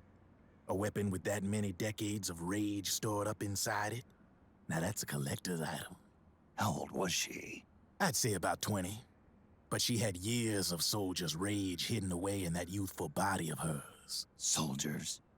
Yeah, the soldiers of Ake. A place that hasn't seen peace in a long, long time. She was captured by one side or another, and kept caged up like an animal, along with God knows how many other kids. Anonymous violence. Exactly. It's unknown whether her captors were with the government or the rebels. In any case, they got their kicks by abusing these helpless little kids day after day after day. That constant barrage, that battlefield rage slowly built up inside their bodies, their minds. The kids tried to keep each other's spirits up, always clinging to the hope that someone would come to their rescue, barely surviving off of scraps of food. But those soldiers didn't stop. They called the kids parasites and shit-eating ravens. Beat them even harder. Then one morning, the soldiers just up and left, leaving the surviving kids to be eaten alive by the birds. Almost like one of those sky burials. One by one, their bodies were picked apart by ravens' beaks, until finally the flock came for her. But by some miracle, their beaks cut her bonds instead. And like that, she was liberated. In that instant, she was filled with an uncontrollable rage, and it smothered her soul. She ripped the ravens pecking at her to pieces, and then went after the soldiers. And when she finally caught up with them, she waited until nightfall like a hunter awaiting its prey. They say that when a raven cries, a man dies. And that's exactly what happened that night. Screeching and cawing, she killed every last living being in the camp. Both the soldiers and the civilians they'd enslaved. In her eyes, there was no longer a difference. The cruelty her friends had suffered, the pain and humiliation she'd endured. Hers was the distillation of the rage that decades of war had imparted on those soldiers. It was her strength, and her greatest weakness. You're something else, Snake. You managed to cleanse Raven of her rage. No, seriously. You're the seed of war. In fact, I'd say you might even be war itself. Draven? Maybe it's still too early to tell. You've still got half the B&B Corps ahead of you. Keep your eye on the ball, pal.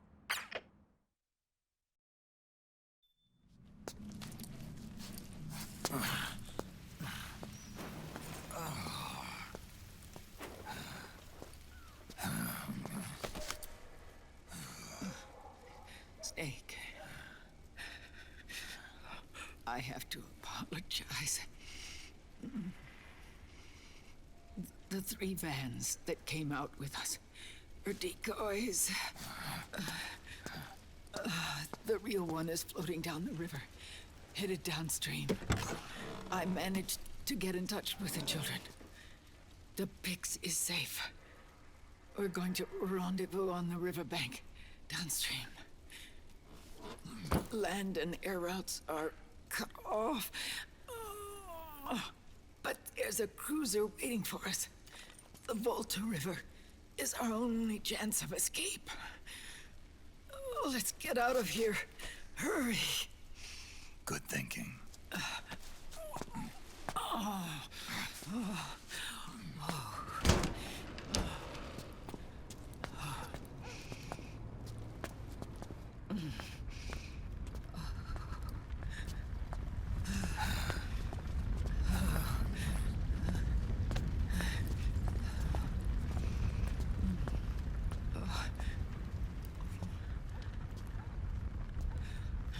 This way. Follow me.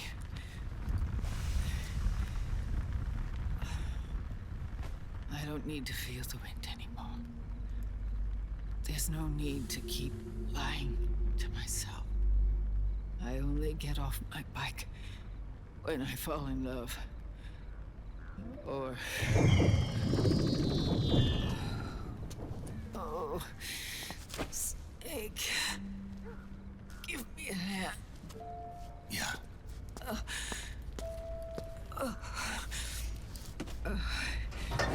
The underground aqueduct leads to the river.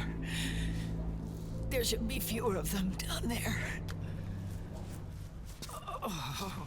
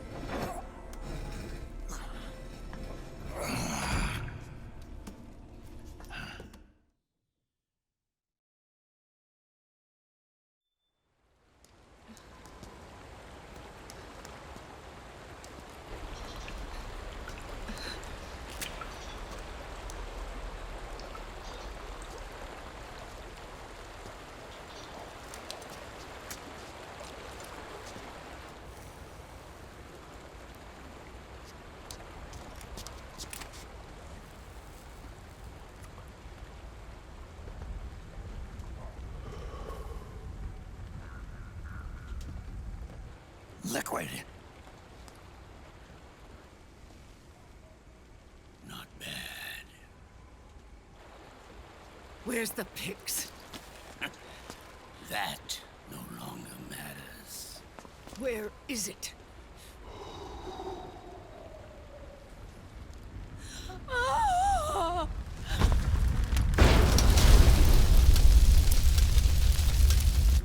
Is that it?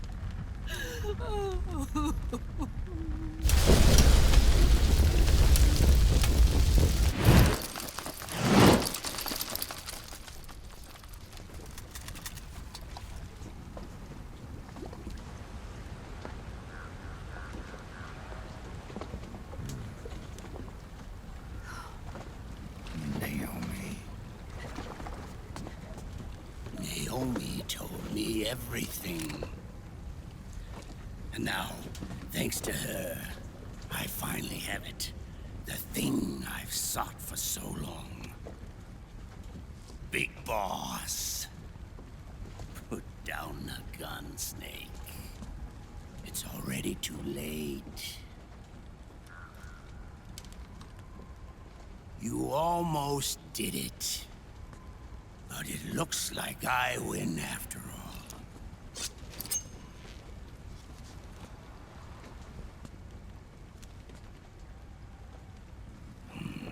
Cigars. Father's favorite. What do you say? Care for one last smoke? Huh. You think you're Big Boss now?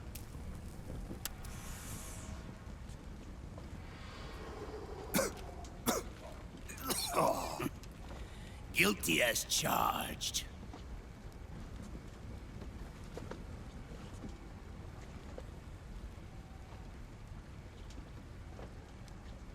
But all that ends today.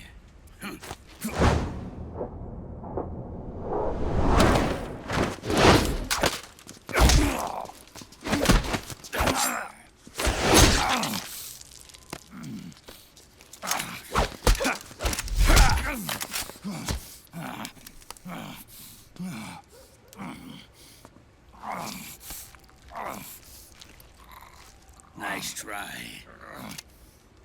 But when it comes to CQC, I've got the upper hand. Even if you do get a hold of the system, you'll only have one part of the Patriots AI. The military part.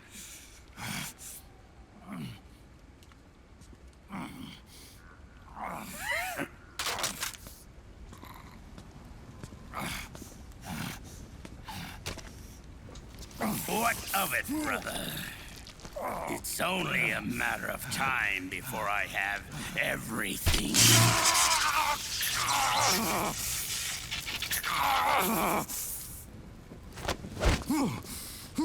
Remember GW? The AI they think they lost? It's mine. A part of my army. Impossible. We destroyed it.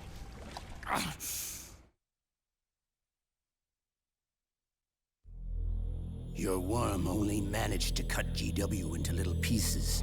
Pieces we were able to reconstruct. And then we stowed it away inside JD's network. This man's body has served me well, allowing me to pass every security barrier between me and GW. After all, the Patriots system is nothing more than a machine. Now that GW is a spook inside the network, there's no way JD would recognize it as an external threat. Once I destroy JD with a nuclear strike, the Patriots network will be mine. And then, I'll build my haven, free from all forms of control. I'll cast aside my old identity and take my own name for the first time.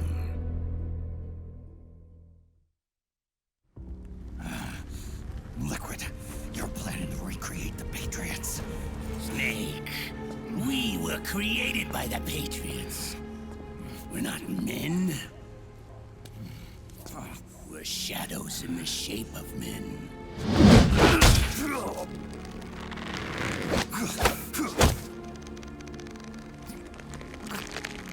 We're They're freaks who never should have existed.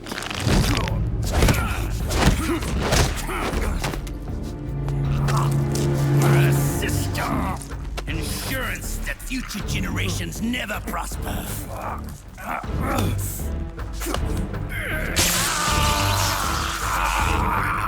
The Patriots saw fit to create us, and in doing so became our only raison d'etre.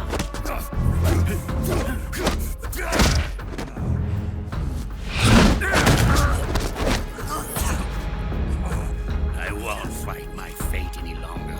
I'll kill Zero and Big Boss and become a Patriot myself. It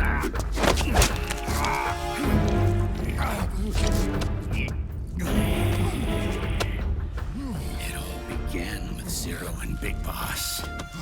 Our purpose in life is to fulfill our destinies. And once all is returned to Zero, the world can be reborn.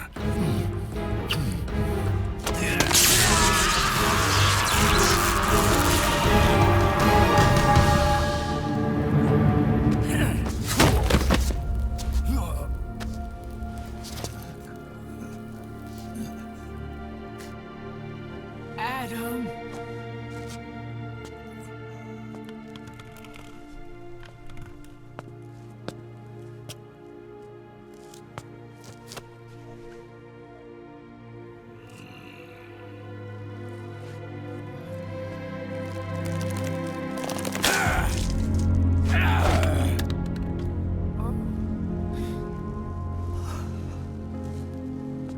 So long as we both live, the world will not know an age of light.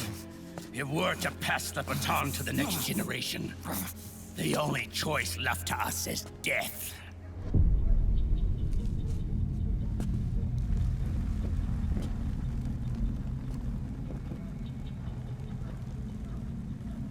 Boss. Good.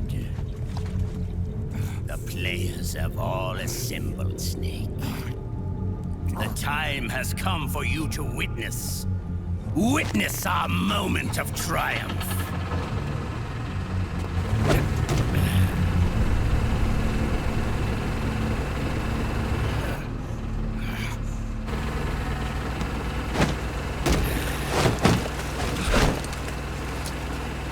Go!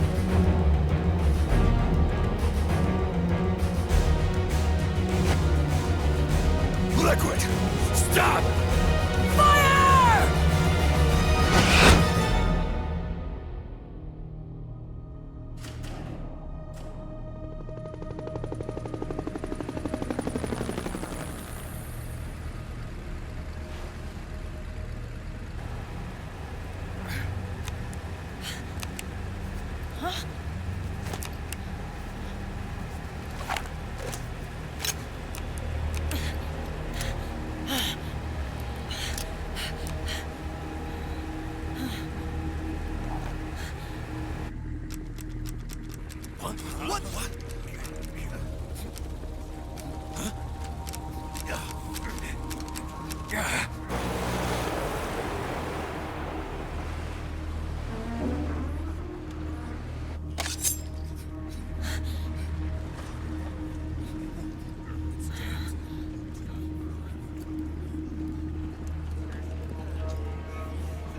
The system is mine. Your guns and your weapons are no longer your own.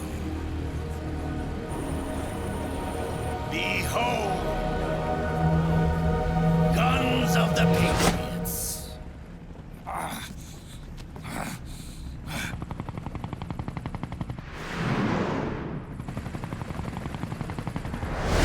Bang!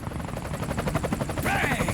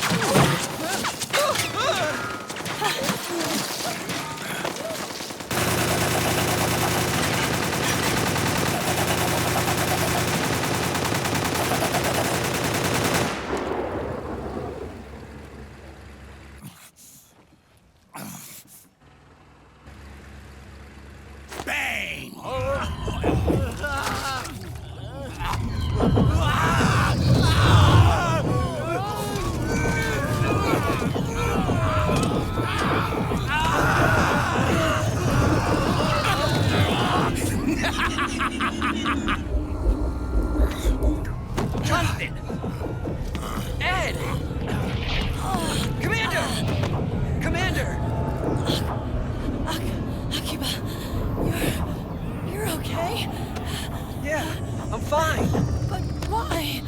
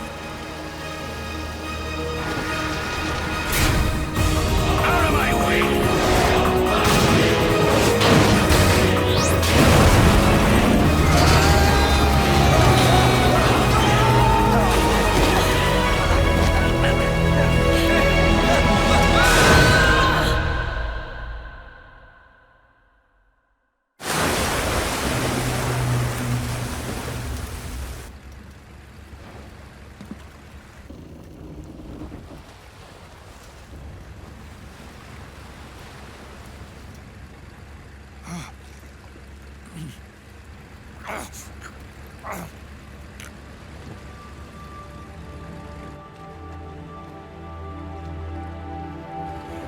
them have it. We don't need it anymore.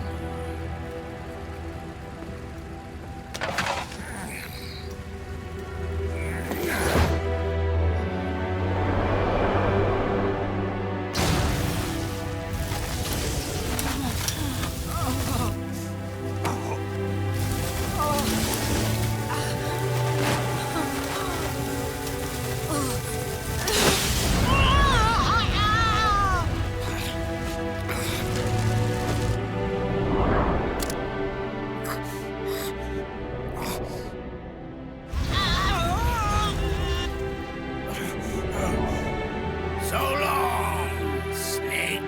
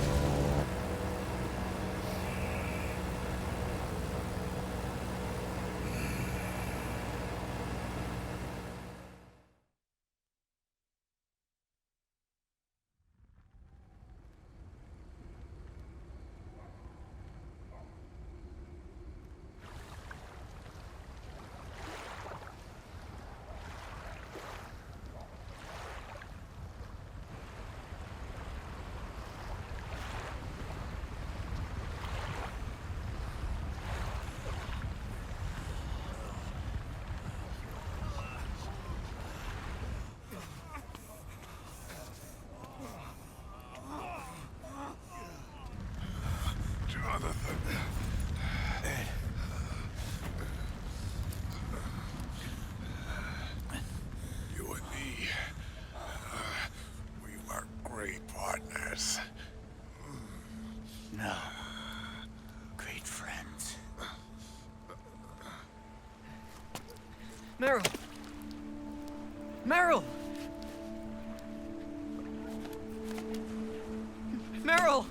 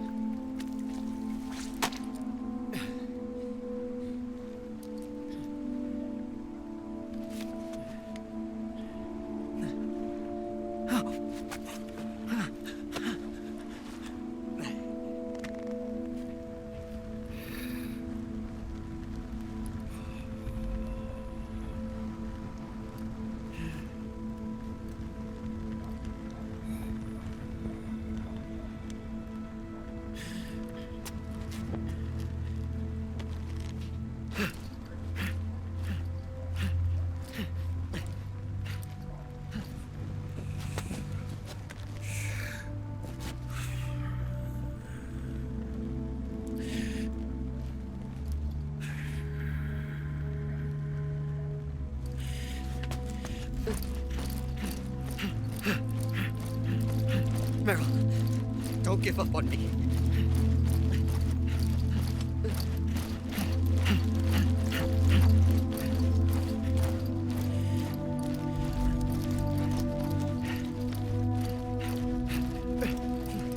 Meryl, don't go.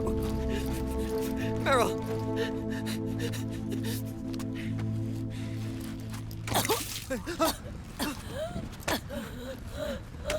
Meryl! Meryl!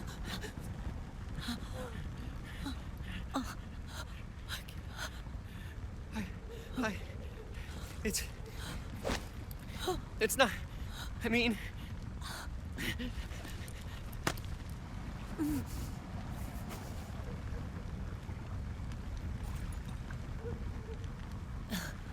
Thank you.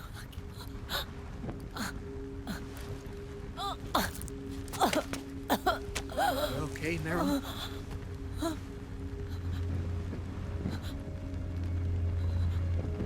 Hey, if it's all right, call me Johnny.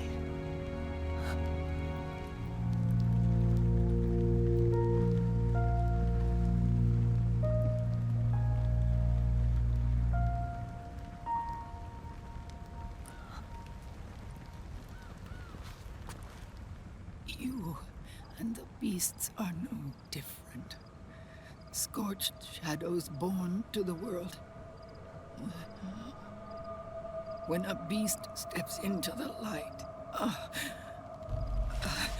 unless the light is put out, the shadow cannot be erased.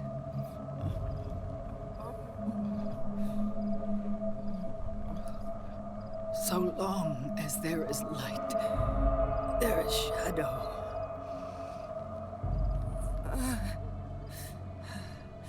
To return everything to normal, the light must be extinguished. And when that happens, you will be too.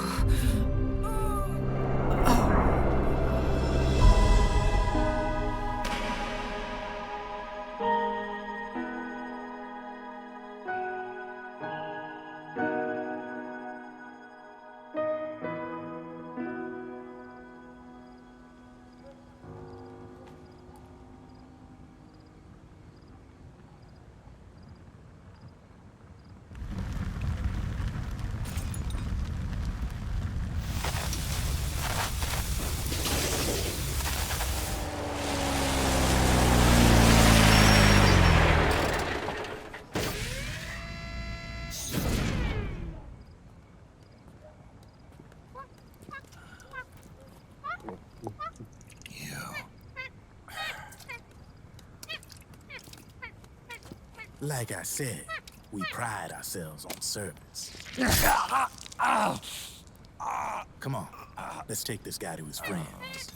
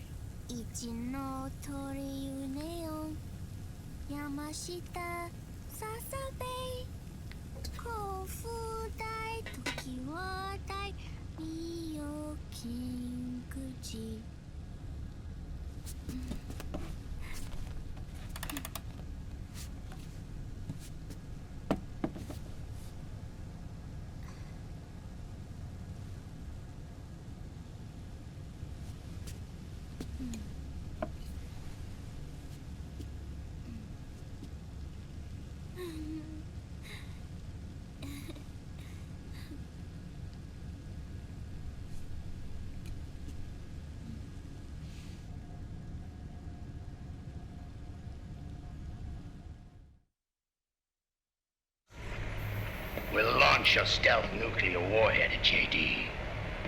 I thought you couldn't control the nuke with GW. We can't. We've taken over their guns and heavy weapons, but the WMDs are still under JD's control. That's where Rex comes in. I know where to find nukes they don't control. Vamp, how long until Rex is ready? All that's left is the final check. We've identified JD's location through GW. An abandoned 20th century satellite orbit disguised as debris. A clever place to hide. Satellite orbit. With a stealth nuke, there's no need to worry about the Patriots intercepting it. By the time they realize what's happening, it'll all be over. Once JD, the core AI is destroyed, GW's priority will rise to 1, and all the systems under JD's control will then be ours to command. Now go, prepare our haven. Yes, boss. What the devil is this?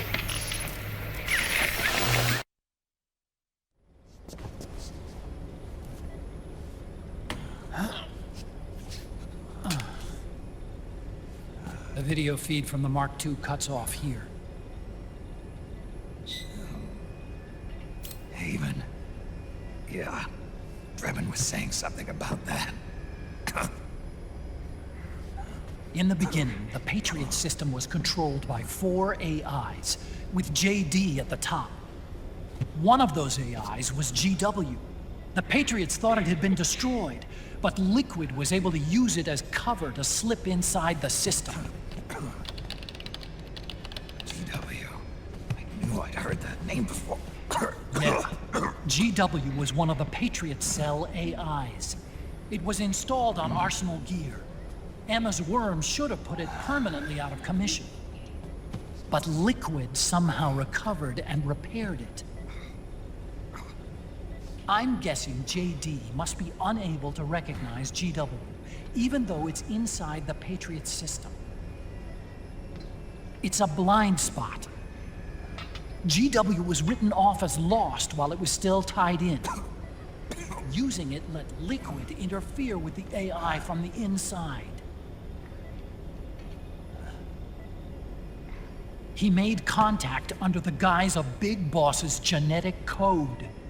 Even the AI threat detection system was fooled.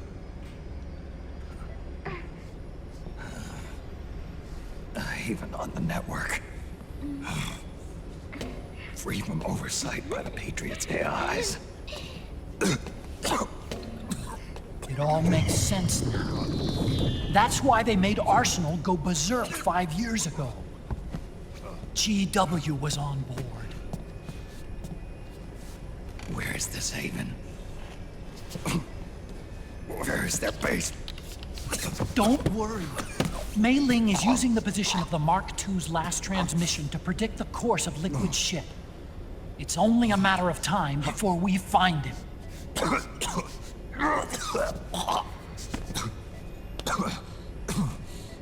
But that's not all Liquid said. Something about Rex being ready. Rex?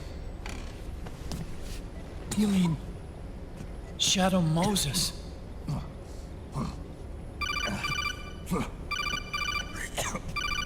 It's Campbell.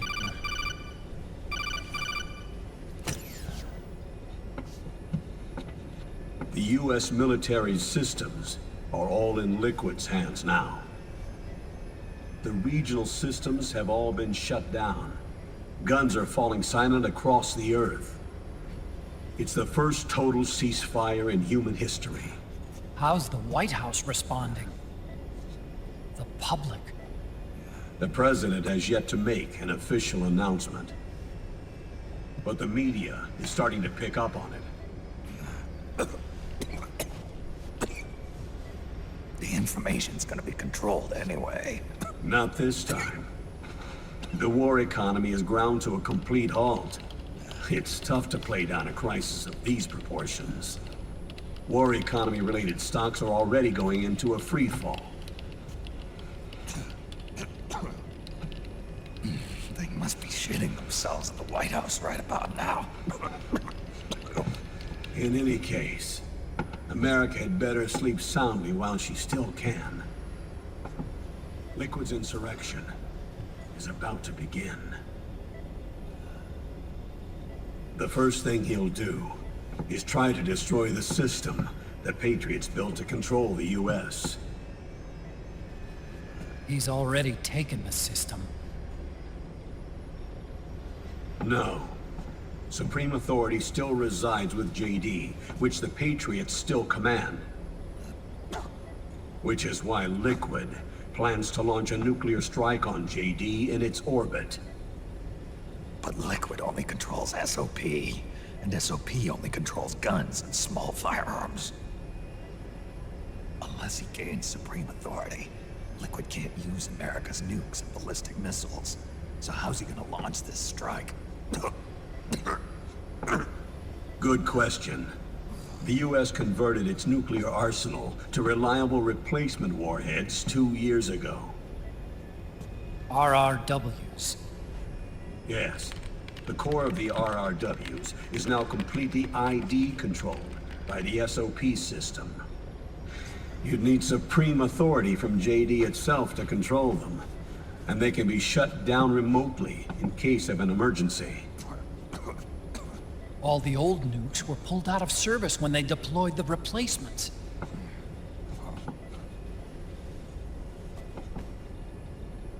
If Liquid can't use the nukes, then what's his plan? That's it. He's going to use Rex. What? Rex was scrapped before the Sons of the Patriots system was implemented. Of course. The railgun. Indeed. Rex's railgun can launch a stealth nuclear warhead into space unconstrained by the system. In short, it's the only device they have that is able to launch a nuke. Liquid's going to use it to kill JD and deliver the coup de grace to the Patriots' reign. Campbell, where's Rex now? I think you know. A long-forgotten base in US territory outside the Patriots' control.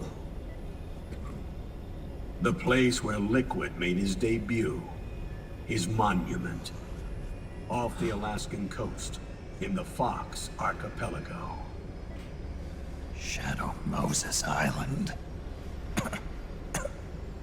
If Liquid destroys JD, and his GW assumes total control over the system, he'll have the world at his fingertips.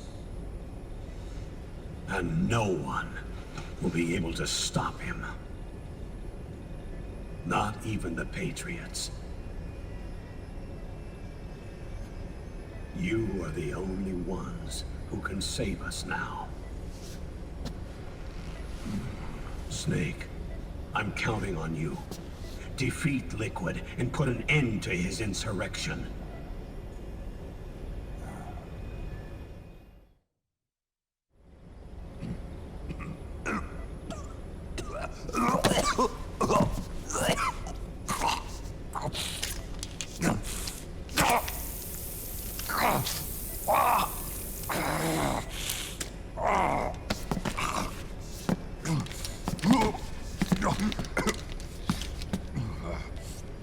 Enough is enough, Snake. You can't take any more of this. I'm not dead yet. That's not what I mean. You can't beat Liquid. He's got the Patriots' own control system on his side. Not only are weapons useless, but the US military is in shambles. And even if it weren't, Liquid's got enough men and machines to match it.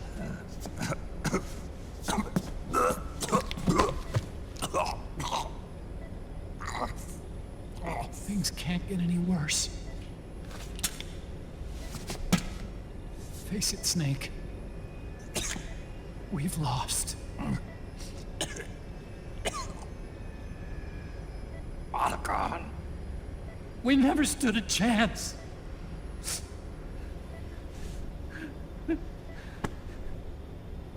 It's not about winning or losing. No. We started this.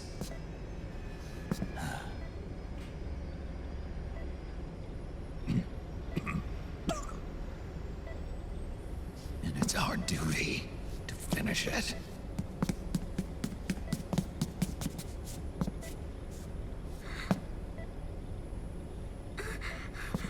Sonny. No!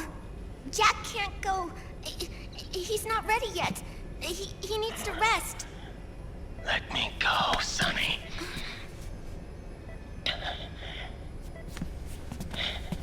No. Your dialysis isn't done yet. Snake. He's not ready yet. Snake.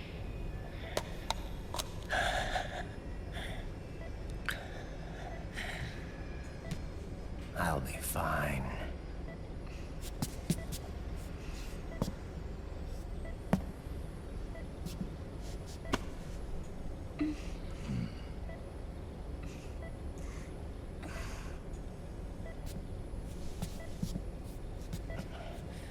From now on, I'm living my life by my own will.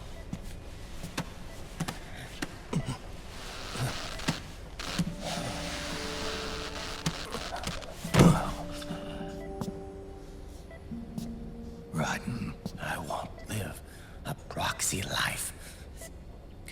A slave to someone else's will. I'm a shadow. One that no light will shine on. As long as you follow me, you'll never see the day.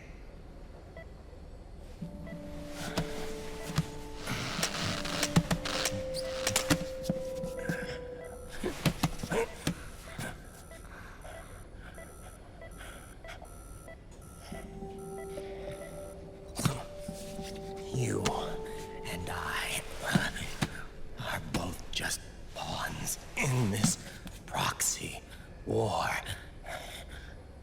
But once this is over, we will have our freedom.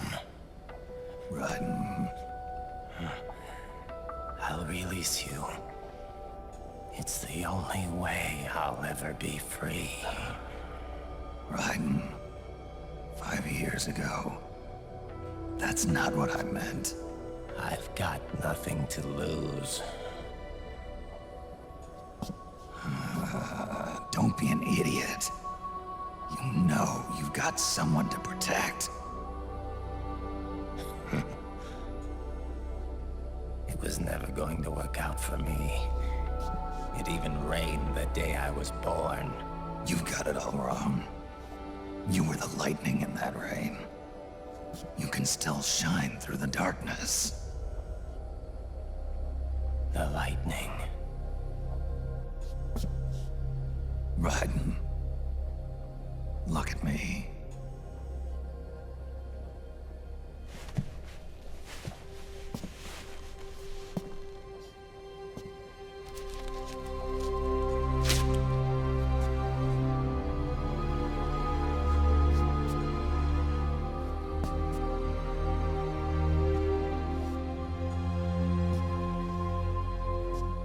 Do you see this?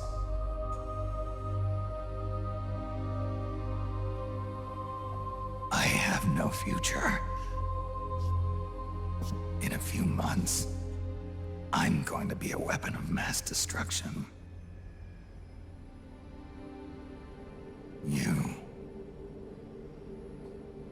You have a family. I have no family.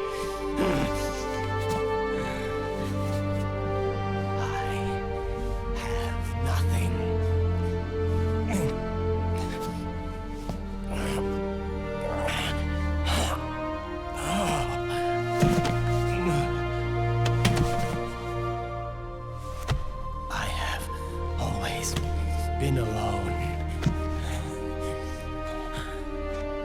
Always.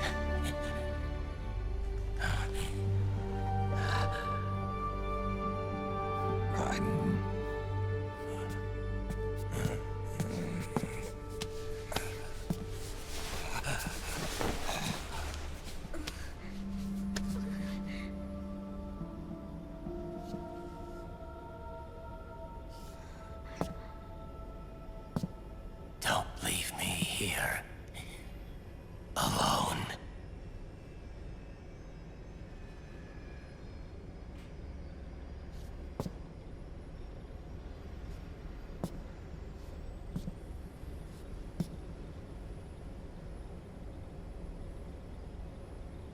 This is my fight.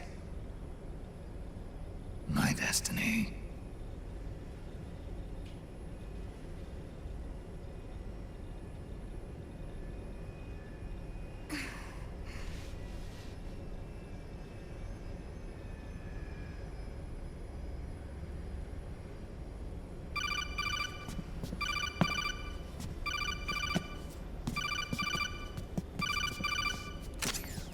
Dr. Emmerich? Mei Ling.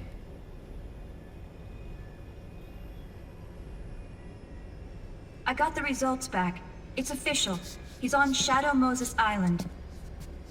We lost Metal Gear Mark II's signal along the way, but the ship was headed in the direction of Shadow Moses.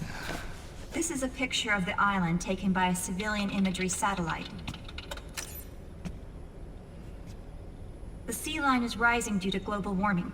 Have you heard that the entire Fox archipelago is about to slip into the ocean? The surrounding islands have already been evacuated.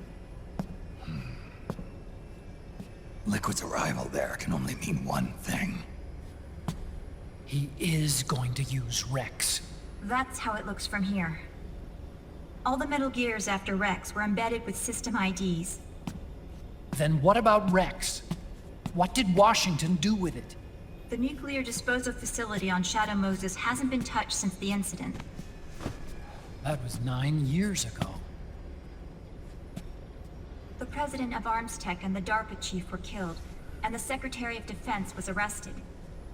By the time the Shadow Moses incident was over, there wasn't a single person left there who knew what took place. It was as if nothing had ever happened. The data was either falsified or erased, so no traces would be left behind. We were exiled to desk jobs for the same reason. Rex and the nuke should still be where they were 9 years ago. Untouched. A forsaken island. A haven. Well, I'd say it's more like a forgotten island. And it's sinking too.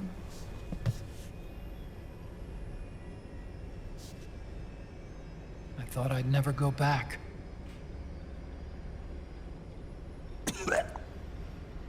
It'll take me a while to get there, but I'll be backing you up from aboard the Missouri. She's the only ship in the fleet still able to move, since it was decommissioned before the system was put in place. And Hawaii's not that far away. Otacon, you're not wearing your glasses anymore. Oh, yeah, I switched to contacts. We rendezvous at Shadow Moses.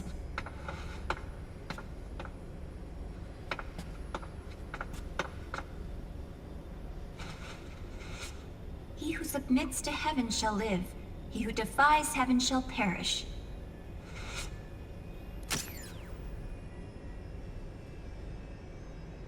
I have to atone for my past, too.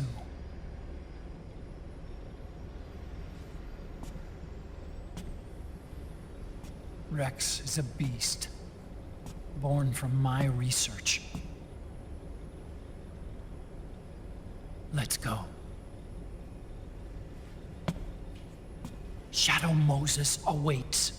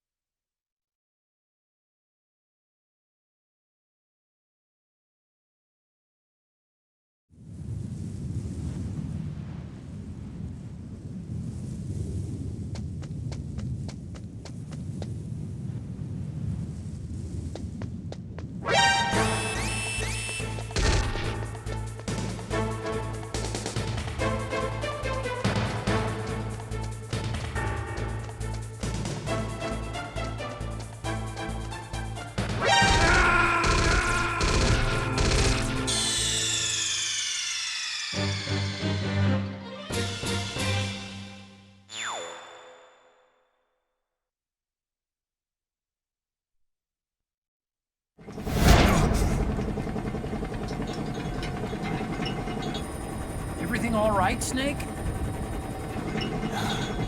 I was having that dream again. We're here. Shadow Moses.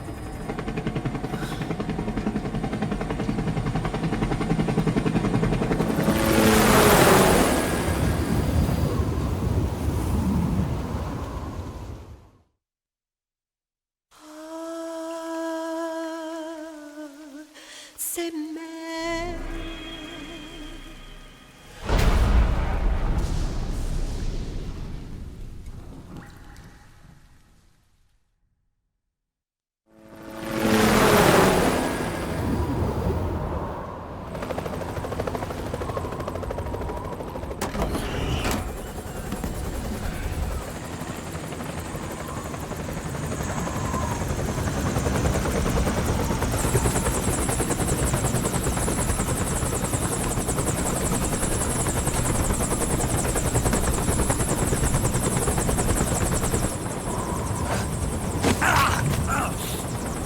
Snake! Are you all right? Yeah, I just slipped a little. Have to hurry. Not much time left. Meet the Mark III. It's our last replacement, so try not to break it. Who, me? Never. One more thing. I don't see anybody around, but there are unmanned sentries patrolling the area. Be careful out there.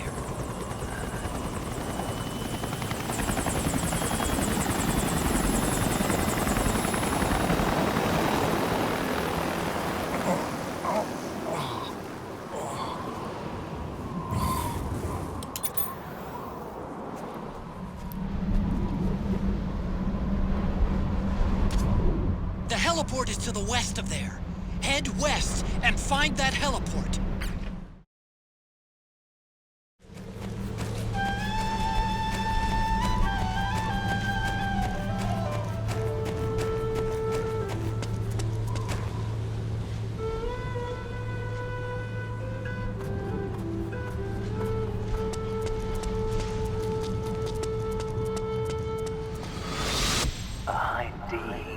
What's a Russian gunship doing here?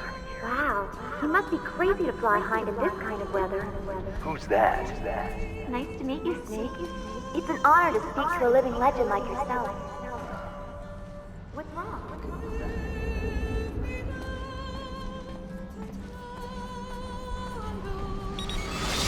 It's Snake. I'm in front of the disposal facility. Excellent, Snake. How's that sneaking suit working out? I'm nice and dry, but it's a little hard to move. Bear with it. It's designed to prevent hypothermia. This is Alaska.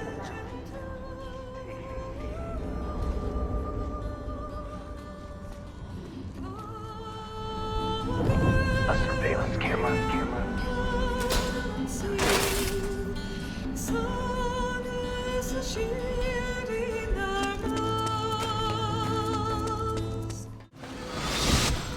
Snake, this is McDonnell Miller. Campbell told me about the situation here. I thought I might be of some use. There's no one I'd rather have in a foxhole than you. Well, I know lots about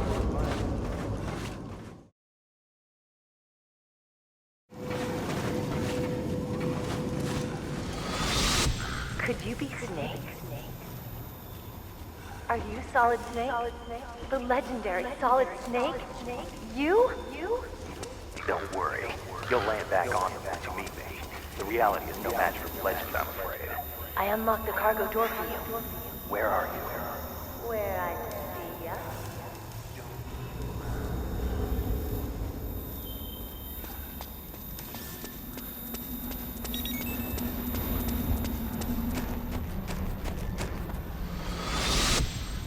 Snake, be careful. There are claymore mines around there. Who are you? One of your fans.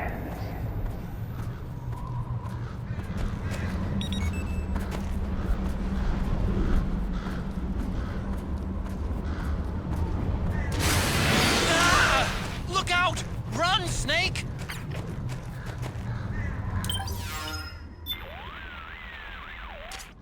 Whoa, what the hell was that? That gecko must have been in hibernation mode or something. 1 minute it looks dead, and then BAM! Tell me about it. think I almost had a heart attack. Seriously, though, who'd have thought Gecko had that kind of operational mode? Whoever made him must have been a real bastard. From now on, you'd better keep both eyes on those Gecko. You don't want to get fooled like that again. No disagreement here.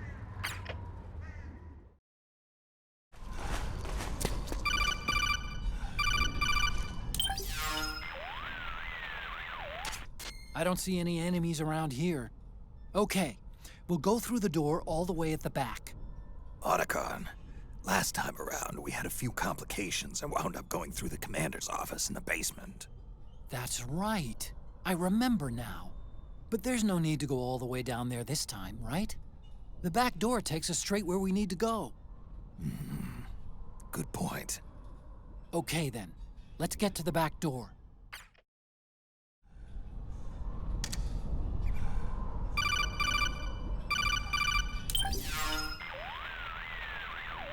Otacon, the elevator's not working. The panel lights are dead too. Looks like the power's out. Still, there's no need to take the elevator, is there? Hurry up and head to the gate at the north end of the building.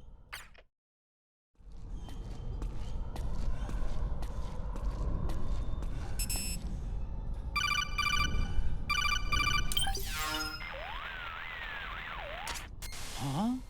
Snake, that door is locked. How do I open it?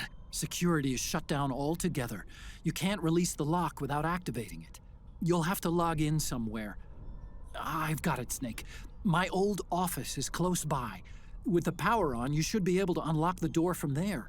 And if you check the facility records, we can find out Rex's status and who's been in and out. You remember where it is, Snake? I'm not senile yet. Just to be safe, I'm marking it on your map. You old geezer. Snake, the password is 48273. Think you can remember that? I told you, I'm not senile. Yet.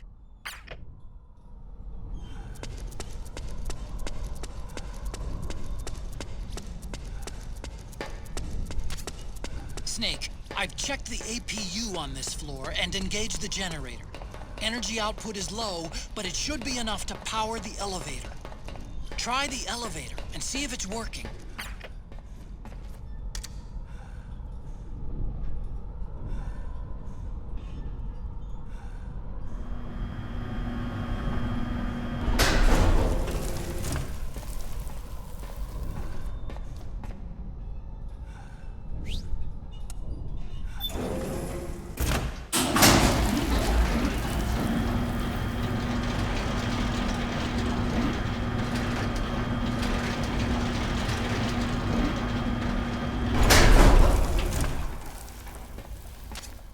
Okay, first go down the central hallway. Don't worry, it's not electrified anymore.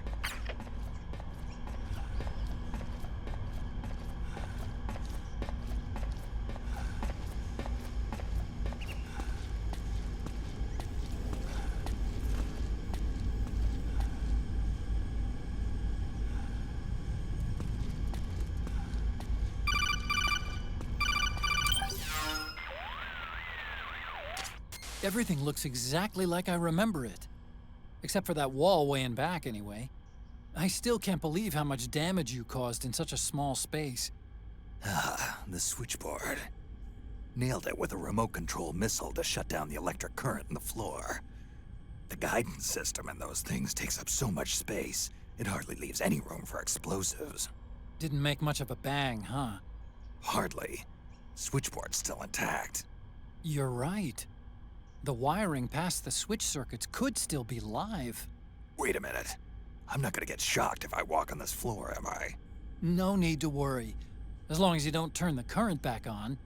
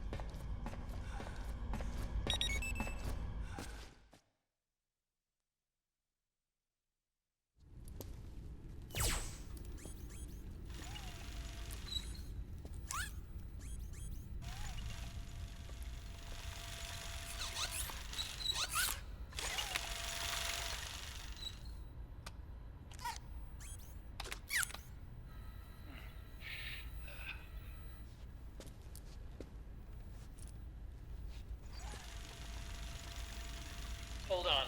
I want to check security.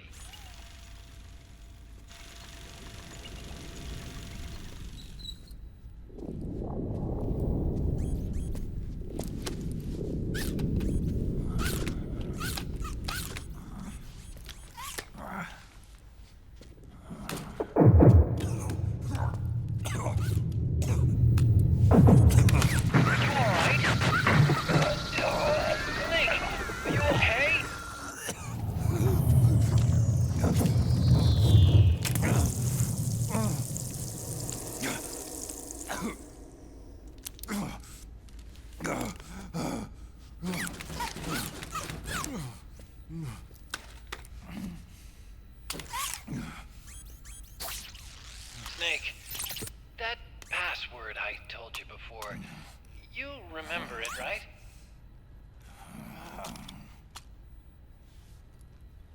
Because I completely forgot. Can you punch it in for me?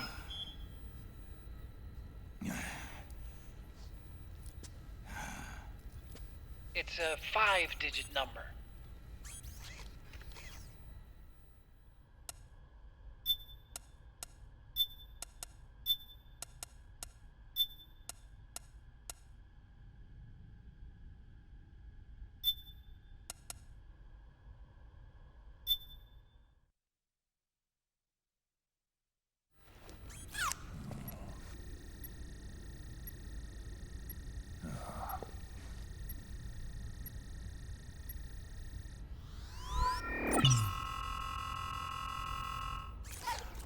Snake, I think maybe your memory...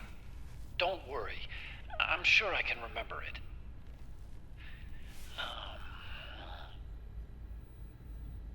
Well, let's see. Oh! I jotted it down.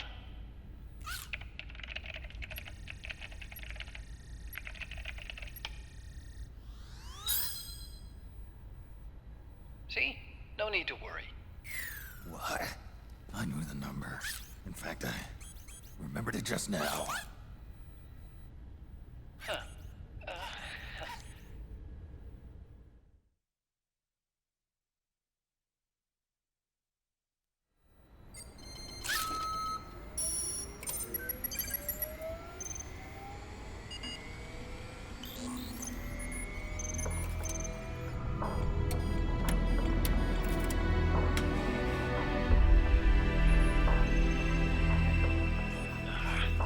This version is totally obsolete. It's gonna take a little work.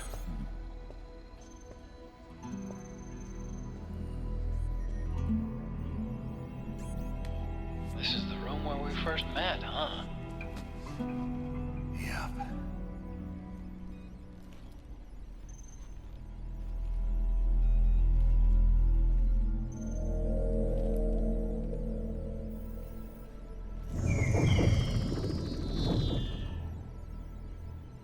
It's not conjuring up any unpleasant memories, is it?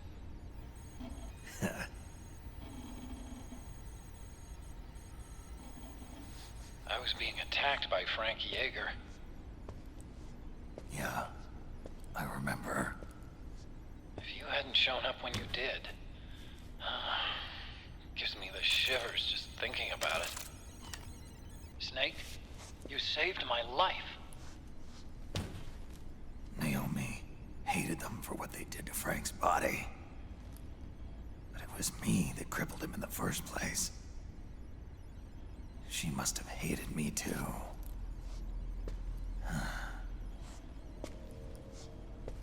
We shouldn't have been so trusting. I blame myself too. I helped develop Rex. That's why it was so easy for me to believe her feelings were genuine. But she was only using us to atone for her sins. So what? What did she do to us? You forgot already? She betrayed you. She stole your blood.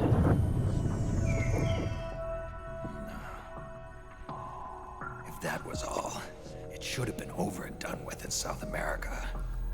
Why'd she join us afterward? Well, She has us come rescue her, and then she turns around and goes straight back to Liquid. Why would she do that? I don't know, Snake. But it looks like she's still with him. What? I just had a look at the security access logs. As I thought, there's people coming and going at frequent intervals. In fact, the records show some recent activity. Look at this. It's an image taken a few hours ago by a surveillance camera up ahead.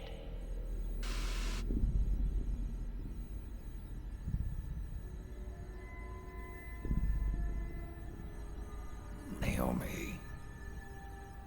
And Vamp. The Beauty and the Beast. They've been through here. And from what we've gleaned from the security records, it can only mean one thing. They're headed for Rex's old underground hangar. I finished rebooting security and released the locks. The door on the first floor ought to open for you now.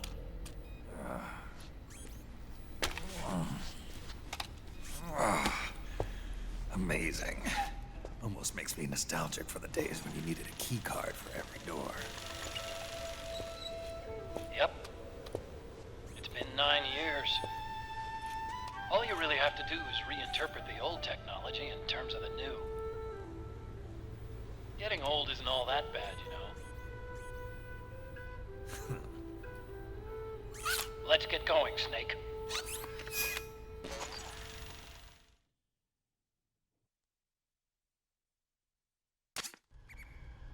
I finished unlocking the door on the first floor. It should open now.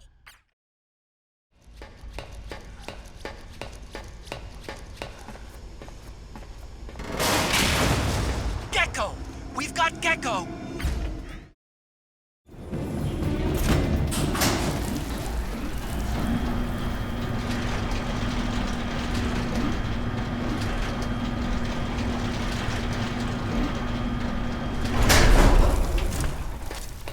Okay, Snake. Take the stairs down and go to the north door. I'll open it for you with the Mark III.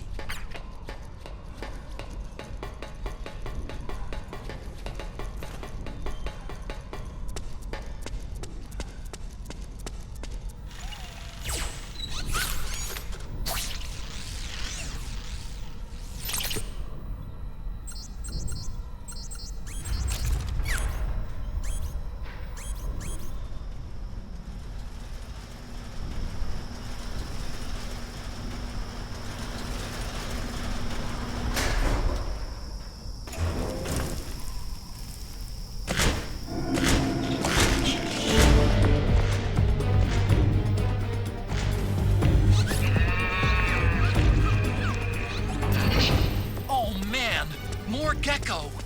The Mark III is totally defenseless while working on the door. You'll have to distract the Gecko so they don't spot it.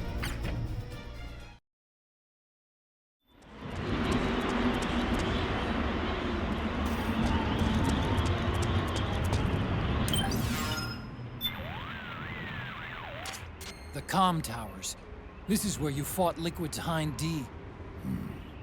That was a tough scrape. But you still managed to shoot down his gunship. Up till then, I'd heard that even with a man-pads, going one-on-one against an attack chopper was an act of suicide. I thought only Hollywood action stars did that kind of thing, but you made it look easy. I just told you, it wasn't that easy. Really? But you were all like, oh, I had to take out that helicopter. Real cool, like it was nothing. All right, enough chit-chat. Let's get going. We got a long way to go to Rex's hangar. Yeah, you're right, Snake.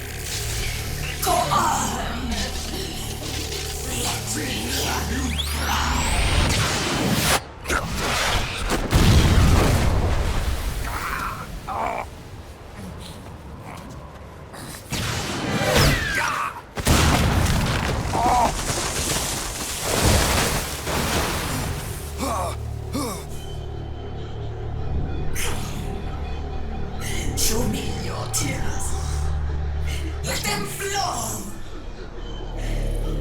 Cry until your eyes run red.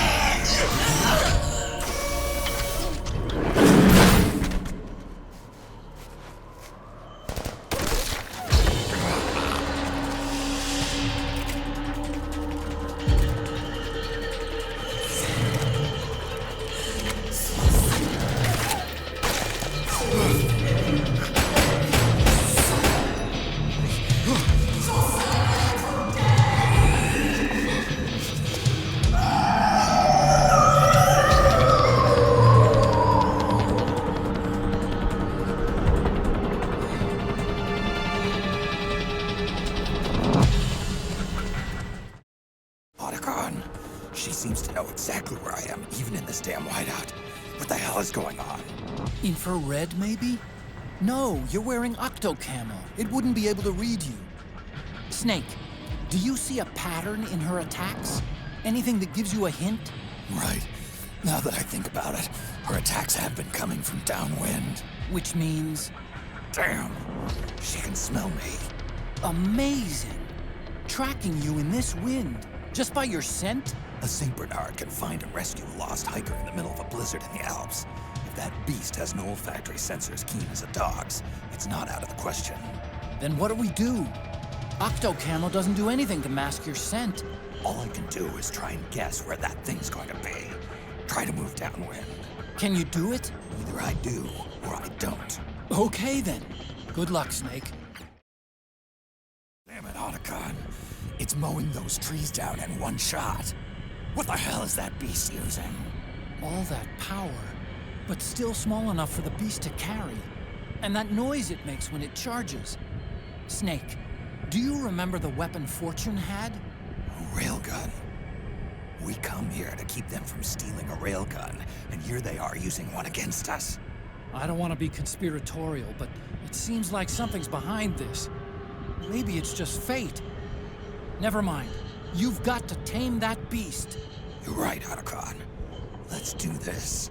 Wolf's outer shell is almost totally impervious. You'll be hard-pressed to punch through that armor with what you've got. So what then? The suit itself is tough to damage.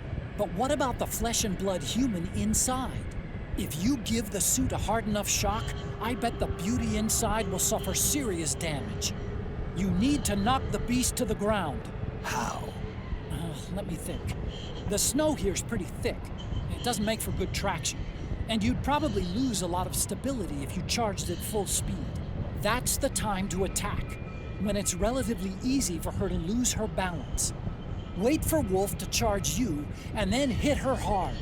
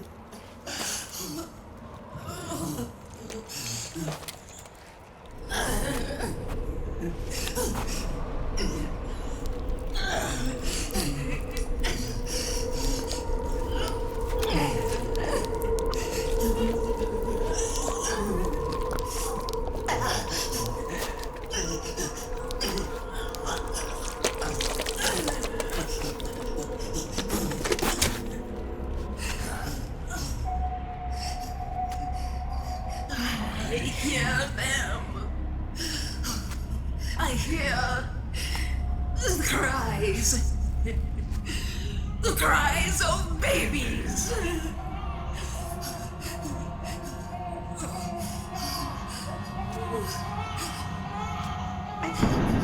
Stop it! Stop crying! Please! Please stop crying!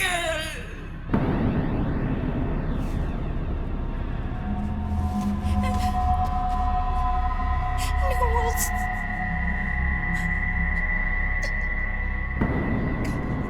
away. Don't come any closer.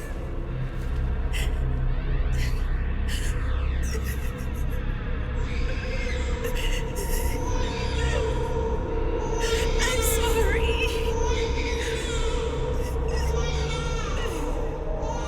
I was so scared.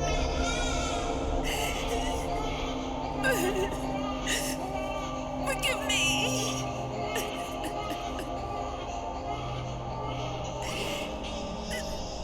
I'm sorry.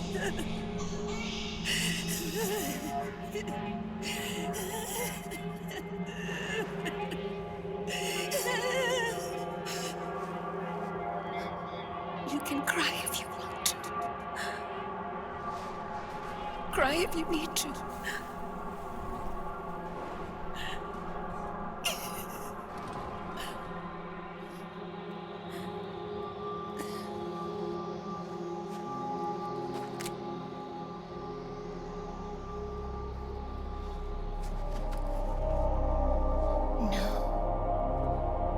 I don't need tears anymore. I've cried myself dry.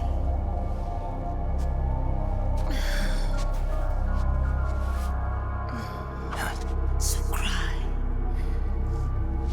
as much as you like. I will be there to listen.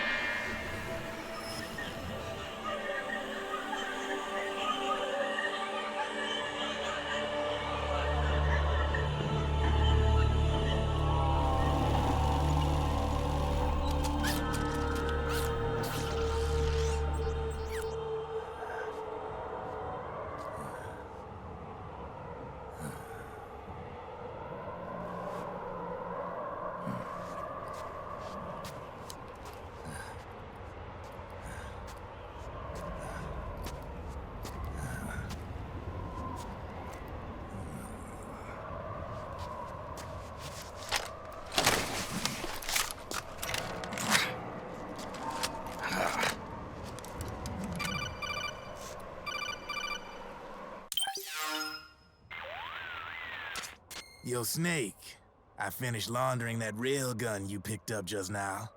Knock yourself out. It's on the house. Thanks. Time for another bedtime story, Snake. This one's about crying wolf. You don't need me to tell you there's whole nations in Africa tearing themselves apart in the name of ethnic cleansing. Well, she was born into that environment. When she was a little girl, her village was attacked by rival armed factions. Her parents and siblings were slaughtered, and she was left a refugee. She took her last surviving relative, her baby brother, and ran as far as she could away from the war zone.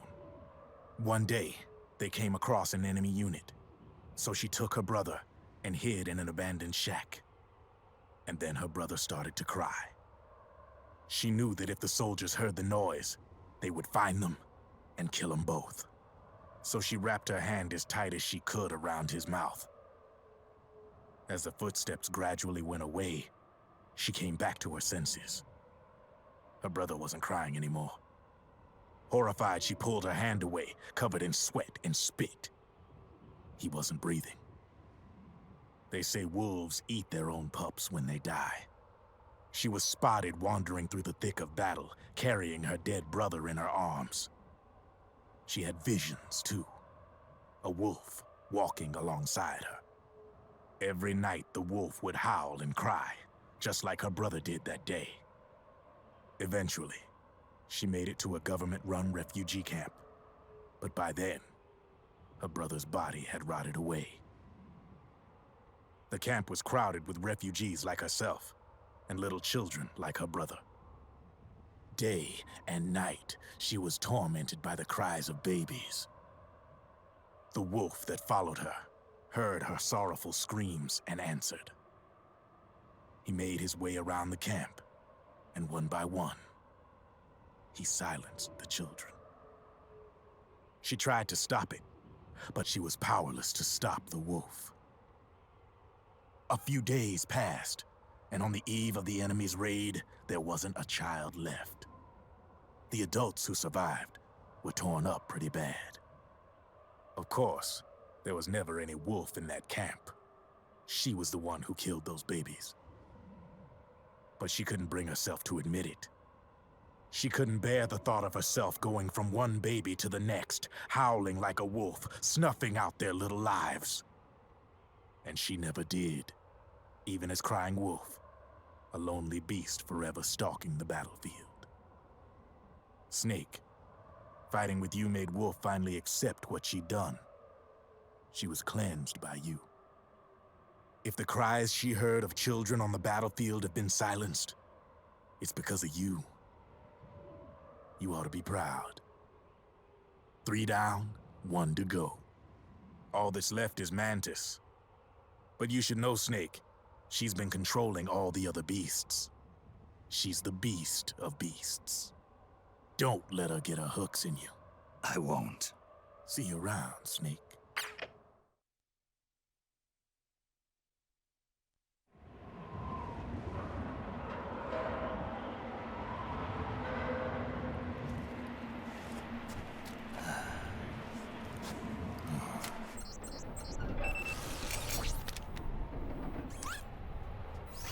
Welcome home,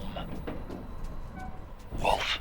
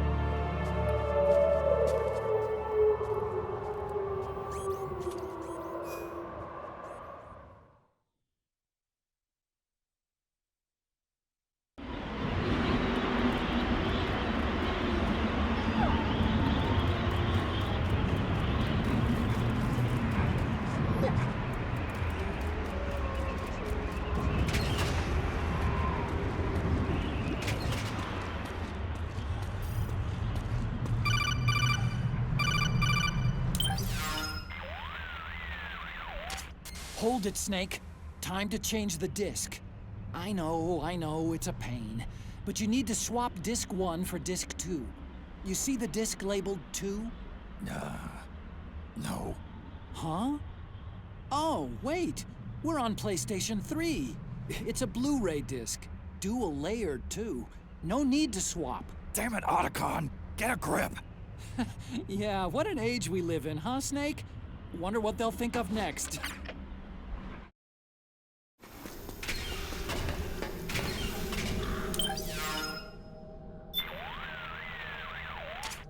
Rose, I feel kinda dumb bringing this up, but... It's okay, you can tell me. You see, I died recently. Died? Well, I can't shake the feeling that I've died before. I can't quite describe the sensation.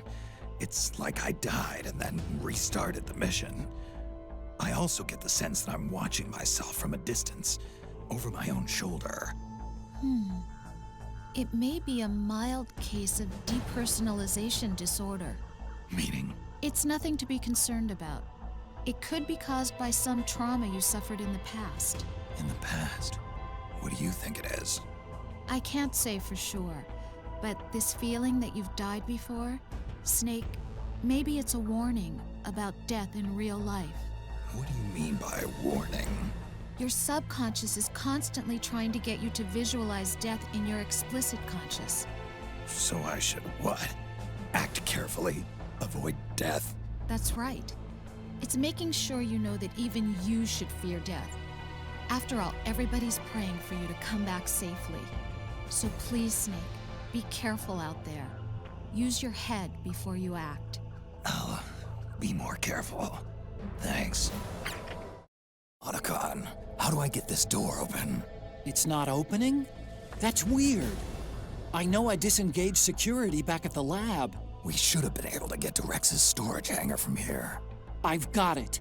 If memory serves, there are casting and rolling facilities directly beneath the furnace. You should be able to pass through them to a drainage duct that leads to the hangar. How do I get there? There should be a special service elevator in the northwest corner of this floor. Northwest corner. Got it.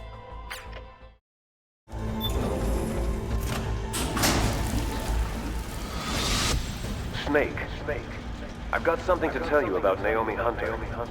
What about her? She might be a spy. To kill me? Is that all you cared about? Frank Yeager. The man who you destroyed was my brother and my only family. Gray Fox. You killed my benefactor and sent my brother home a cripple. I vowed revenge. But I can't go yet. I still have a job to do. I vowed revenge.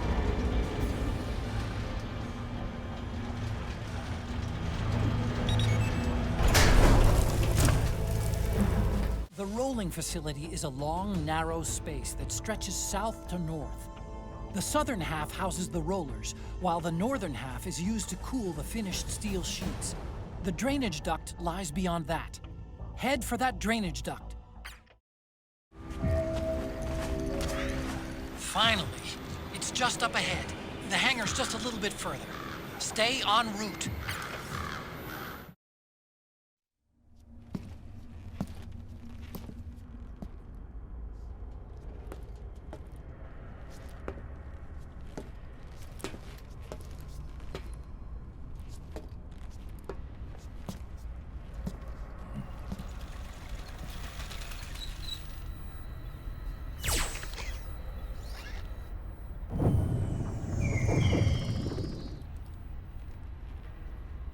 Hop on, Snake. I'll send her up.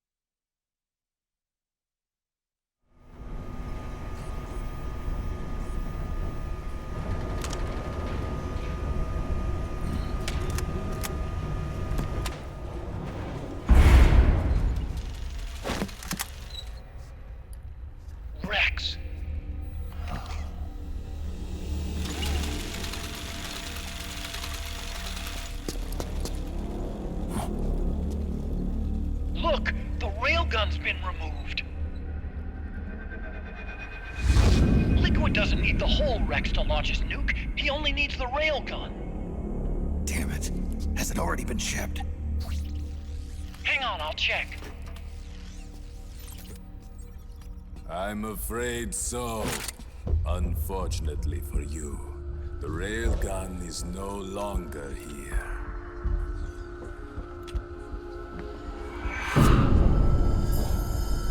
Naomi. This place will be your grave, as my queen wishes. The suicide gecko are on their way. Soon, there'll be nothing left of this place. We've been had. Otacon. Snake. I think I might be able to get it working. I just need some time. Hurry!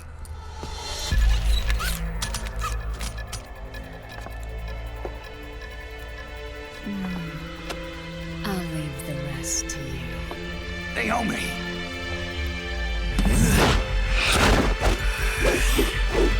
Excellent. You'll amuse me until they arrive.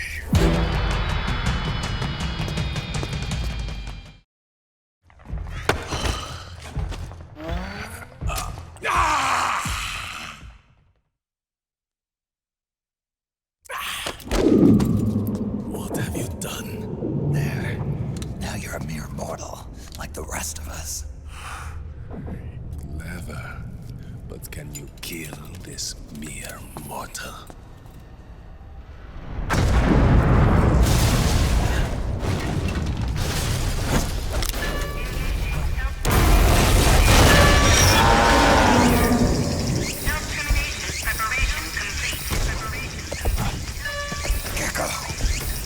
Snake, look out! They're rigged to self-destruct!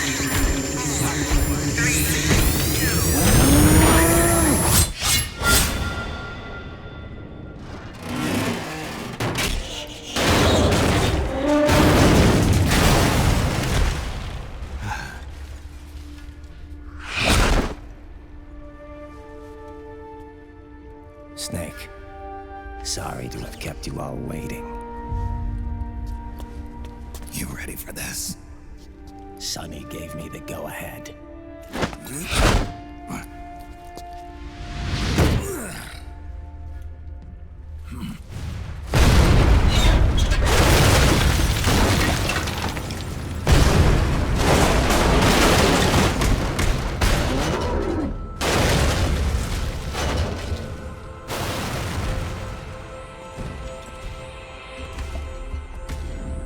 How about it, undying man? Care to die too? Sorry, but I can't die just yet. Then kill me.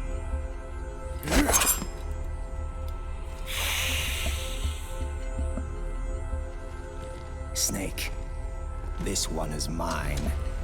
You keep those gecko at bay.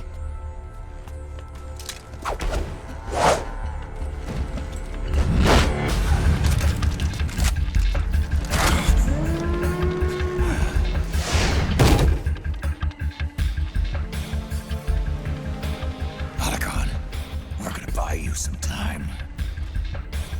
I'll do my best.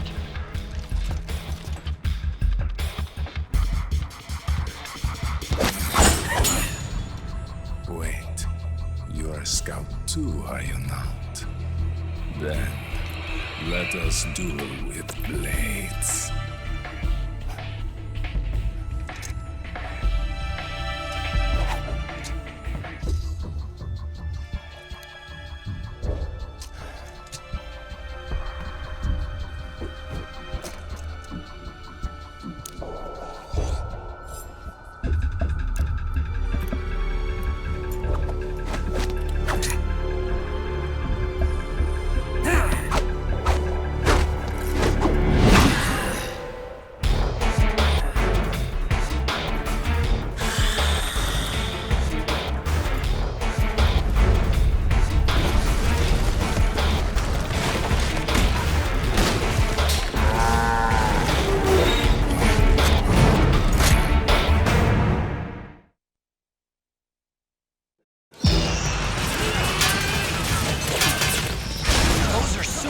Gecko.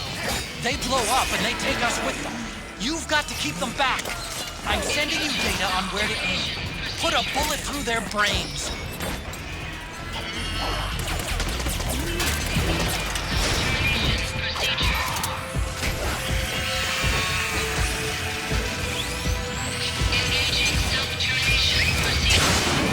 Nice, Snake.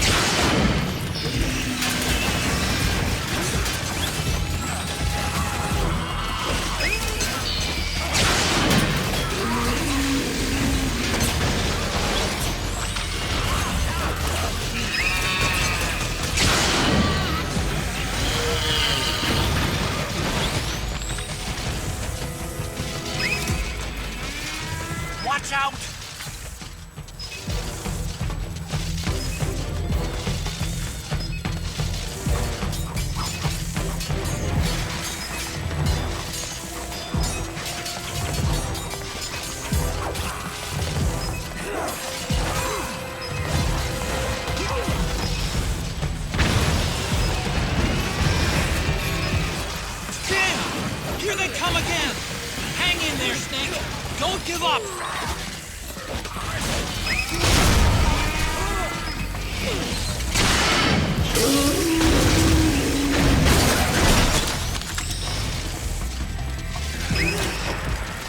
Above you!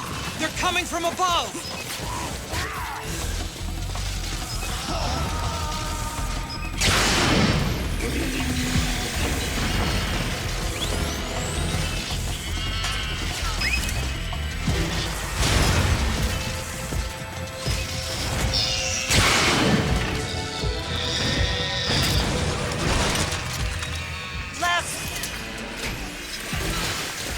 Watch out, Snake!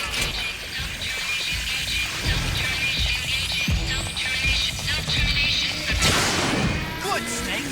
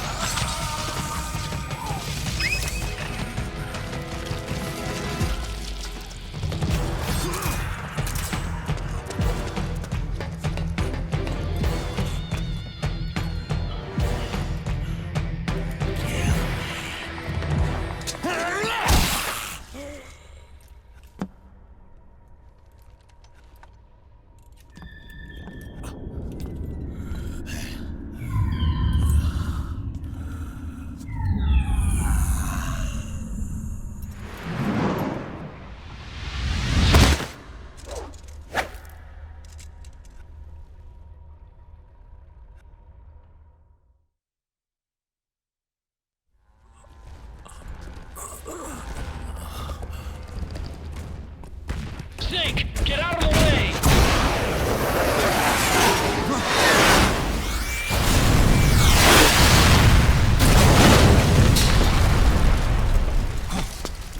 Rex. This thing might come in handy after all.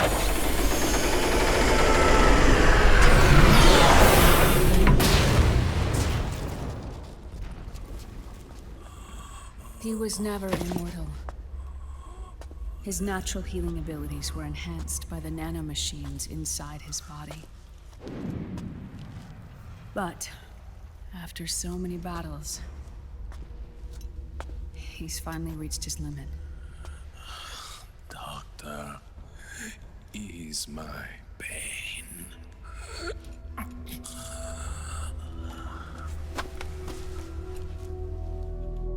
Naomi. Sonny asked me to tell you something. What is it? I cooked them right.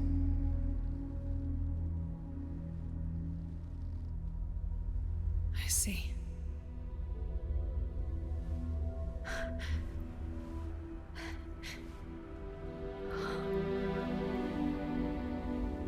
Good for you, Sonny. You finally did it.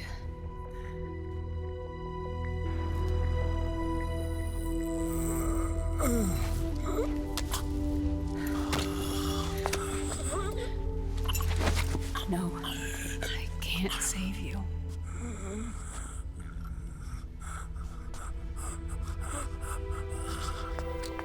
You have to trust me, Dr. Emmer. Give this to him. Not for revenge, but to end his suffering.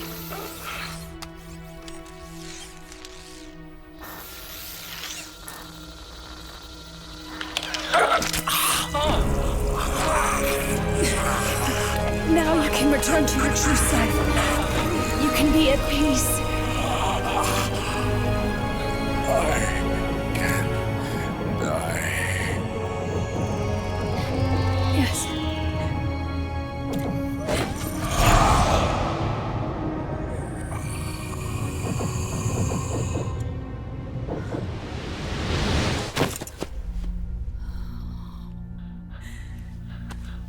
Forgive me. This doesn't change anything. Why? We can't erase the past, nor can we forgive it. And so the only thing we can do is end it. Snake. Liquid's down below us. He's stolen the Patriot system, slipped out of their sight, and taken their Ark. Ark? A warship. Unfettered by land, law, country, or network. The only place where they are truly released from the shackles of the Patriots. The place where they can be free. Outer Haven. Outer Haven? Liquid plans to launch the nuke from that ship.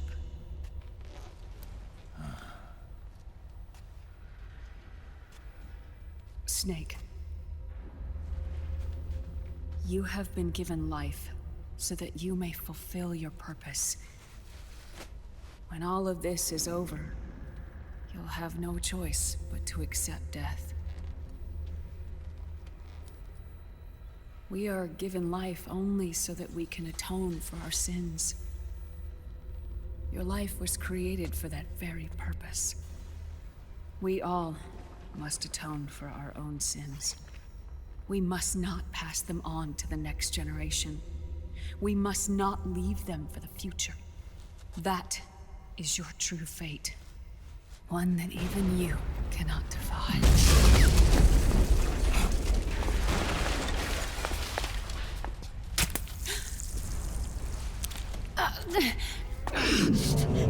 Naomi!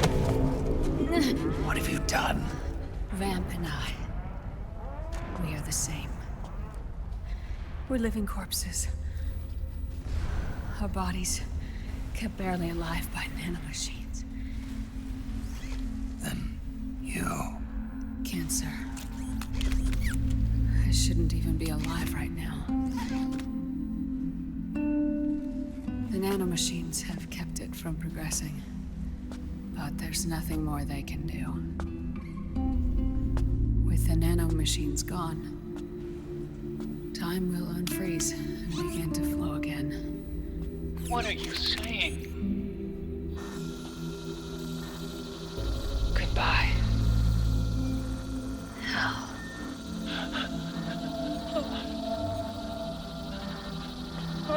Don't!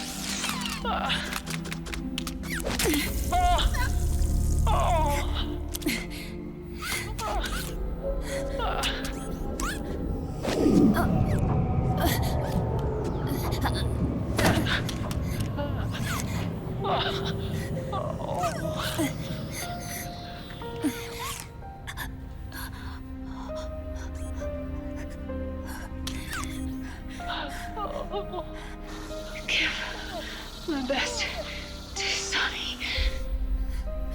Naomi, don't do it! Are you crying? For me?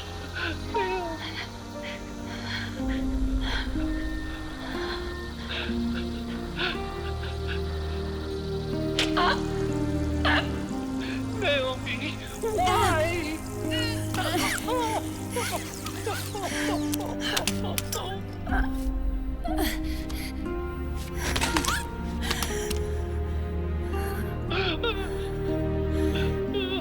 You have such beautiful eyes.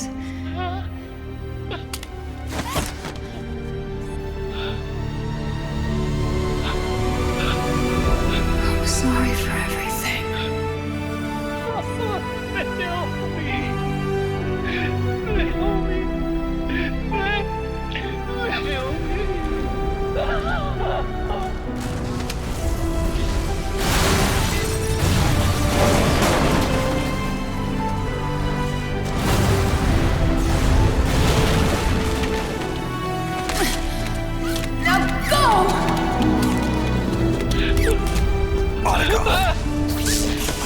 Let's get moving. Why does it always end this way? Archon!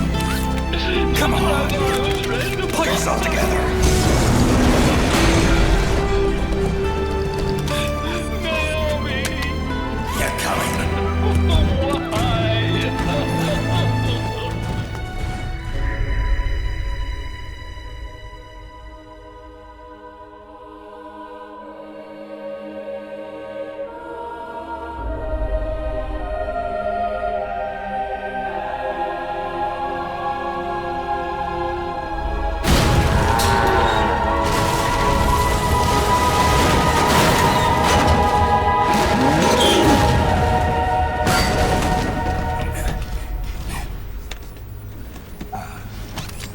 Snake. You're right. I haven't lost everything yet. I've still got a job to do. That's right. We need you. I'm done crying. I don't have any more tears to shed. We have to get out of here. Any ideas? Time's running short, so I'll explain as we go. Pay close attention. I'm listening.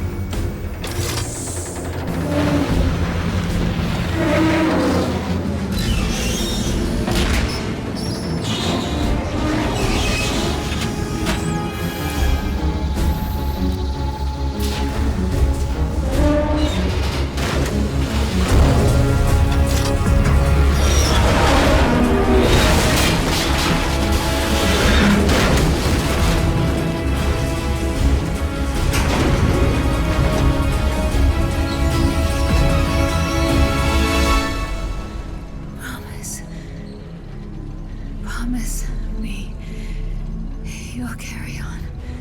Or will.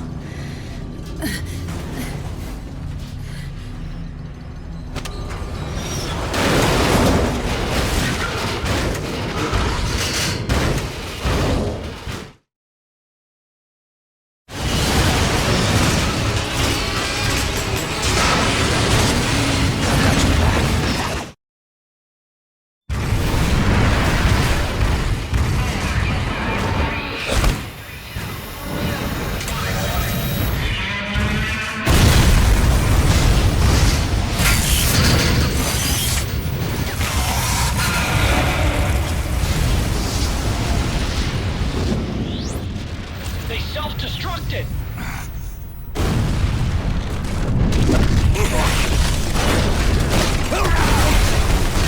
Right.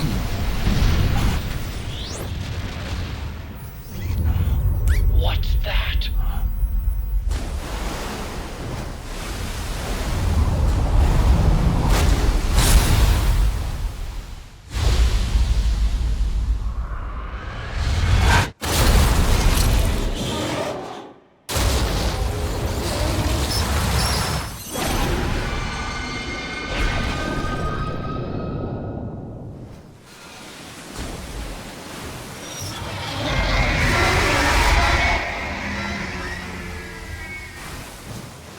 Ray! It's not over. Not yet.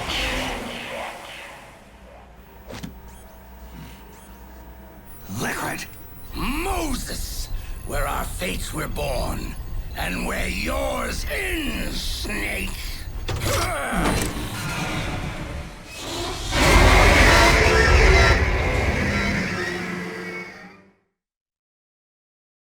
I hate to say it, but I think Liquid's got the advantage when it comes to piloting Metal Gear.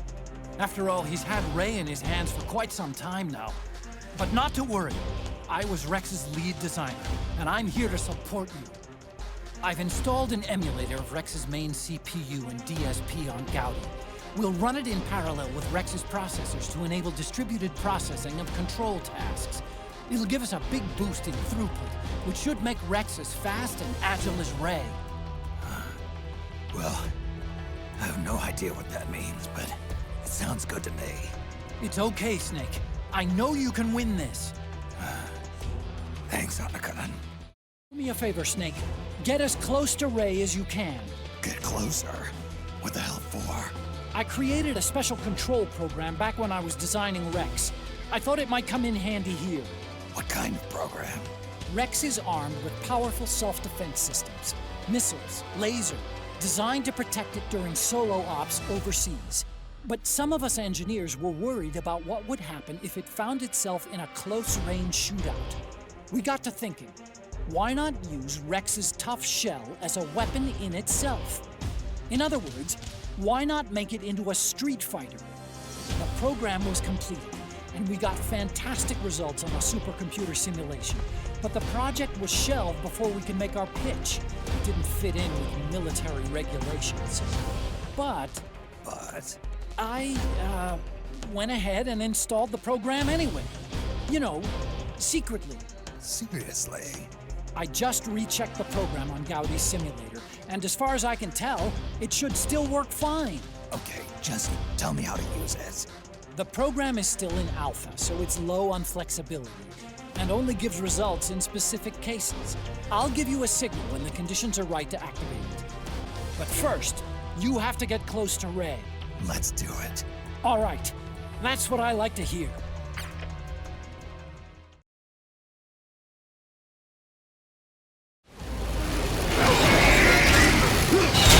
Good job, Snake! Keep it coming! Damn it!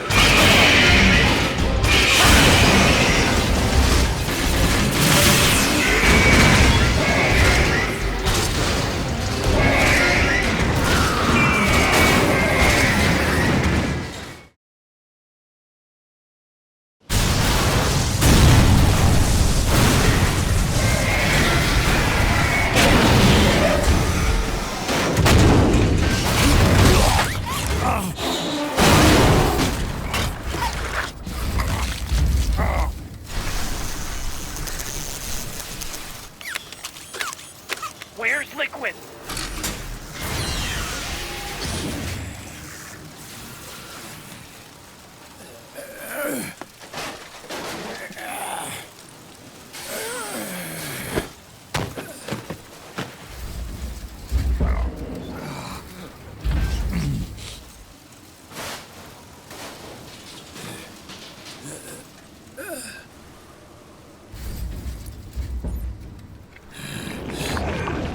Snake!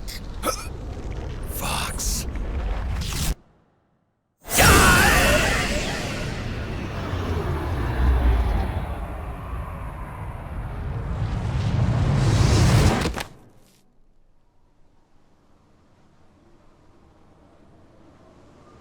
Think again.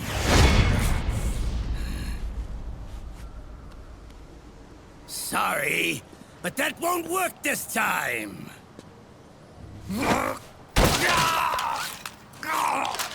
Behold!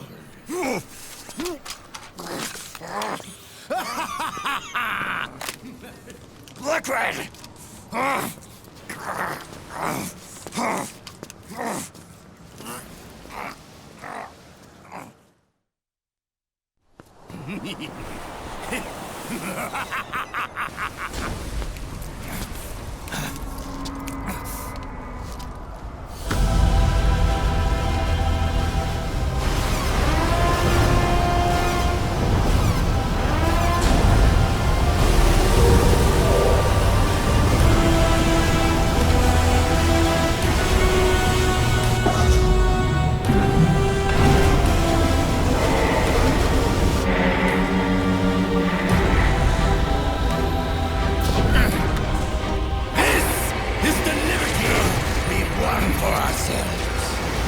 Outer Haven.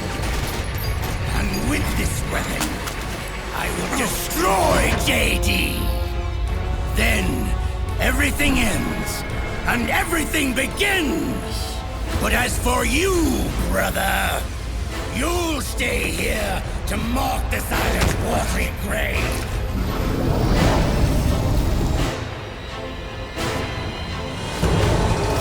Die, Snake!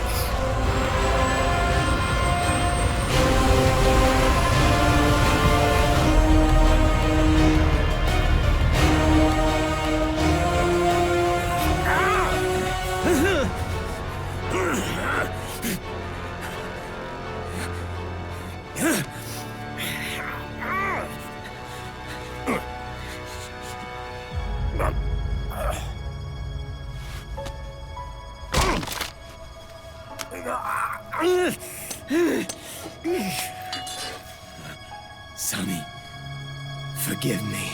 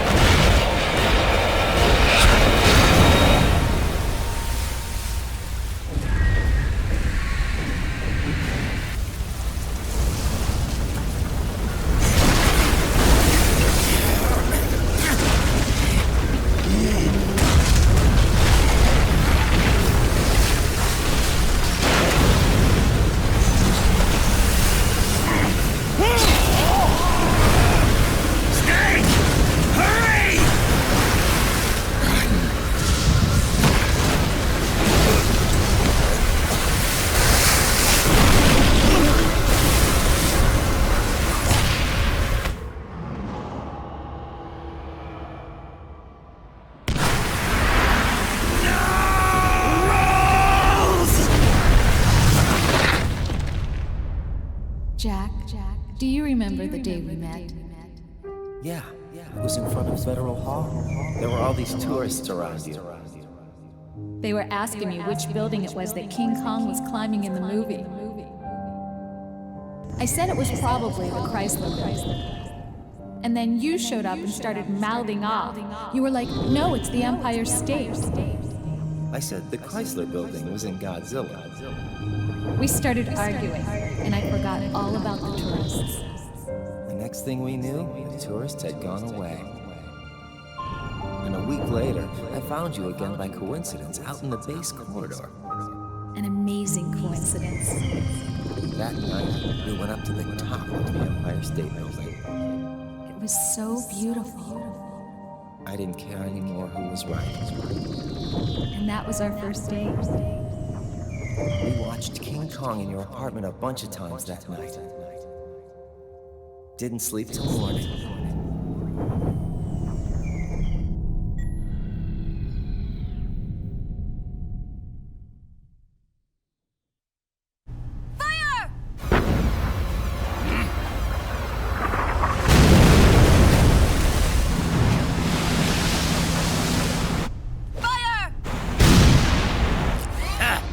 Worthless fossil!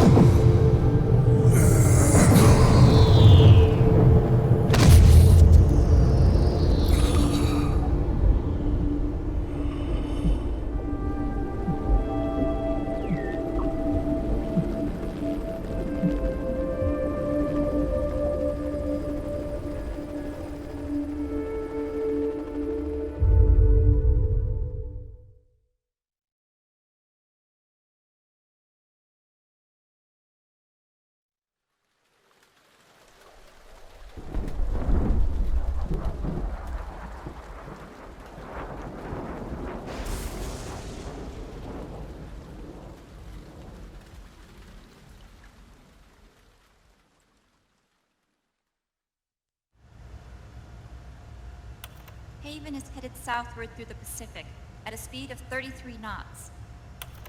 The Missouri's falling behind at a rate of about 2 nautical miles every hour.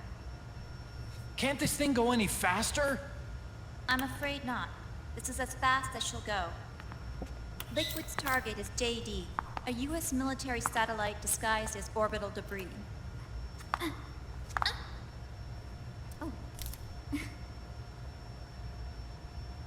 Haven will have to surface in order to use the railgun. If we can figure out JD's orbit...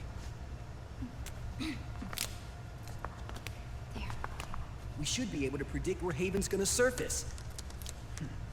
JD is in a synchronous elliptical orbit, so its next perigee should be in... Got it! 15 hours, 6 minutes, and 12 seconds. Right. In 15 hours, it's going to be over the Bering Sea, 494 nautical miles from the Bering Strait. Haven knows it too. They'll be holding position in that area. Do they really have to get that close to launch? The nukes fired by Rex's railgun have a damage radius of approximately 300 meters. The target is a moving satellite that's traveling at 10 kilometers per second. To get the precision they need, they have to get as close as they possibly can. Liquid won't launch his nuke until JD is at perigee. The Missouri can use that time to catch up. Will we make it? Once Haven stops moving, it'll take us an hour to close the gap. After that, the Missouri needs to strike before Haven's launch preparations are complete. This ship was stripped of most of its equipment. and she's got no electronic warfare capabilities of any kind. No radar, no high-tech weaponry. We'll have to rely on our own eyes to track the enemy.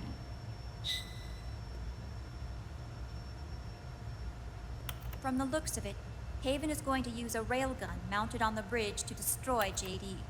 You'll need to open the cover to launch the nuke. That's our one and only chance to get inside. Inside? Why can't we attack it from here? It wouldn't do any good. As long as Liquid has control of the system, physically destroying GW would still leave supreme authority in his hands. Sons of the Patriots. Yes, Dr. Emmerich is right. That's why we need to destroy GW from the inside, before attacking Haven itself. Liquid's very own Death Star.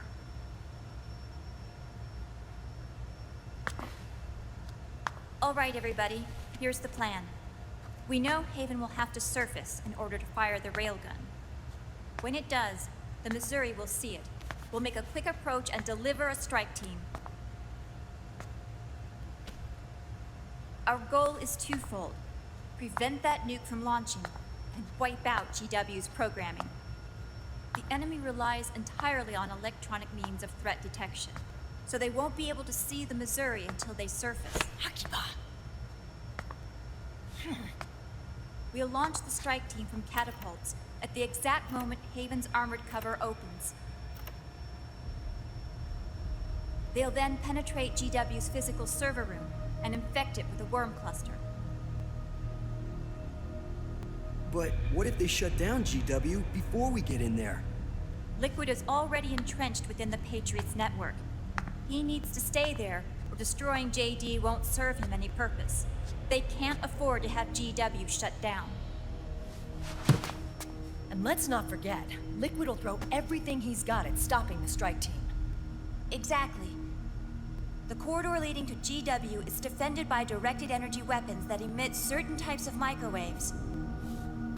Did you say microwaves?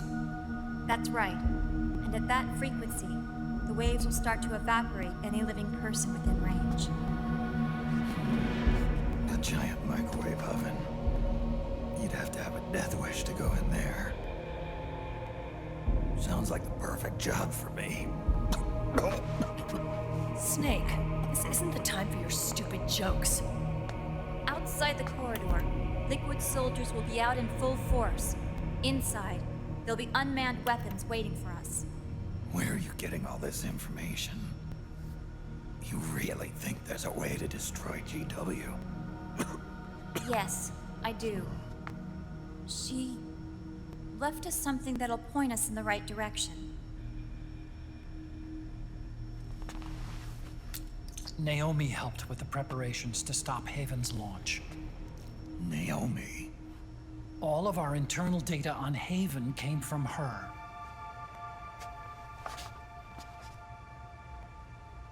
The reason she got on the Nomad with us in the first place was to get close to me. But she ended up turning to Sunny instead. What do you mean? She left her plan in Sunny's hands. This entire operation is based on the data she left us. Whose side was she on, anyway?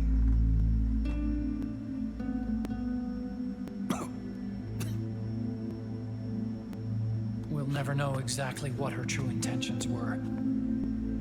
But one thing's for sure.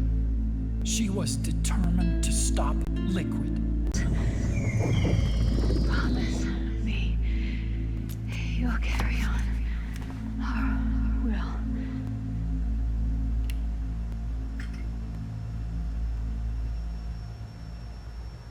Come on, guys. Somebody say something positive. Anything. Attention! Listen up. A wise man once wrote, "The tongues of dying men enforce attention like deep harmony. Where words are spent, they are seldom spent in vain."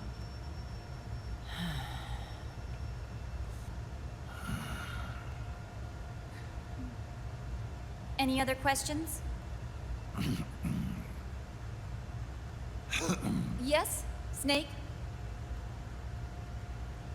Anybody got a smoke? Snake.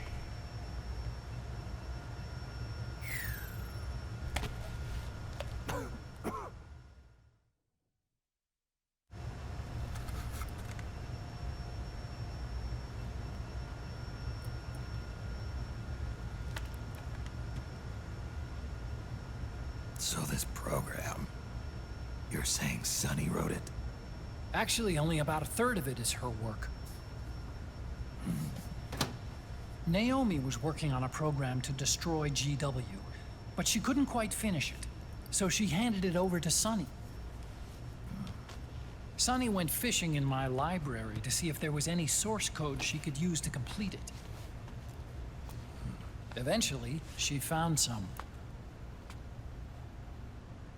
It was Emma's worm cluster.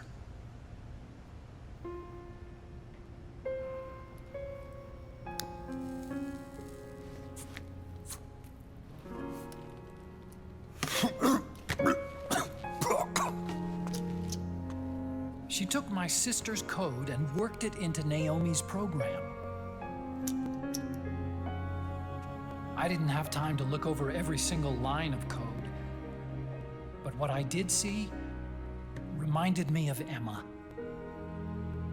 It was like she left traces of herself behind in the structure. But this worm cluster that Sonny created, it's... Sonny's worm destroys the AI's intellect by triggering apoptosis in the cells. Once uploaded into GW, it should do some real damage.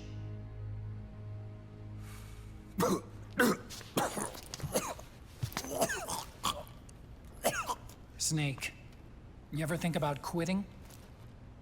Why? It's not like I've got my health to worry about.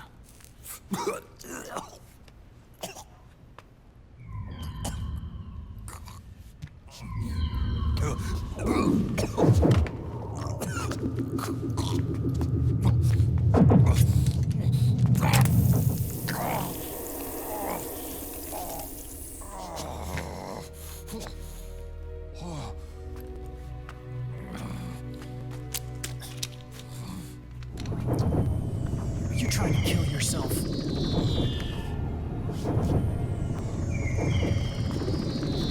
So, you're dead set on going to Haven yourself. Why don't we get somebody else to go? There's no need for you to do it. I still have things left to do. Besides smoke.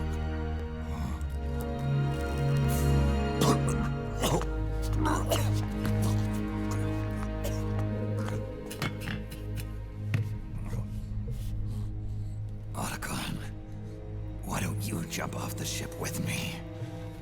I don't think so. I've still got things to do myself. And I don't even smoke.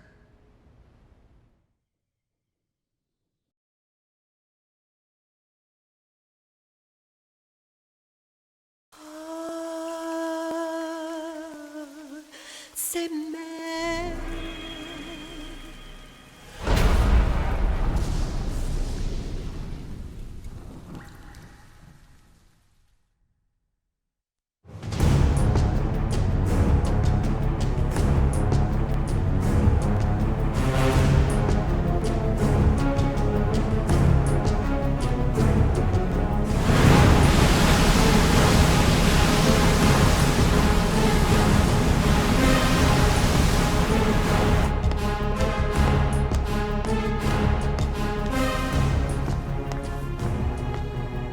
Captain, enemy vessel at 300 meters and still rising.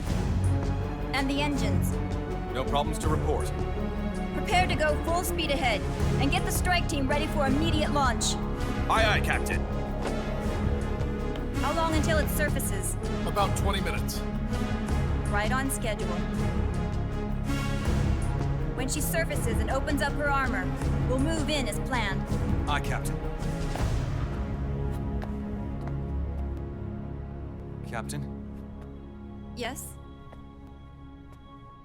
This is my first real engagement. I see. Your point? At first, getting assigned to this ship was a big letdown for me. But the inaction was kind of a relief, too. Captain, I'm scared. It's okay. I'm scared too.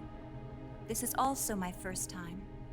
But I'm not going to let it get to me, because I'm more scared of what'll happen if I run away. Nobody is going to die on my watch. This ship is going back to Hawaii in one piece. That, I promise. Right. Thank you.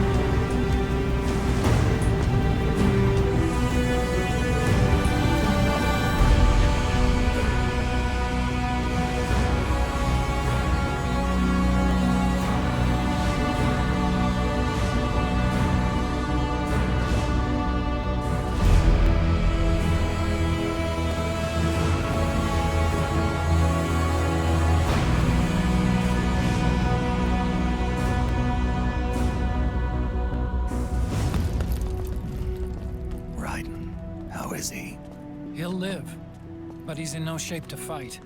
Best to let him rest. Right. Without the system to protect them, everybody's losing their nerve. They say SOP's after effects are so bad that a lot of soldiers are deserting. The only people I have left to rely on are Marilyn, him. Kind of an unknown quantity, isn't he? I hooked him up with a non-ID M82.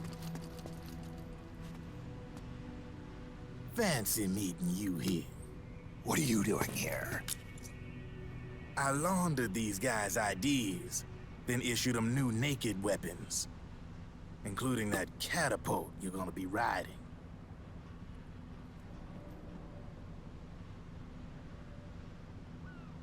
Business has been slow ever since Liquid got his hands on the system. His extra orders stopped coming in.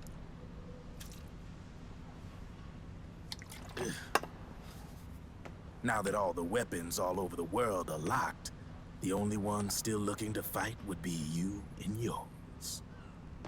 They tell me it's not economical to replace all that useless equipment on the battlefield with my stuff.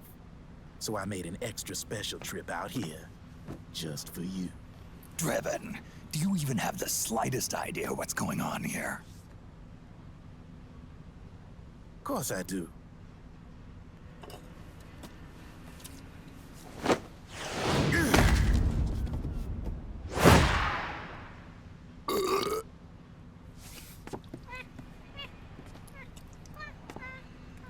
See, when it comes down to it, the world's like this soda here. Once the bubbles are gone, I ain't got no use for it. It's worth nothing. I'm on the side of whoever needs me the most. You dig?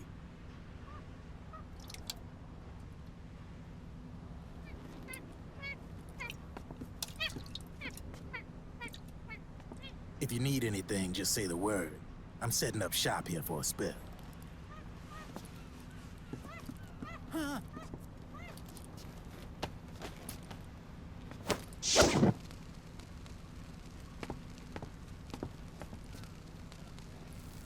Enjoy it. Could be your last.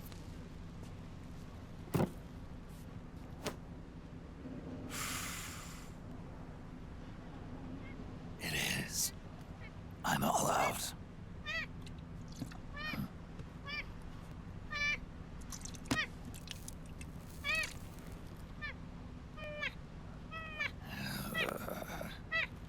All right.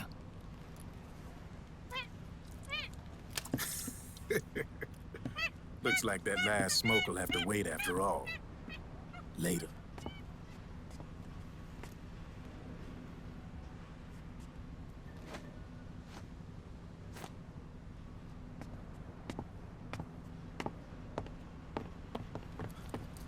Hey, here. Oh, thanks.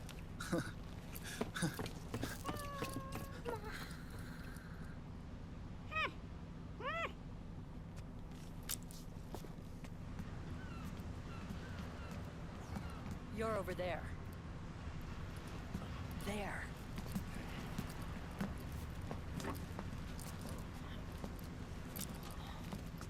Snake, can you hear me? Liquid's warship, Outer Haven, is a modified version of an Arsenal gear model stolen from the Patriots. Inside, it's crawling with Irving and other unmanned weapons. According to Naomi's data, Haven is crewed by a battalion of enhanced soldiers, each culled from the best the PMCs have to offer.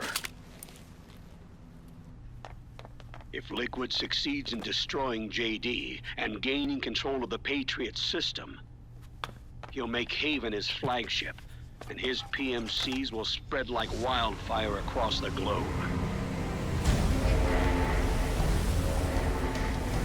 And then, mankind's armed subjugation will begin.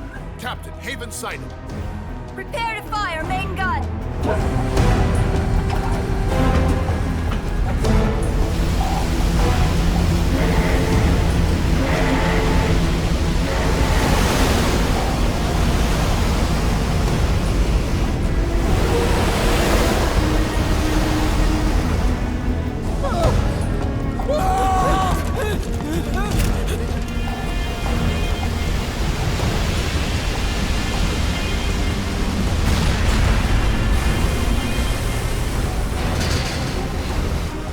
Listen closely. This is our last chance to stop Liquid from enslaving the planet.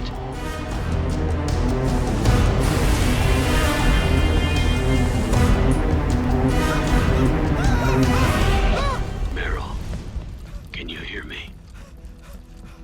It's time. Time to do your duty. Remember, no matter what happens, I'll be with you till the very end. You are my pride and joy.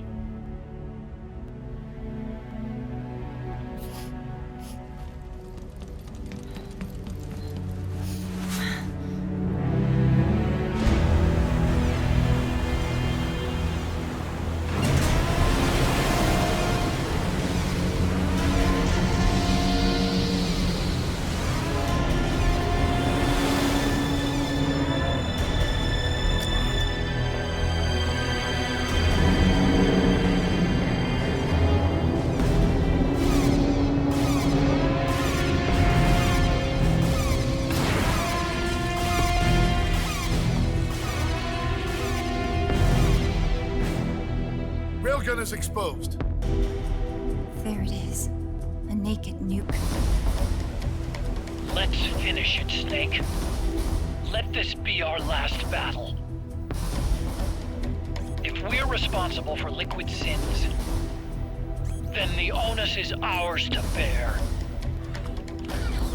Right.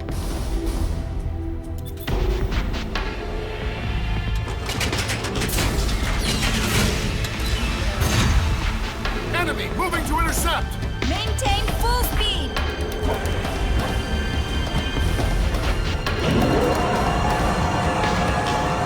Failure will spell doom for the human race. You've got to stop them from using that railgun. Then annihilate GW.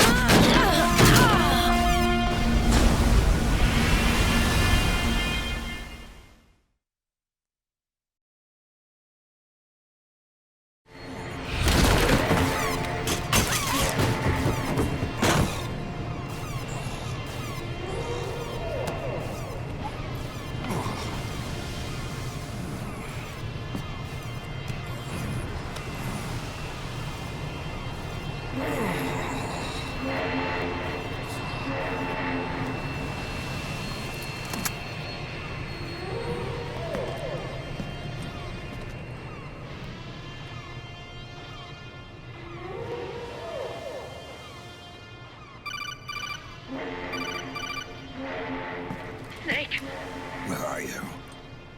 sorry. It's my ankle. Can you walk? I think so. Ah! Are you okay? Hurts a hell of a lot more without SOP. Makes you feel alive, doesn't it? What about Occupy? He fell into the ocean. Snake, I'll catch up soon. You go ahead.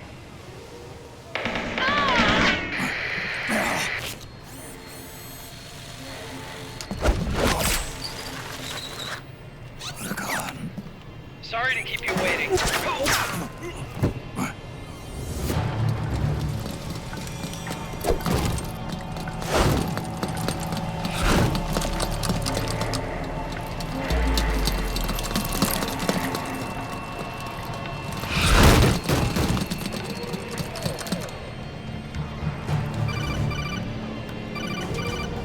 Snake, can you hear me? GW is toward the ship's stern. Hurry!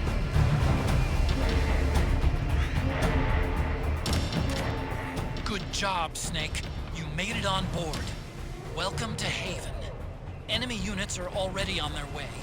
Break through their defenses and find GW's server room.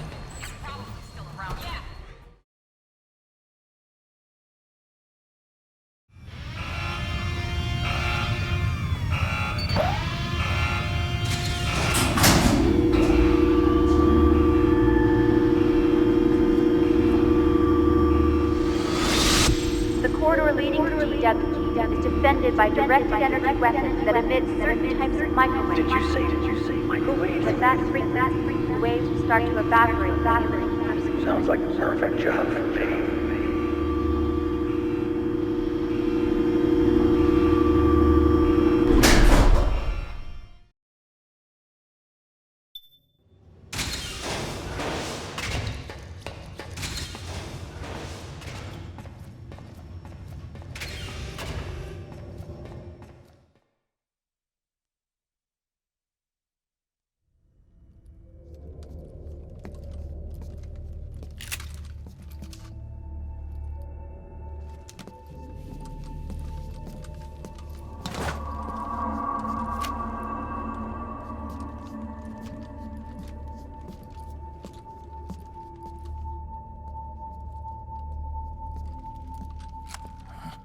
Meryl.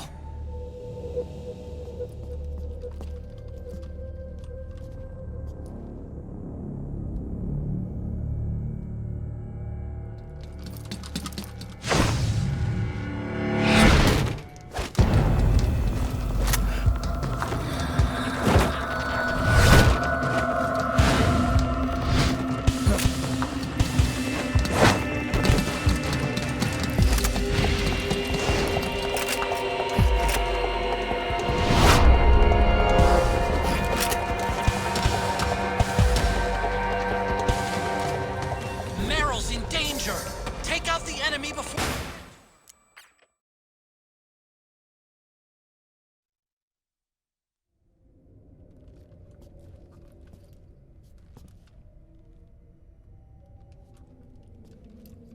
Meryl. Snake.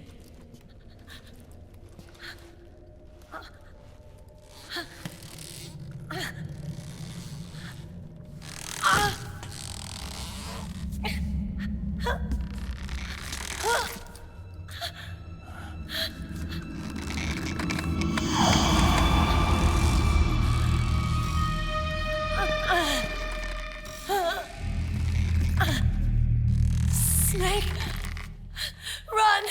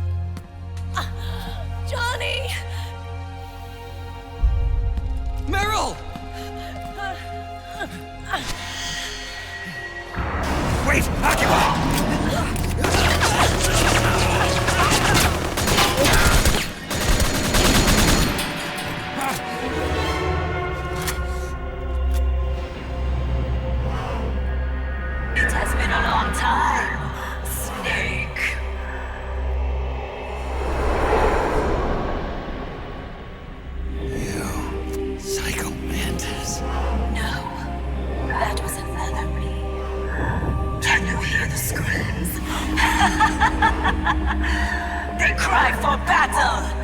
Let me hear you scream! Howl! Roar! From the very depths of your soul!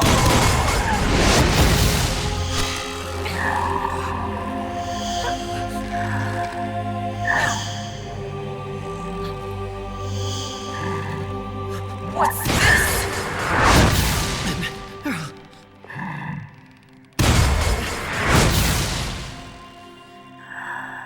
I see.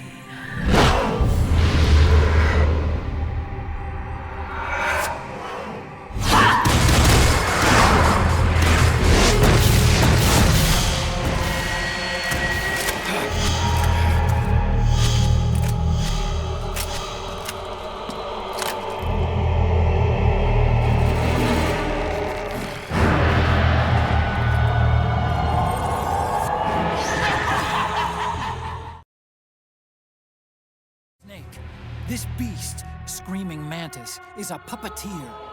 She manipulates others into doing the fighting for her. Control seems to kick in when you get hit by that creepy ghost thing. Be careful you don't get jerked around too, okay? Snake, this is Mantis we're talking about. The fight on Shadow Moses? That's right. Back then, we defeated him by using multiple controller ports to counteract his mind-reading powers. Snake, try using the same tactic again. Plug the controller into controller port 2. It's not gonna work, Roy. Huh? Do you see any controller ports here? Deceiving Mantis is going to take more than simply pushing the PS button to switch controller numbers. But then, that means... It's impossible. Sorry. Well, I'll be damned.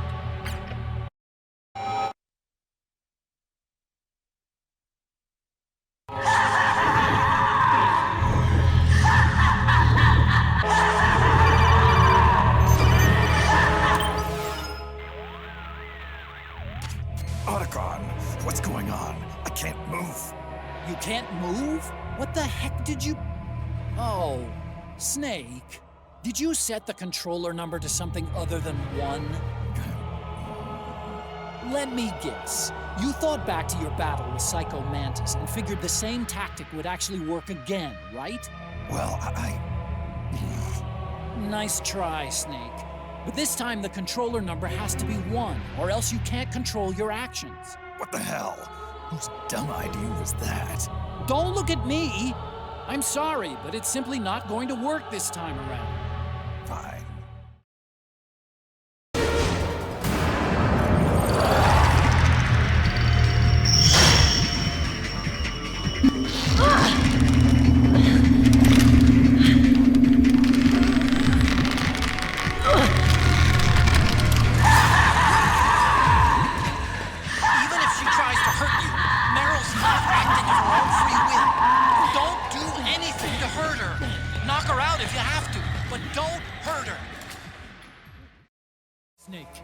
Remember how Psycho Mantis controlled Meryl using telepathy? Well, I'm thinking this thing does it by manipulating the nanomachines inside a target's body, forcing them to secrete opioids and sending them into hypoesthesia. In other words, she puts them into a sleepwalking state and controls their muscle systems directly. What is that ghost-looking thing, anyway? My guess? A hologram, meant to intimidate people. Having some freaky thing like that suddenly pop up in front of you is enough to make anybody jump. Like how Special Forces dress all in black when they go on a raid. The control signals for the nanomachines must be embedded in the laser used to create the hologram. That's probably why Mantis can't control you unless you touch it. But she's controlling dead guys, too. What about that? Same concept. Didn't you ever do that experiment in high school where you attach electrodes to a dead frog's leg to make it twitch? The nanomachines are capable of storing an electric charge. It's entirely possible that Mantis is using that electricity to make muscles contract. If she really is controlling people through their nanomachines, you know a way to counter that, right? Give it a try.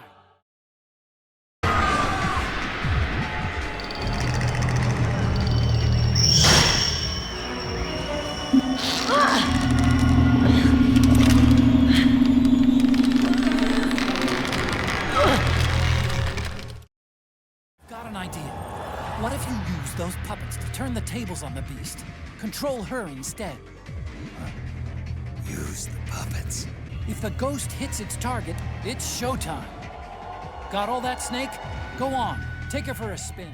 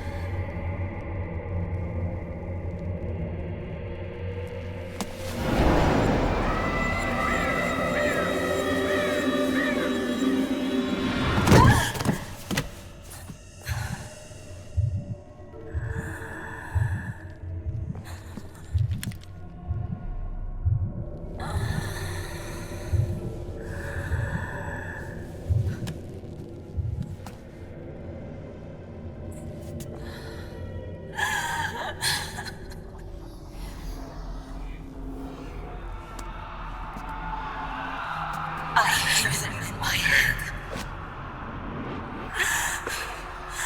The screams! Make them stop! I don't want to hear them anymore! I'm scared. I'm so scared. My head hurts. It hurts. I'm sorry. Have mercy. Let me out of here! I can't breathe!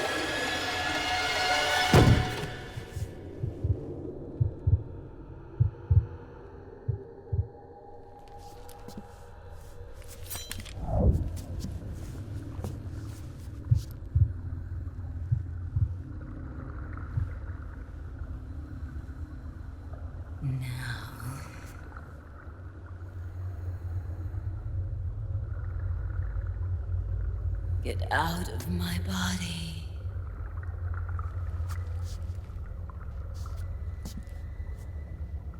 Forgive me.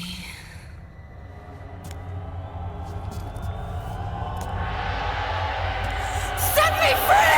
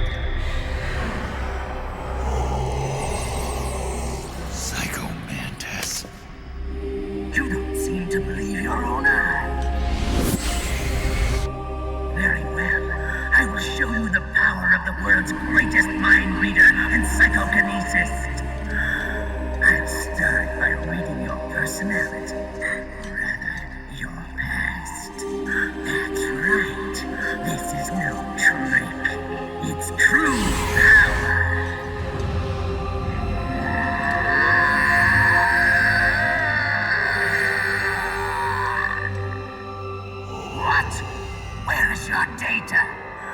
Where is it saved? It's memory card. Damn, your skills have improved, or rather, your hardware. How about this, then?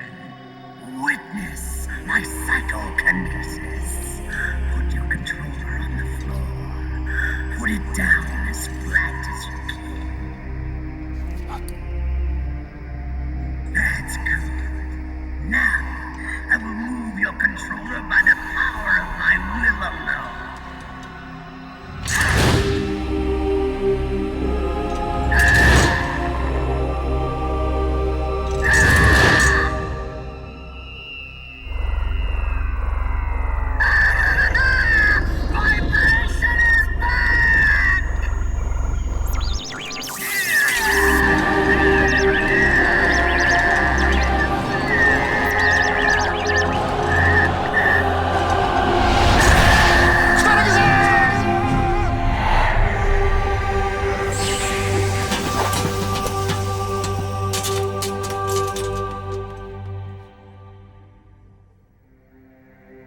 The spirit of the warrior will always be with you.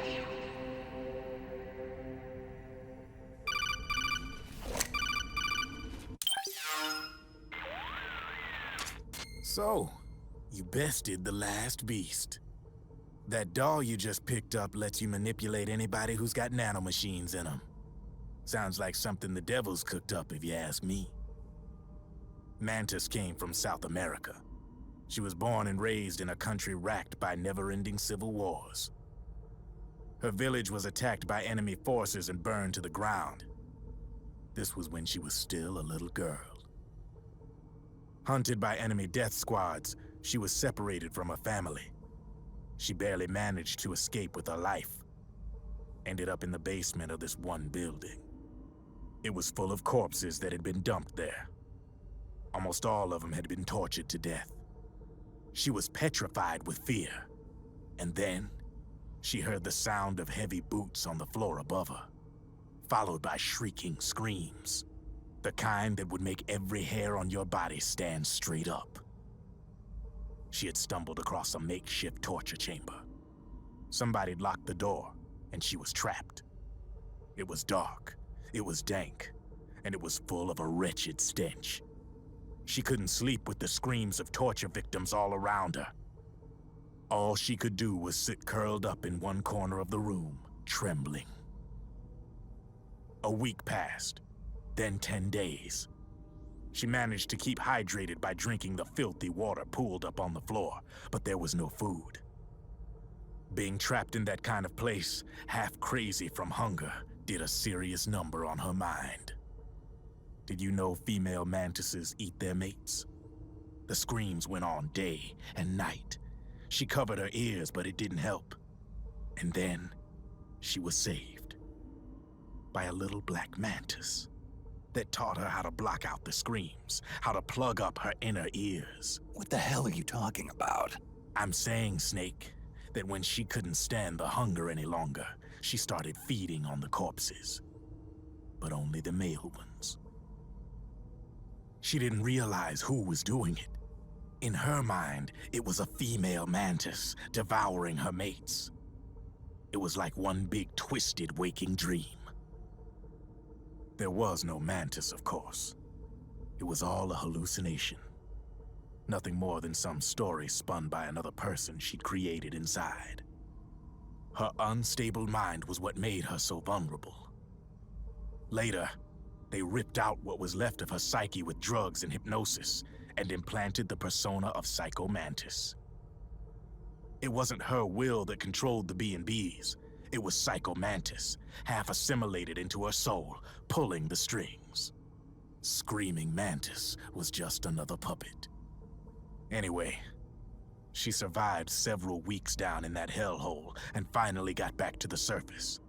But the screams in her head didn't subside. They would always be with her. Only this time, they weren't real. The inner earplugs didn't work anymore. The black mantis had disappeared. There was no place left to escape. Which is why she was always screaming. to drown out the ones in her own head. But it's over now. You freed Mantis from that dark nightmare. The last of them beasts. You got it, pal. Well, I'm done playing storyteller for a while. Now get going. GW's waiting. And this time, you get to make up the ending.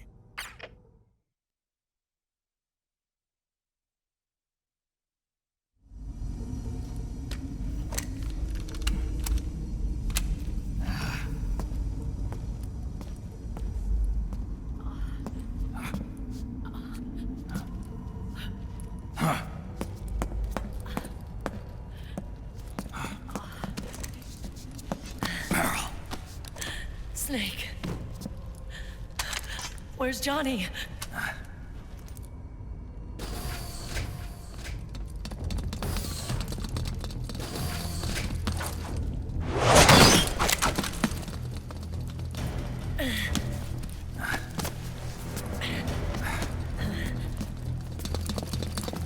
They're here.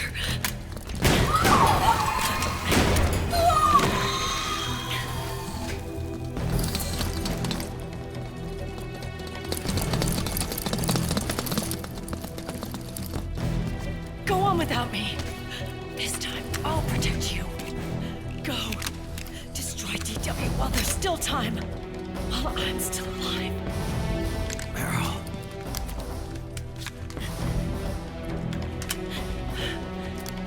Snake, the corridor ahead is full of microwaves. Yeah. No way I'm getting through there uncooked.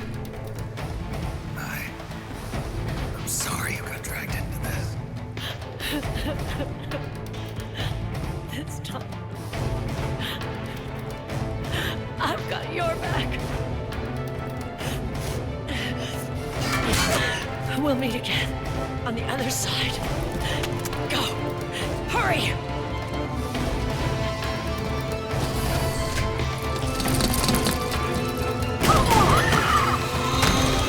Go!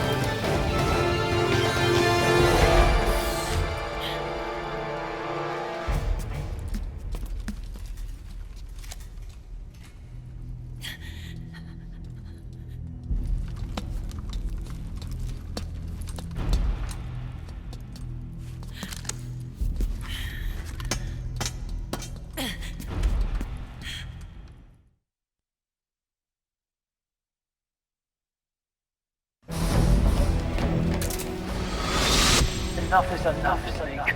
You can't take any more of this. It's not about winning or losing. Tons of dying men enforce attention like these on where words of strength they are seldom. Why don't we get somebody else? It's our debate. I've got nothing to lose. You were the lightning in that rain. Can still shine through the darkness. Go! Hurry! Sorry you got right. We'll meet again on the other side. Time to do your duty. Failure will spell doom for the human race. Go!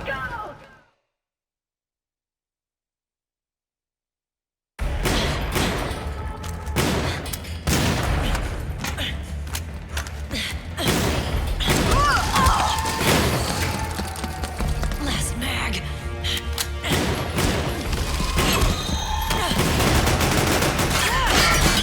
Come on, Snake.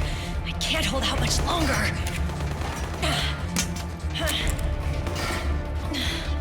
Damn it! I can't protect anyone!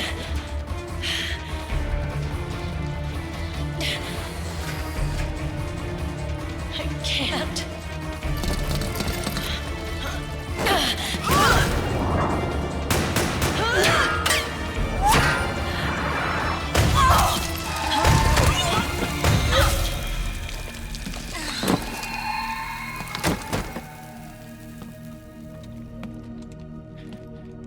Meryl!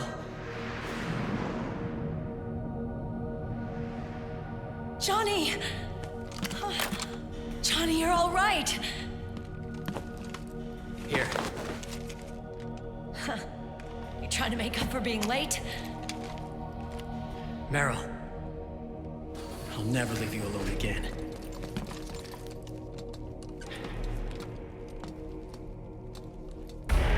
Cover! Clear!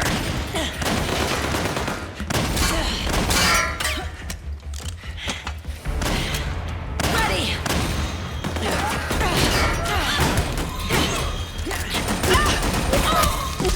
Who needs nanomachines anyway? Right, Johnny? Tell me something! How come Mantis couldn't control you? I figure she probably used people's nanomachines to manipulate their behavior. No nanomachines, no control. But don't you? No! I don't have any nanomachines in me! What? Every time we had mandatory shots, I ducked out. Don't tell me you knew this was gonna happen. Nah, I just hate needles. So that's why you were always out of sync with the team. I tried to keep track of everybody's data on my wearable, but I could never keep up.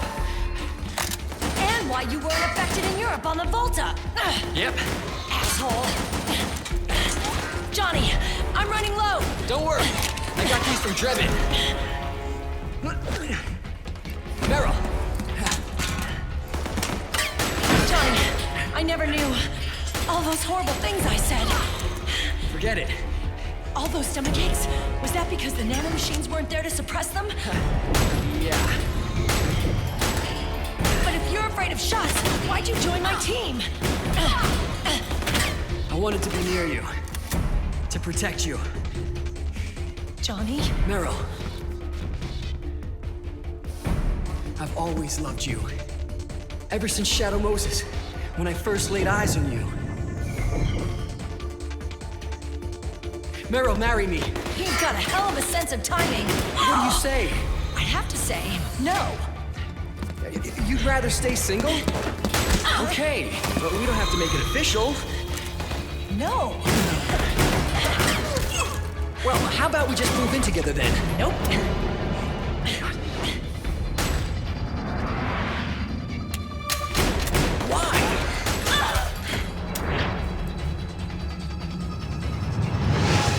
Is there something wrong with me? No. I'd just rather do things my way. Johnny. Marry me. Huh? I'll say it again. Marry me. Sure. It'd be my pleasure.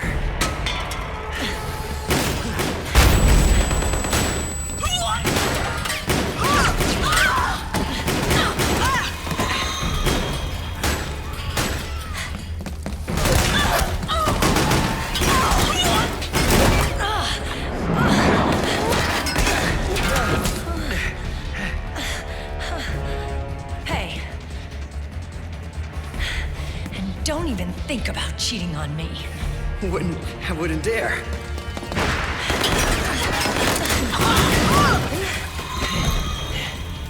And I want a real wedding. With flowers and a cake.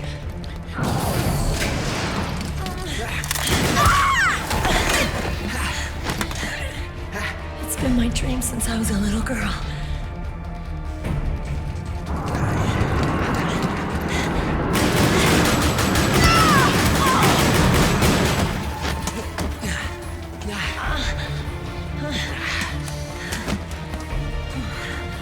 I want to be a bride.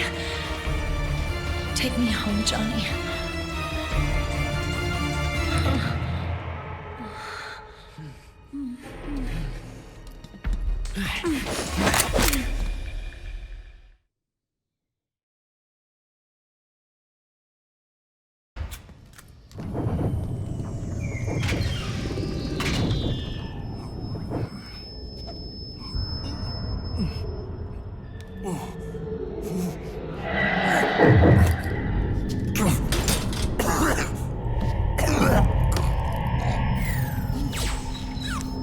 Snake? Snake!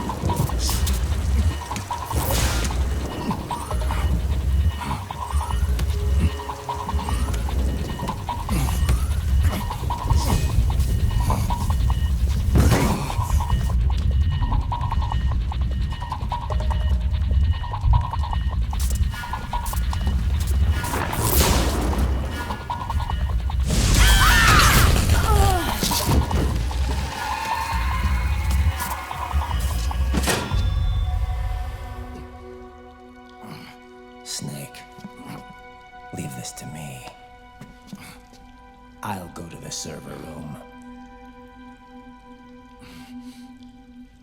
The corridor's full of microwaves. One of us is enough. My body is a machine. I can take it. Your body may be a machine, but your heart is human. You've got a life to go back to. She means nothing to me now. Raiden, look at me.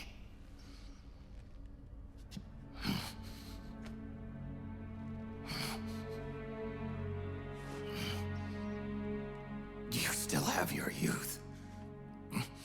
Don't waste it. You can start over. From here on, this is my fight. We tore the world apart. Made your life a living hell.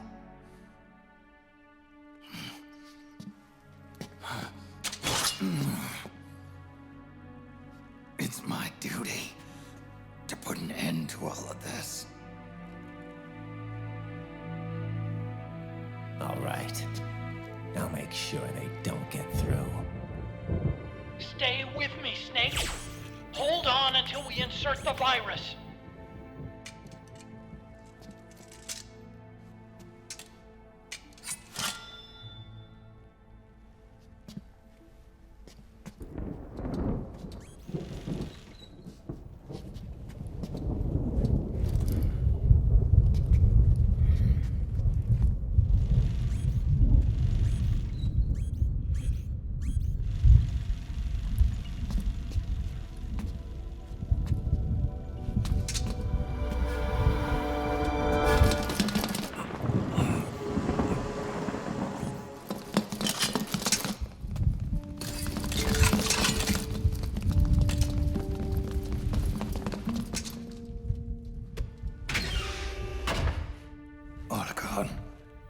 Lock it from the inside.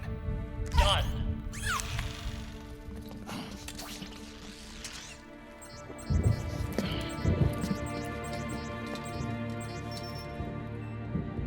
Thank you, Snake.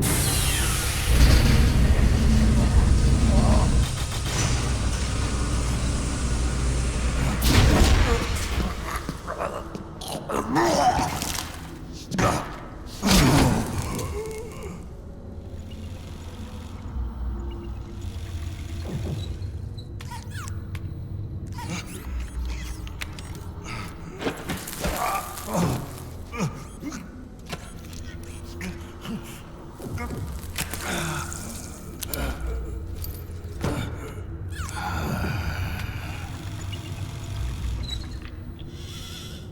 this is GW.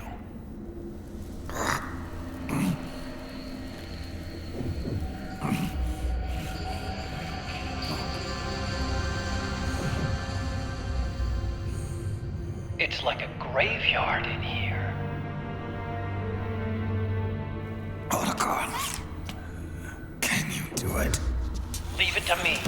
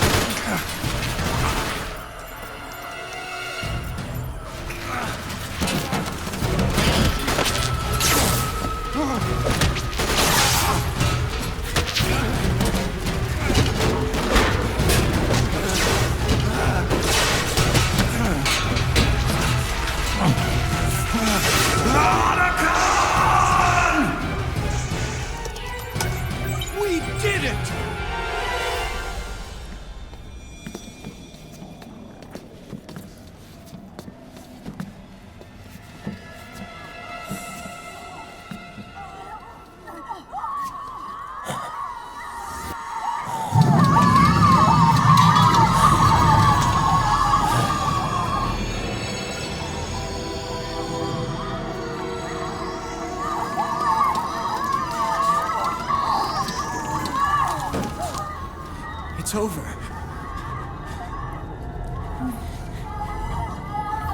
They did it! Johnny!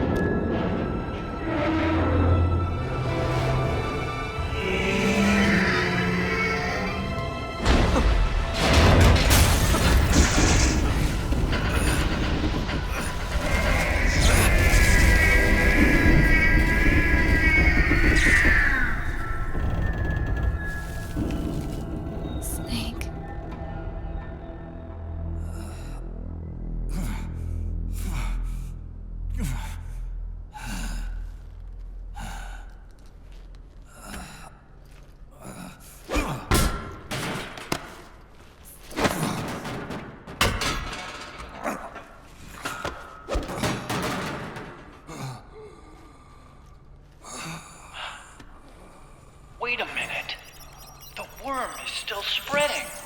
And it's not stopping at GW. Is it removing the other clones? No. Wait. I don't believe this. Naomi. Otacon, what is it? JD is being erased.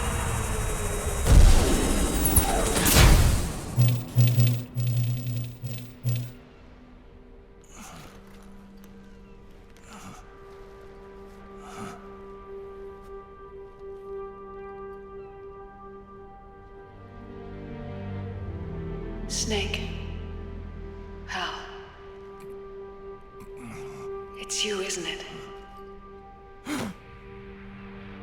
I hope you're listening.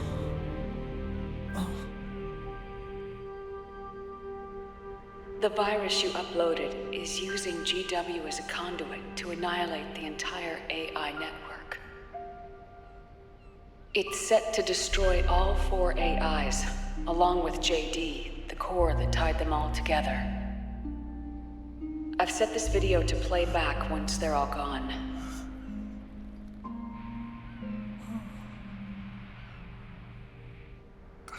Sons of the Patriots was only the beginning. The Patriots were planning to use nanomachines to implement the system over the entire population. I had an obligation to stop it. With a little help from Sunny. She helped me. She believed her talents could help you all put GW to rest. What she created was an anti-AI fox dye. But this virus's name is Fox Alive. It's the conceptual opposite of the nanomachines that I created all those years ago. We wish to free the captured foxes, to let them run free in the wild.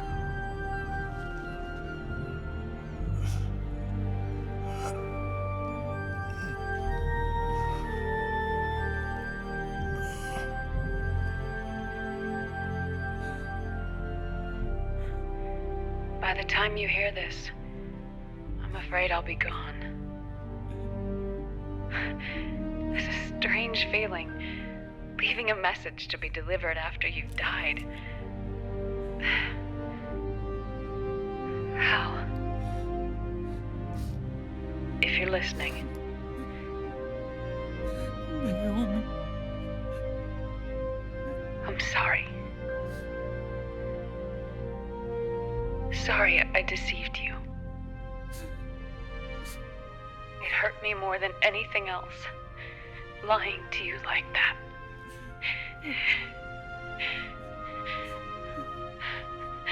I wanted to apologize to you before, but I never got the chance.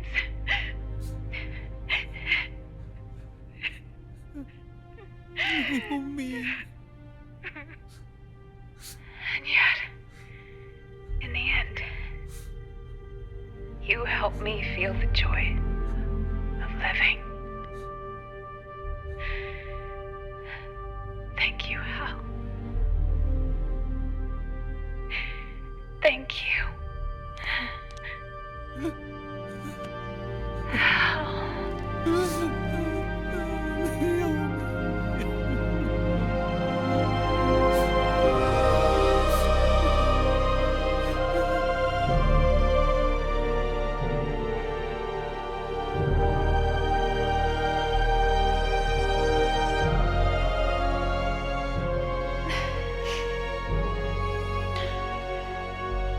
Snake, hear me.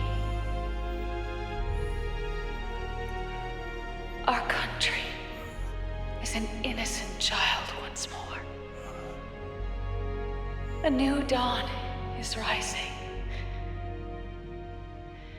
Now, she can build a new destiny for herself. Snake. The time has come.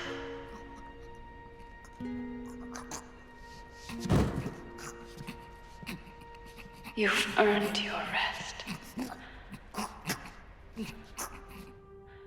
The rose petal is about to fall.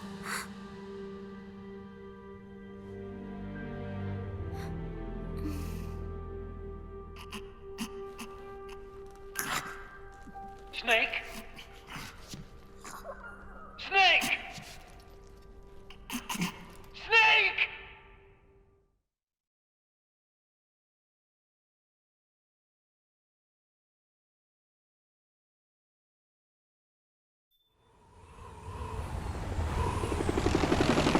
Snake, wait here.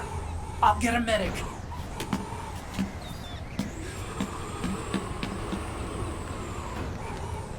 Enough! Stop this pointless fighting! This is no war!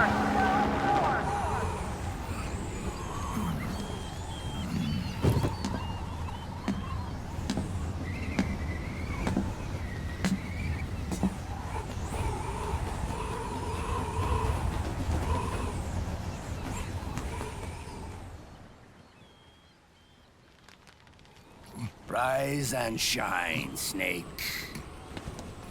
Look, the war is over. Why? You could have stopped us. Stopped you? Why would I want to do that? This is just as I'd hoped things would end. Back before Father's time, before Zero gave birth to the Patriots, the US, China, and the Soviet Union formed a secret pact. The organization they created was called the Philosophers. Through 2 world wars, it spread its roots and extended its reach. After that, the Philosophers splintered, and factions began to squabble over the fortune they'd amassed. They called it the Philosopher's Legacy, a massive cache of funds that would later provide the foundation for Zero's Patriots. Zero sought to use his riches to achieve world domination. Our father, Big Boss, sought to free himself from that chokehold. His dream was to create an army of free citizens, one that answered to no government. Outer heaven. But he failed because of you. 9 years ago, I tried to free us from the control of our genes. 4 years later, our dear brother Solidus sought to free us from the control of the Patriots' means. All of it, was nothing more than a process of trial and error, the end result of which is Outer Haven. To be free from sons of the Patriots, the ultimate form of external control imposed on the Patriot soldiers.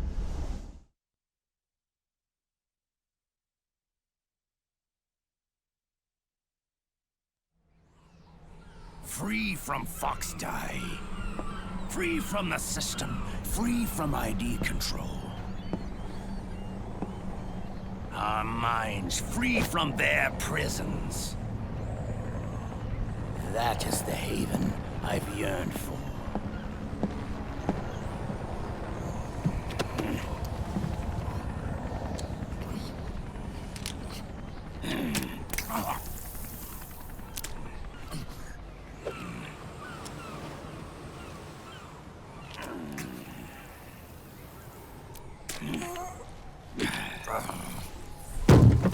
This is it, brother. Our final moment. The battle has ended, but we are not yet free. The war is over, but we still have a score to settle.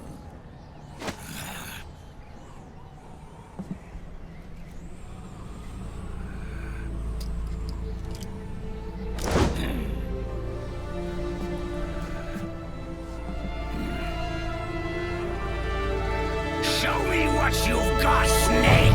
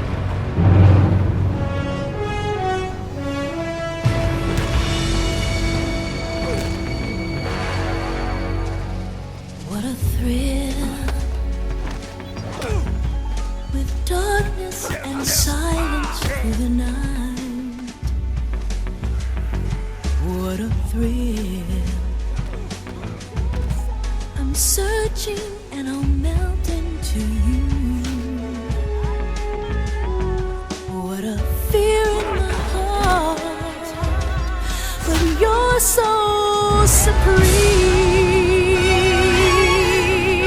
I give my life, not for honor, but for you.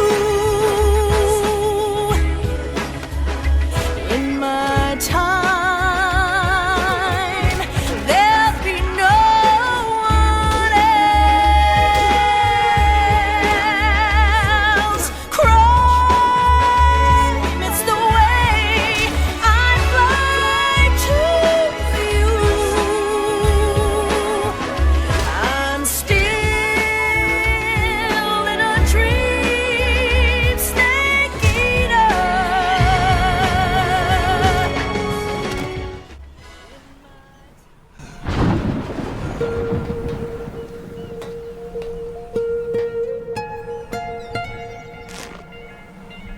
It's not over yet.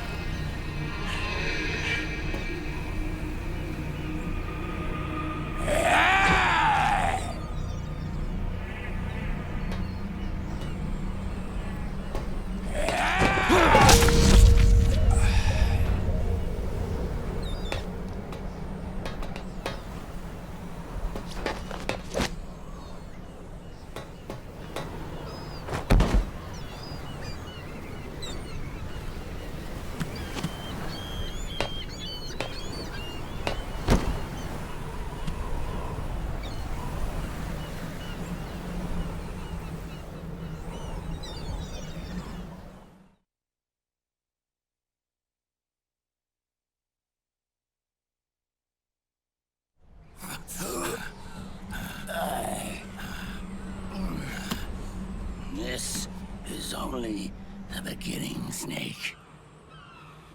America will descend into chaos. It'll be the Wild West all over again. No law, no order.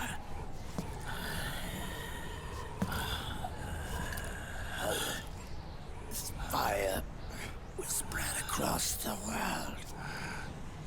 The people will fight. And through battle, they will know the fullness of life.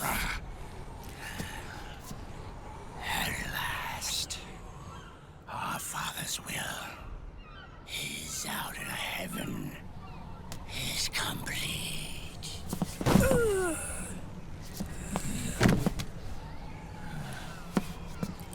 Somewhere out there, I know he's laughing.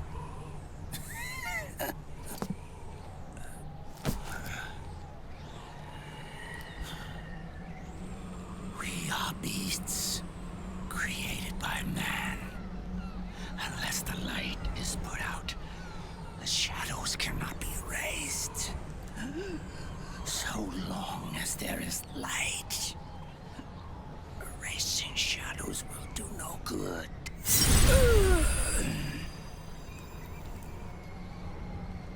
I am Liquid's doppelganger, and you are his. Just like your father.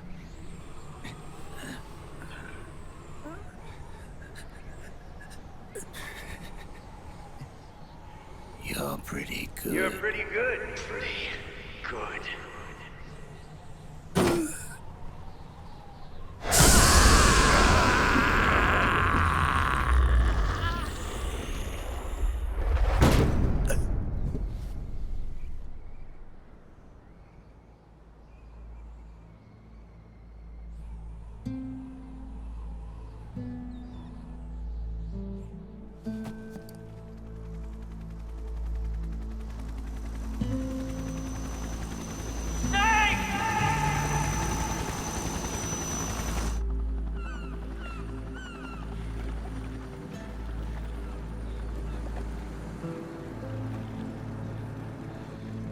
Sonny's program destroyed JD's brain, but left the brainstem intact.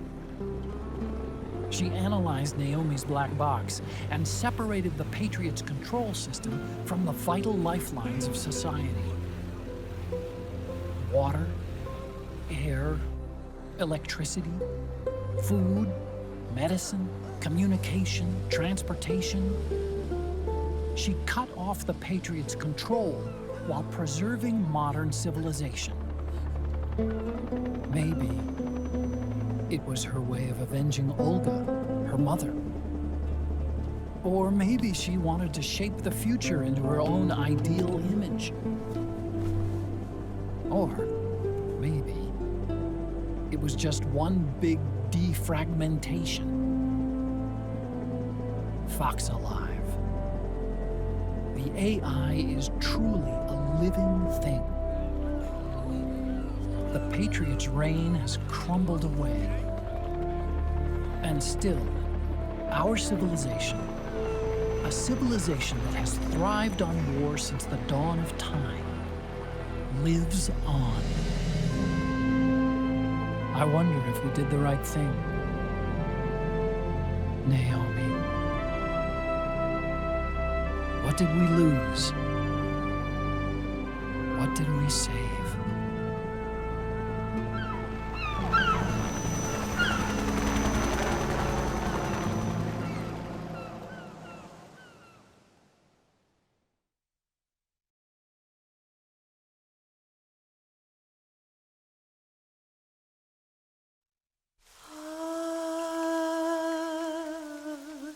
C'est mère.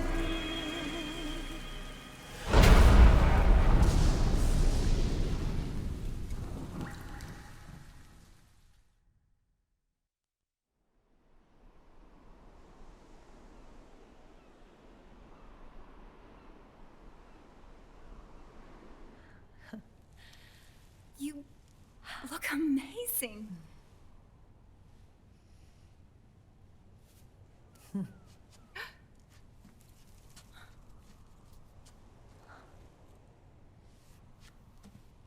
Congratulations.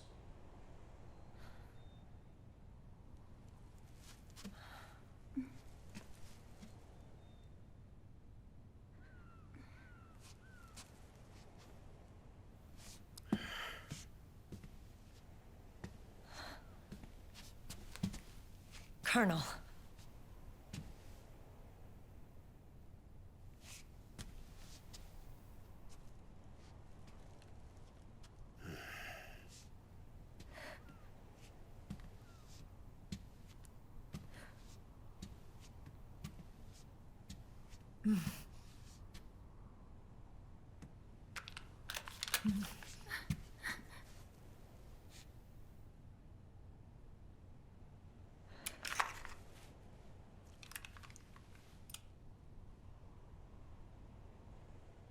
You're going to walk me down the aisle. You're not angry anymore. Oh, I'm still mad. But now,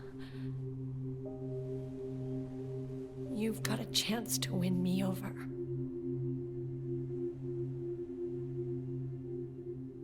You're right. We have plenty of time now.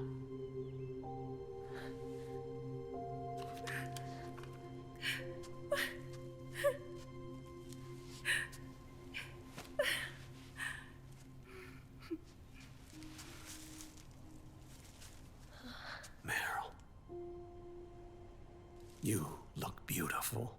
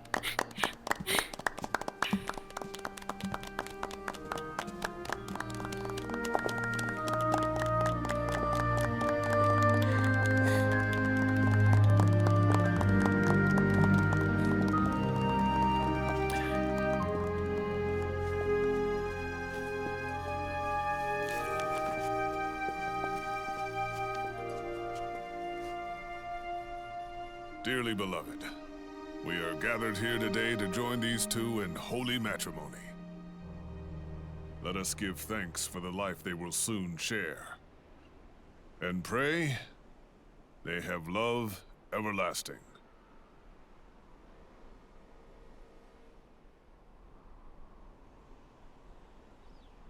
Now, let's all send this new team on their first mission.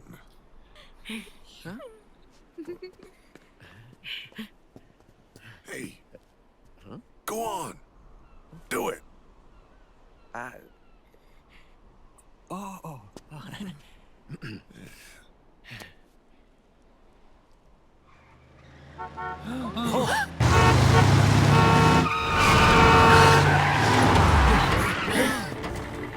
Just in time. Drebin.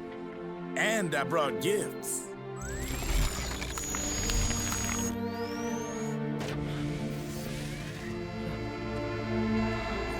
A shower of flowers, compliments of Drebin.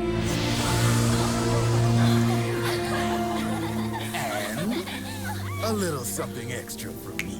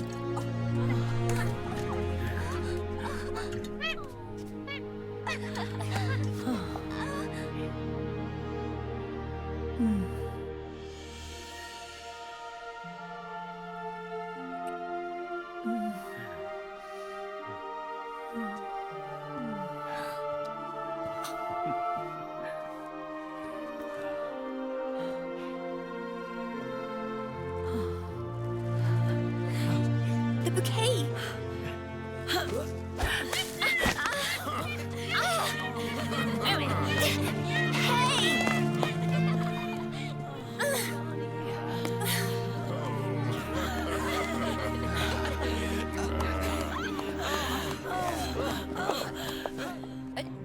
Where's Snake? Who knows?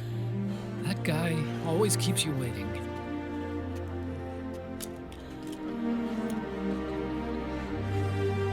Sunny, come on.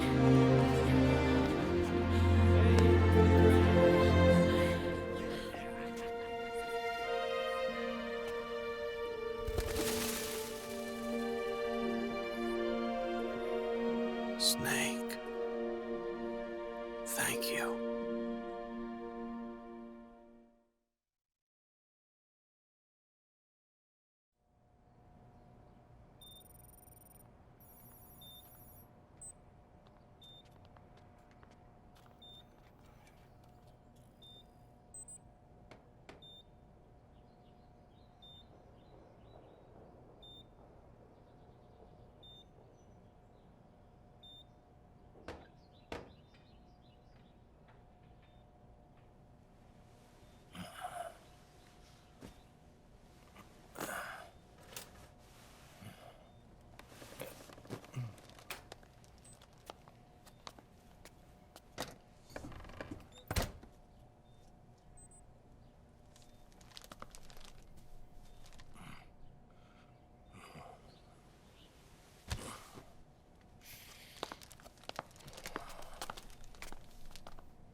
Jack, how are you feeling? Do you mind if I sit down?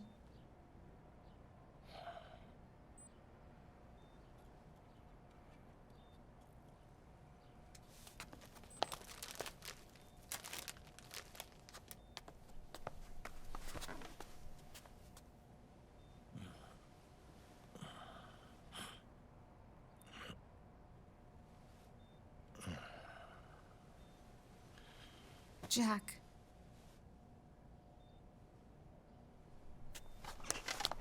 Don't shut me out. I need you to listen to me. What do you want? You come to laugh at me?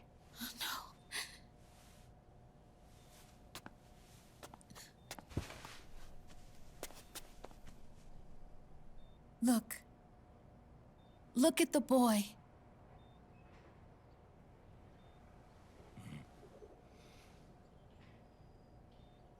Cute. Campbell's kid. No.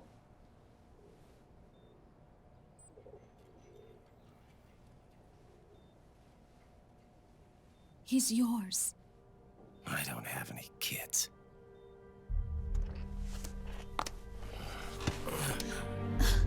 He's your son. You said miscarriage. I lied. I had a healthy baby boy.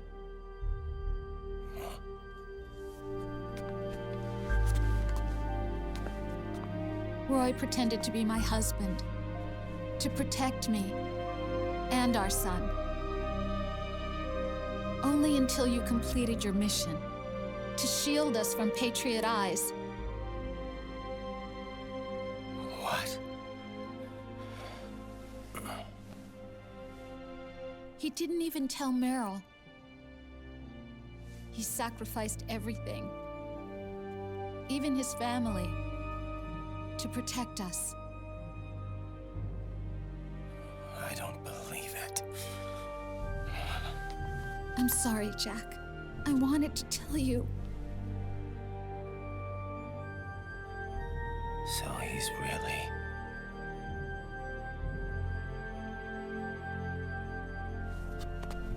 John, aren't you going to say hello?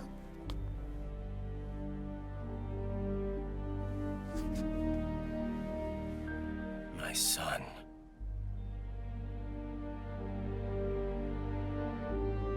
Little John.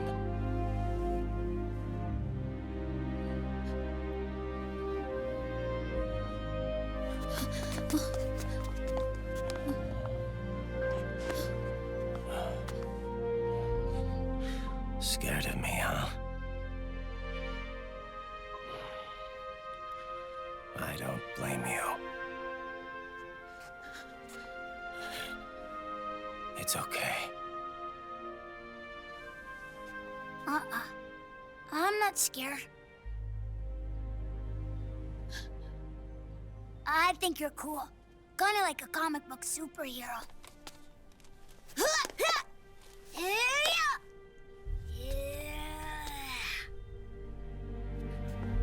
John.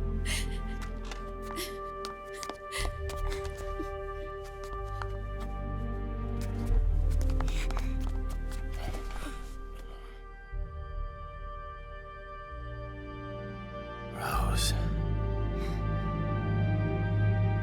I'm done running.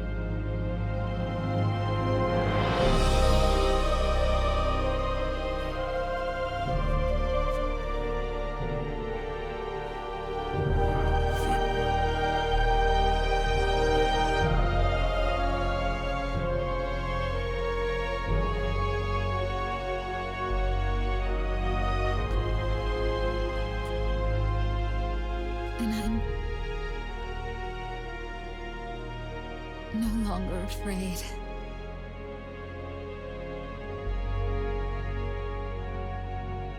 I'll never leave you alone again.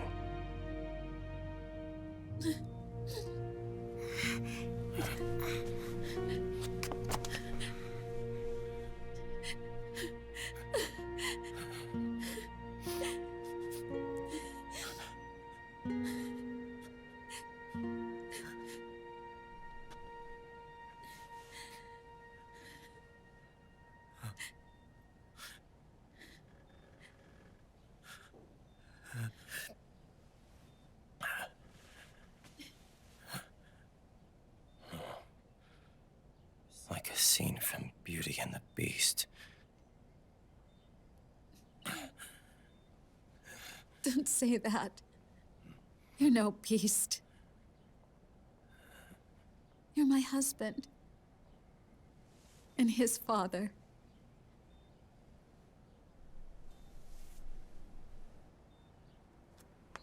And me. I'm going to do my very best to be the wife and mother this family deserves.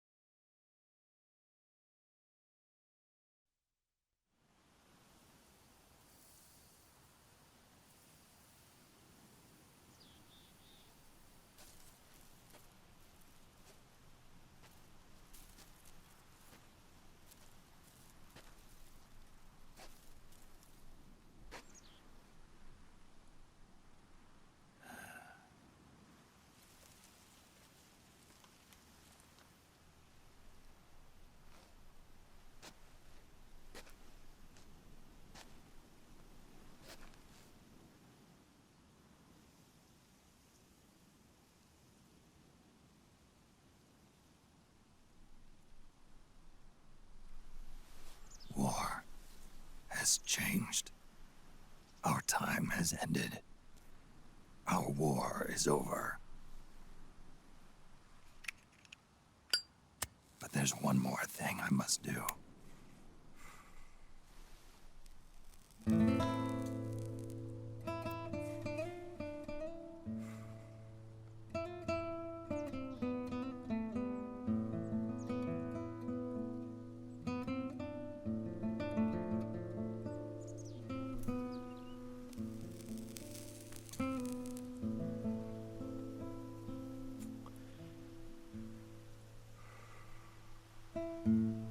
One last punishment I must endure.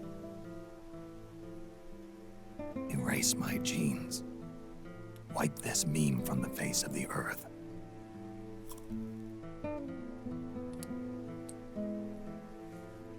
This is my final mission.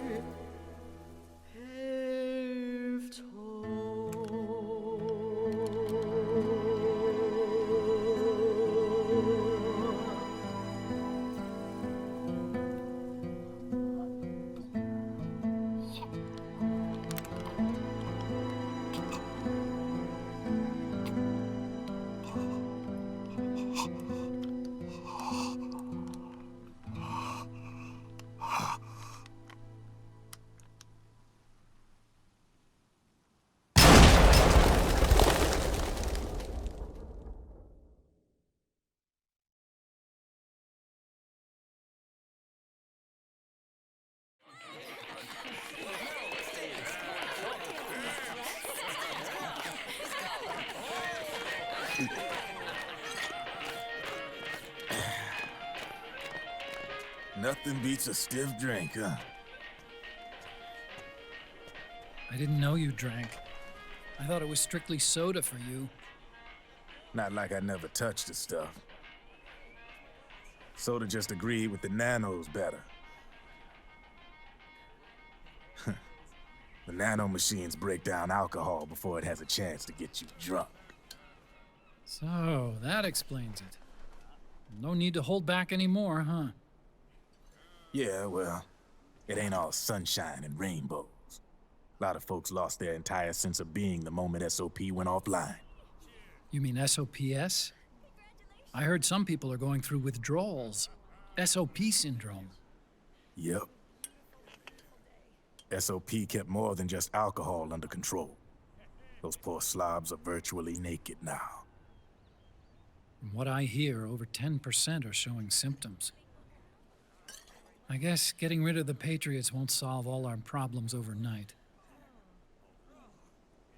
You, probably already suspected this, but I'm not actually an employee of AT Security. Huh? The Patriots raised me to be a gun launder. The Patriots? My earliest memories are of the LRA. They kidnapped me, forced me to fight. Yep, you're staring at a former child soldier. My parents, brothers and sisters, all killed in the war. Guess that makes me what you'd call a war orphan. After that, the Patriots picked me up and brought me into the family business. I was Drebin, number 893. There's a whole lot of pawns like me all over the world. How do you suppose I laundered guns like I did? 'Cause they let me. In fact, I was under strict orders to back you guys from the start. You what? Hey, man. Don't take it personal. I wasn't the only one under their orders. Huh?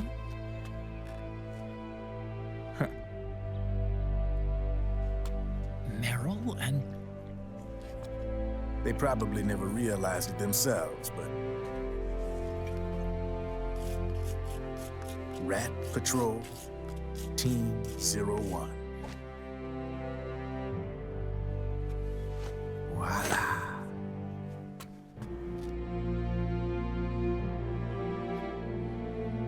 Patriot. Played like a violin. But why? Obviously, Liquid's plot was a threat to the Patriots. So they planned to have you guys take care of it. Didn't turn out quite how they planned, though, did it? Yeah, well, I don't think they expected you to crash their system and wipe them out. So, does that mean you're out of a job now? Are you kidding? I got the Drebins. All the Drebins in the world are in on it. From now on, we're in business for ourselves. We are pawns no more. Easy there. The White House might have lost its taste for unilateralism, started to rebuild. But there's a lot of failed states out there that went bankrupt from their PMC habits, and they owe a shitload of money.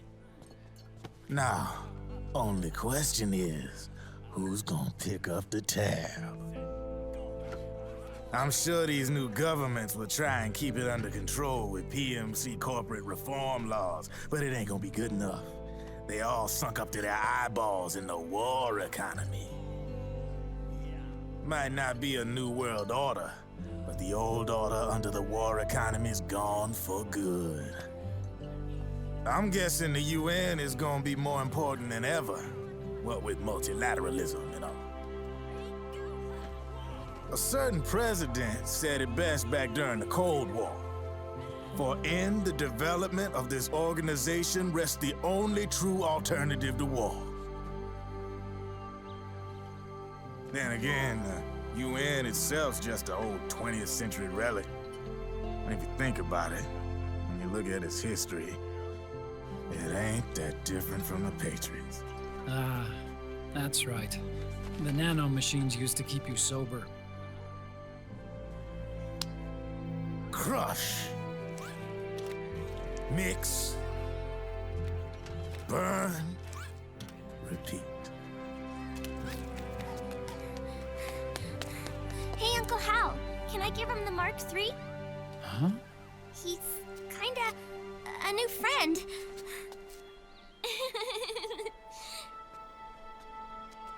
He lives near here. We can't understand each other's language, but we're having fun.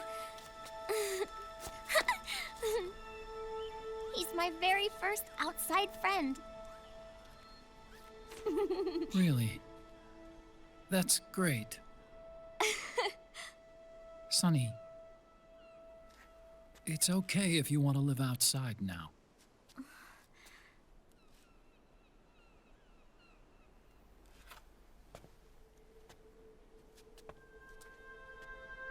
It's your life. There are other havens out there.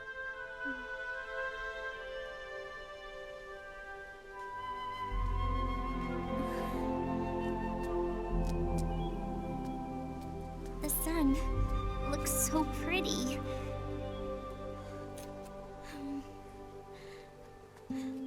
Sonny. I like it outside.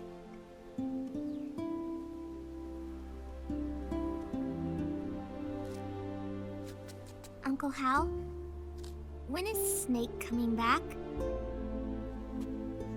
Snake.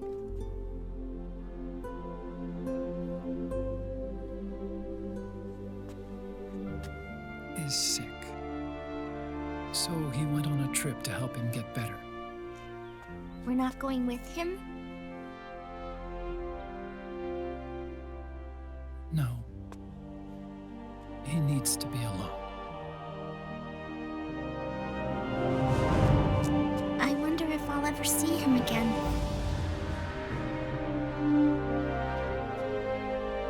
Snake had a hard life. He needs some time to rest.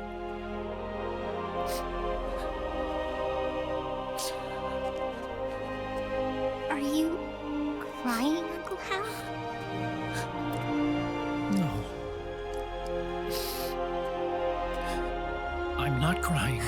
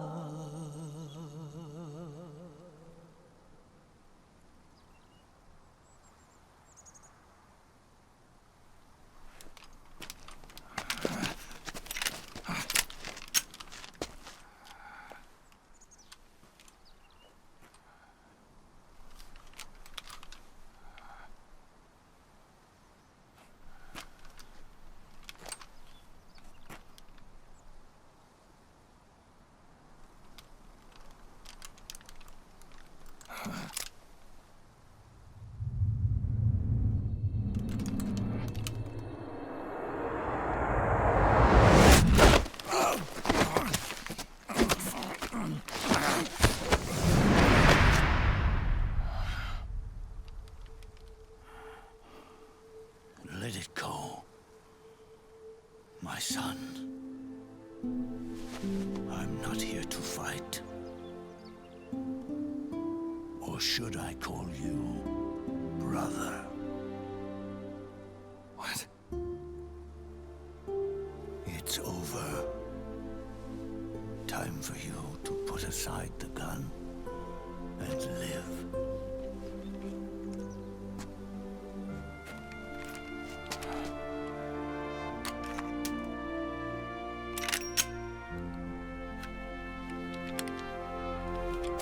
It all began with a bunch of old fools. Now, they've all passed away. Their era of folly is over. I'm the only one left, and soon I'll be gone too. How can you still be alive? That body, liquid burned on the Volta, wasn't mine. That was the body of a clone. Solidus.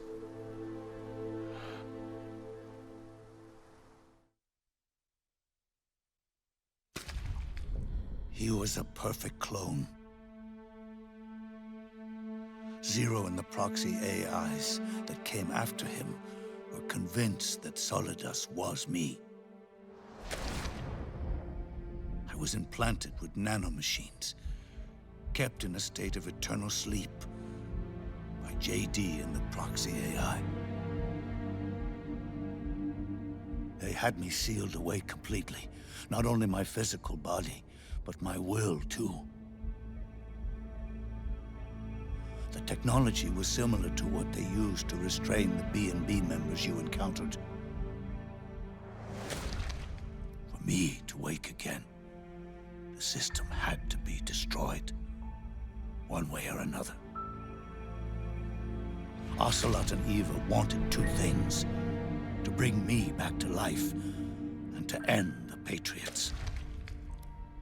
That meant destroying the AI and killing the man, JD and Zero.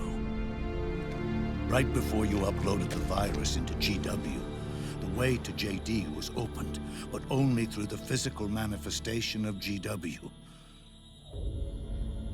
That's when we finally learned the location of this man, Zero. For me, and for them, for Naomi, nothing was more important.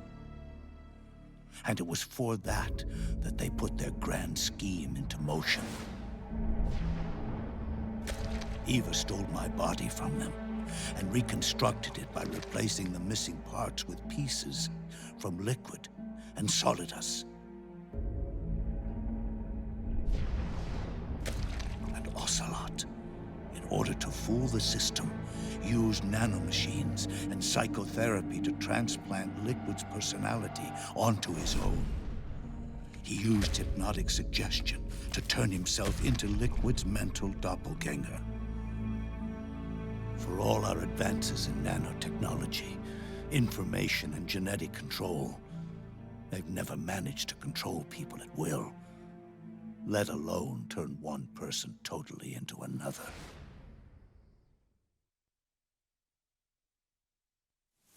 Under certain conditions, someone can be made to play a specific role. Act like someone else.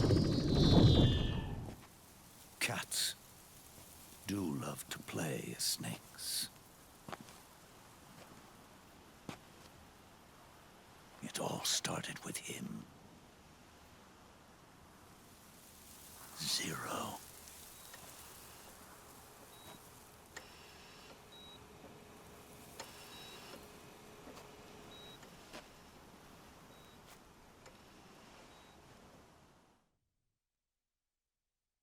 Zero grew old, and by the end his Patriots were being run by a network without shape or form.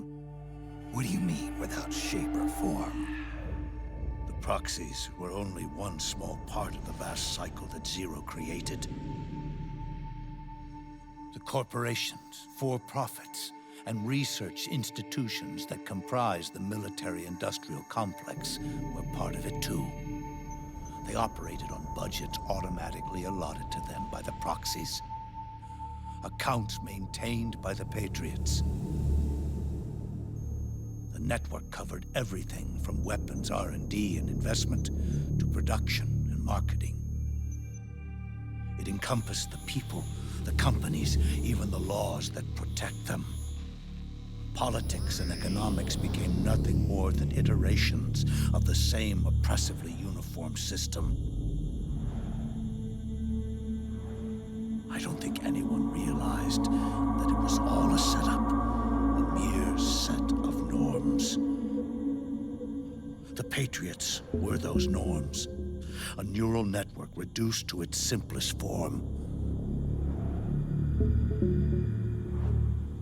That's what they really represented. Uniformity without individual will, without change. But then one day, those norms suddenly deviated from that pattern and underwent a mutation. It was like the birth of a new life form. The system found a new way to propagate itself. War. The norms the Patriots had crafted for their unified state quickly became dependent on a single business, the war economy. Meanwhile, the political cause of creating a cleaner, safer battlefield provided a convenient catalyst. By then, the system was no longer being steered by Zero's will, or anyone else's.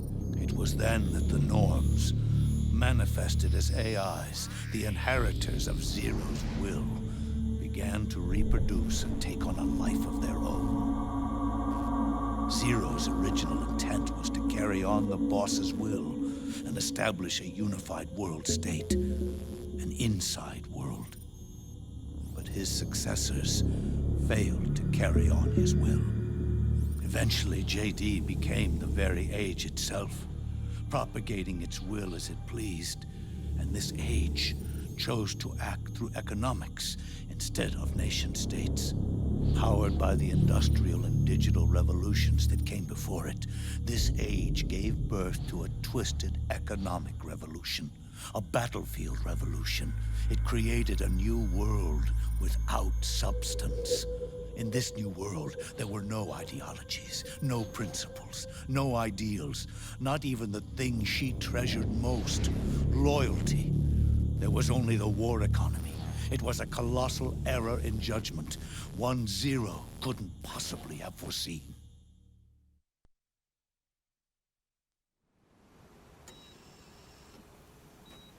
With the American system in a state of collapse, the Patriot society has reverted to a blank slate. This man was the source of it all. And he doesn't even realize it. He's completely unaware of the fact that he led the world to the brink of ruin. Even with so much bad blood between us, it's funny. Now that I'm actually face to face with him again, the hatred is gone. All I feel is a deep sense of longing and pity. Did Zero really hate me?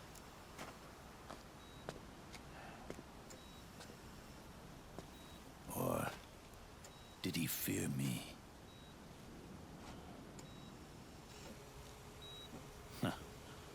It's too late to ask him now.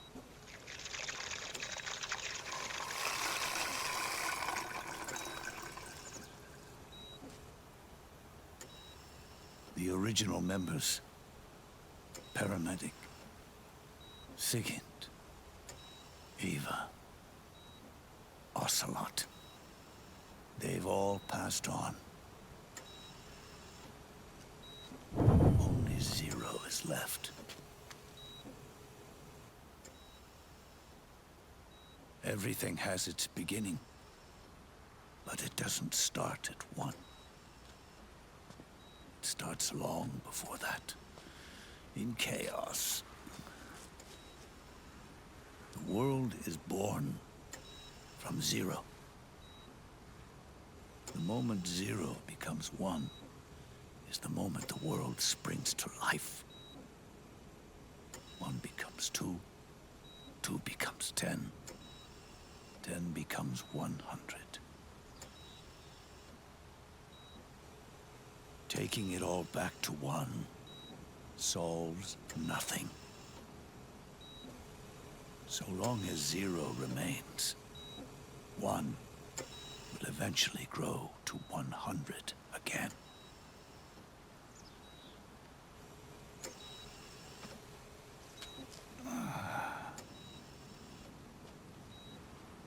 And so, our goal was to erase zero.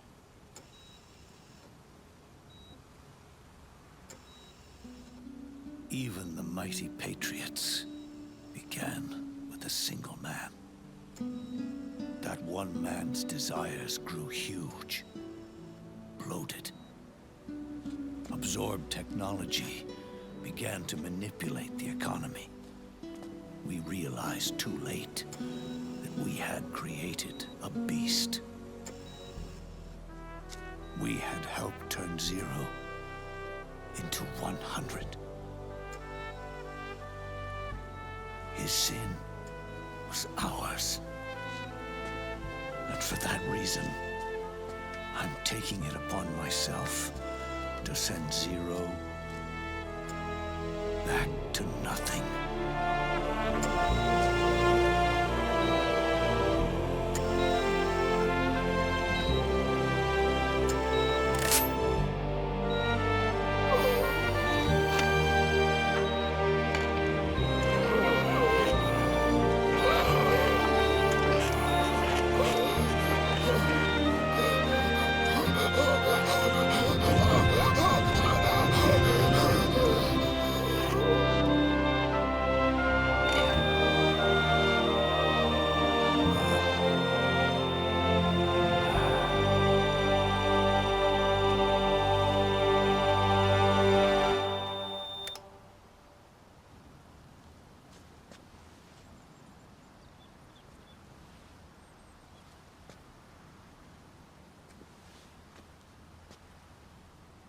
You going back to zero as well? You erased me 2 times before. Today will mark the 3rd. The fox die zero planted in you. It's already begun eating away at my body. Truth is, the fox die in you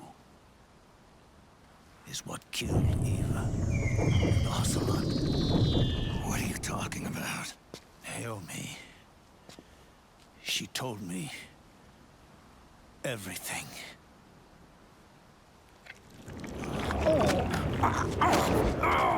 What's wrong? They did it again.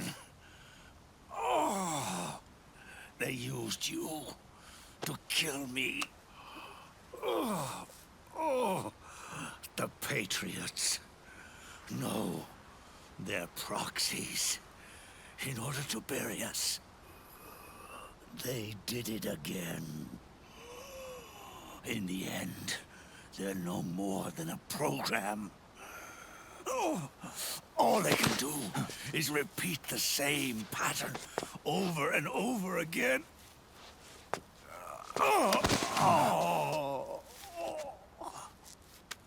Do me a favor, will you? Take me over to her.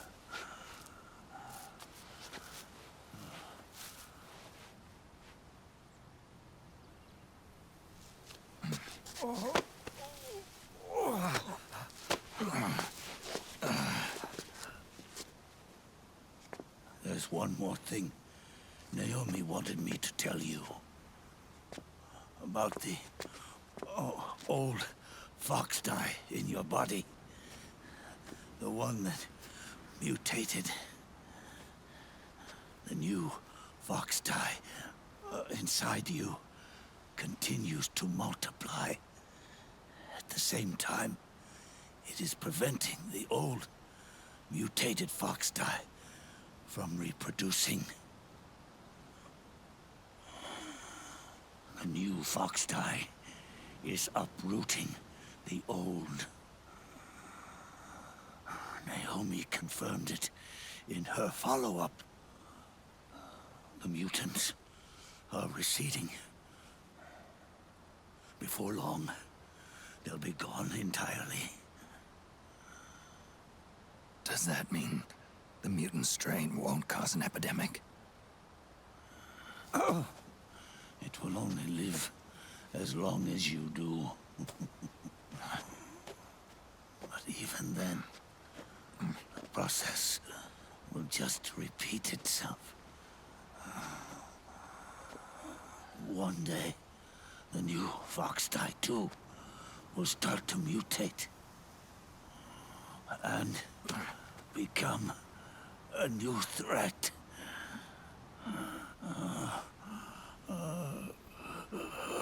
That is, if you manage to live that long.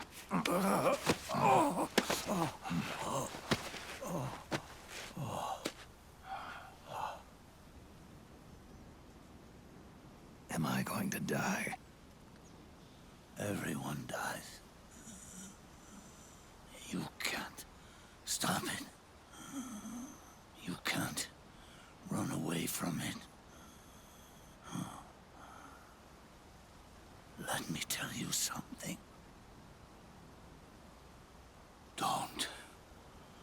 Don't waste the life you have left fighting.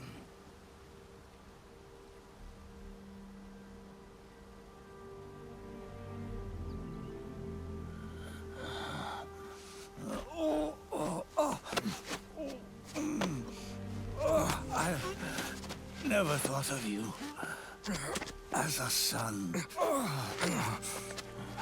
But I've always respected you as a soldier and as a man.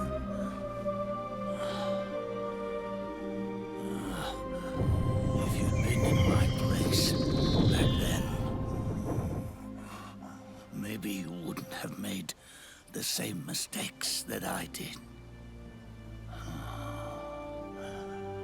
Ever since the day I killed the boss with my own hands, I was already dead.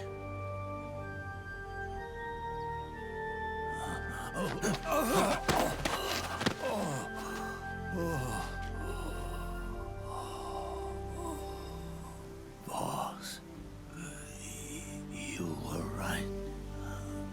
It's not about changing the world. It's about doing our best to leave the world the way it is. It's about respecting the will of others and believing in your own.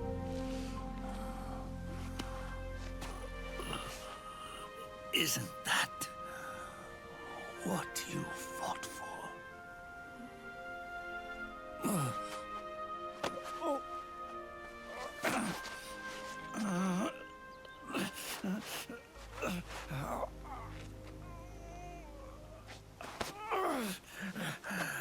At last, I understand the meaning behind what you did. At last, I understand the truth behind your courage.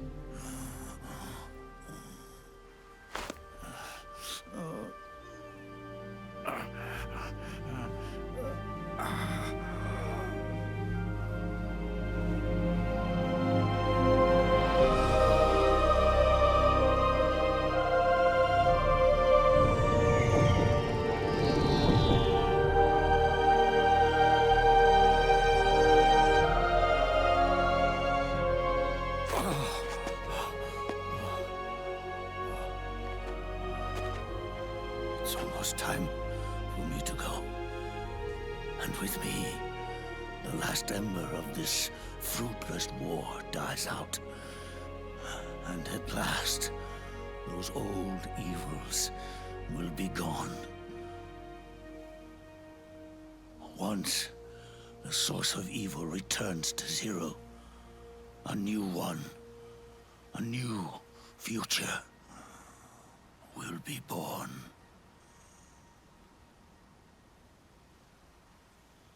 That new world is yours to live in, not as a snake,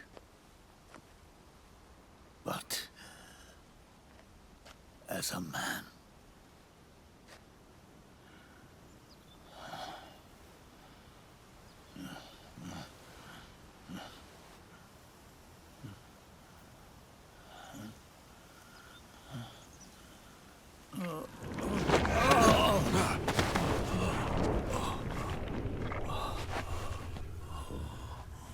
Know this. Zero and I, Liquid and Solidus, we all fought a long, bloody war for our liberty. We fought to free ourselves from nations and systems and norms and ages. But no matter how hard we tried, the only liberty we found was on the inside, trapped within those limits.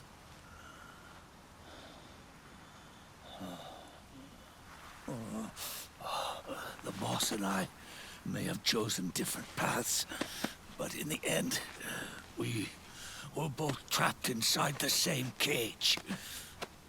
Liberty.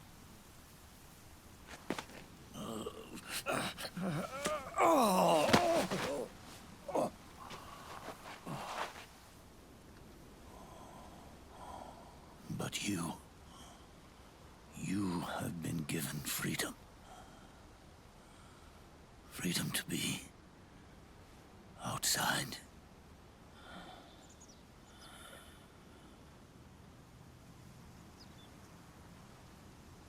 You are nobody's tool now. No one's toy. You are no longer a prisoner of fate. You are no longer a seed of war. Oh, it's time for you to see the outside world with your own eyes. Your body and your soul are your own. Forget about us. Live for yourself.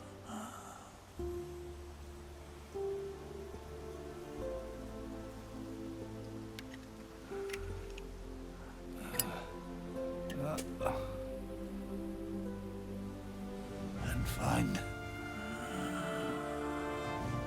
a new lease on life.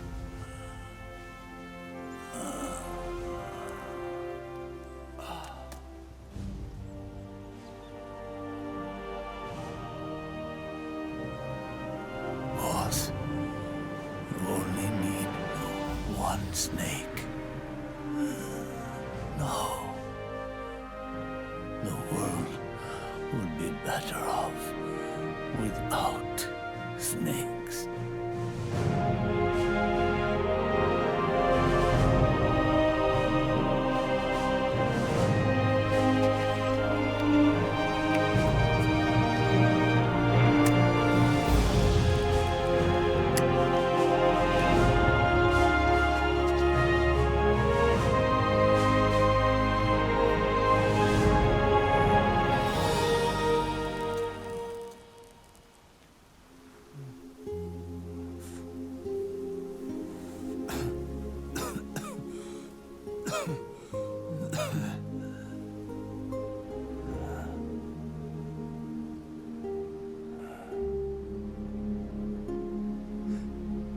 This is good.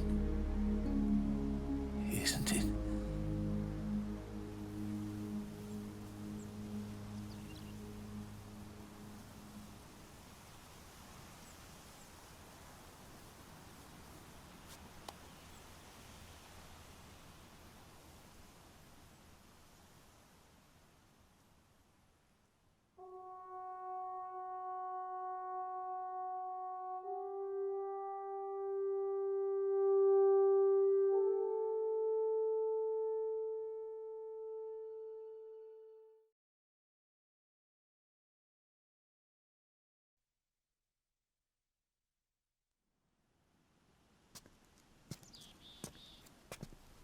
Snake, wait up! You forgot these.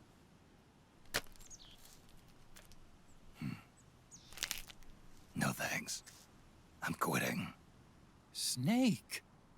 These things will kill you. Where will you go? Our fight is finished. There's nothing left for us to do. No. There's one thing I still have to do. I have to see this age off.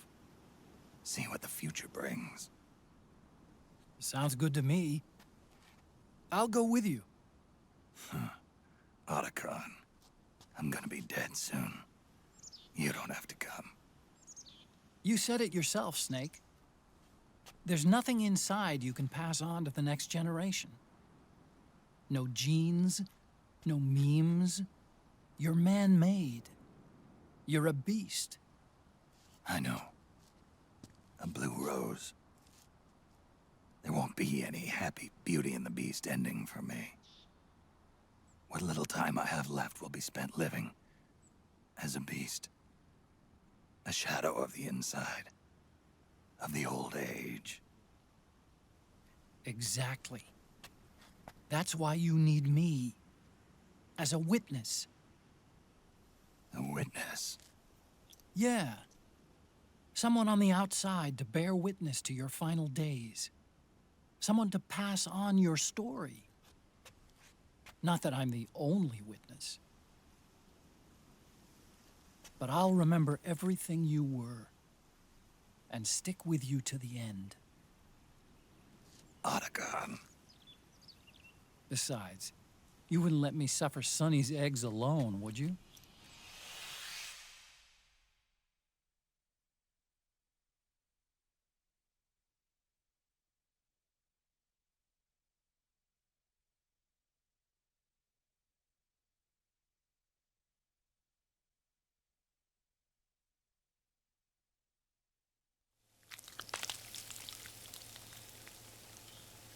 Come quick! They're ready! They look yummy! Sort of like the sun. It's rising again.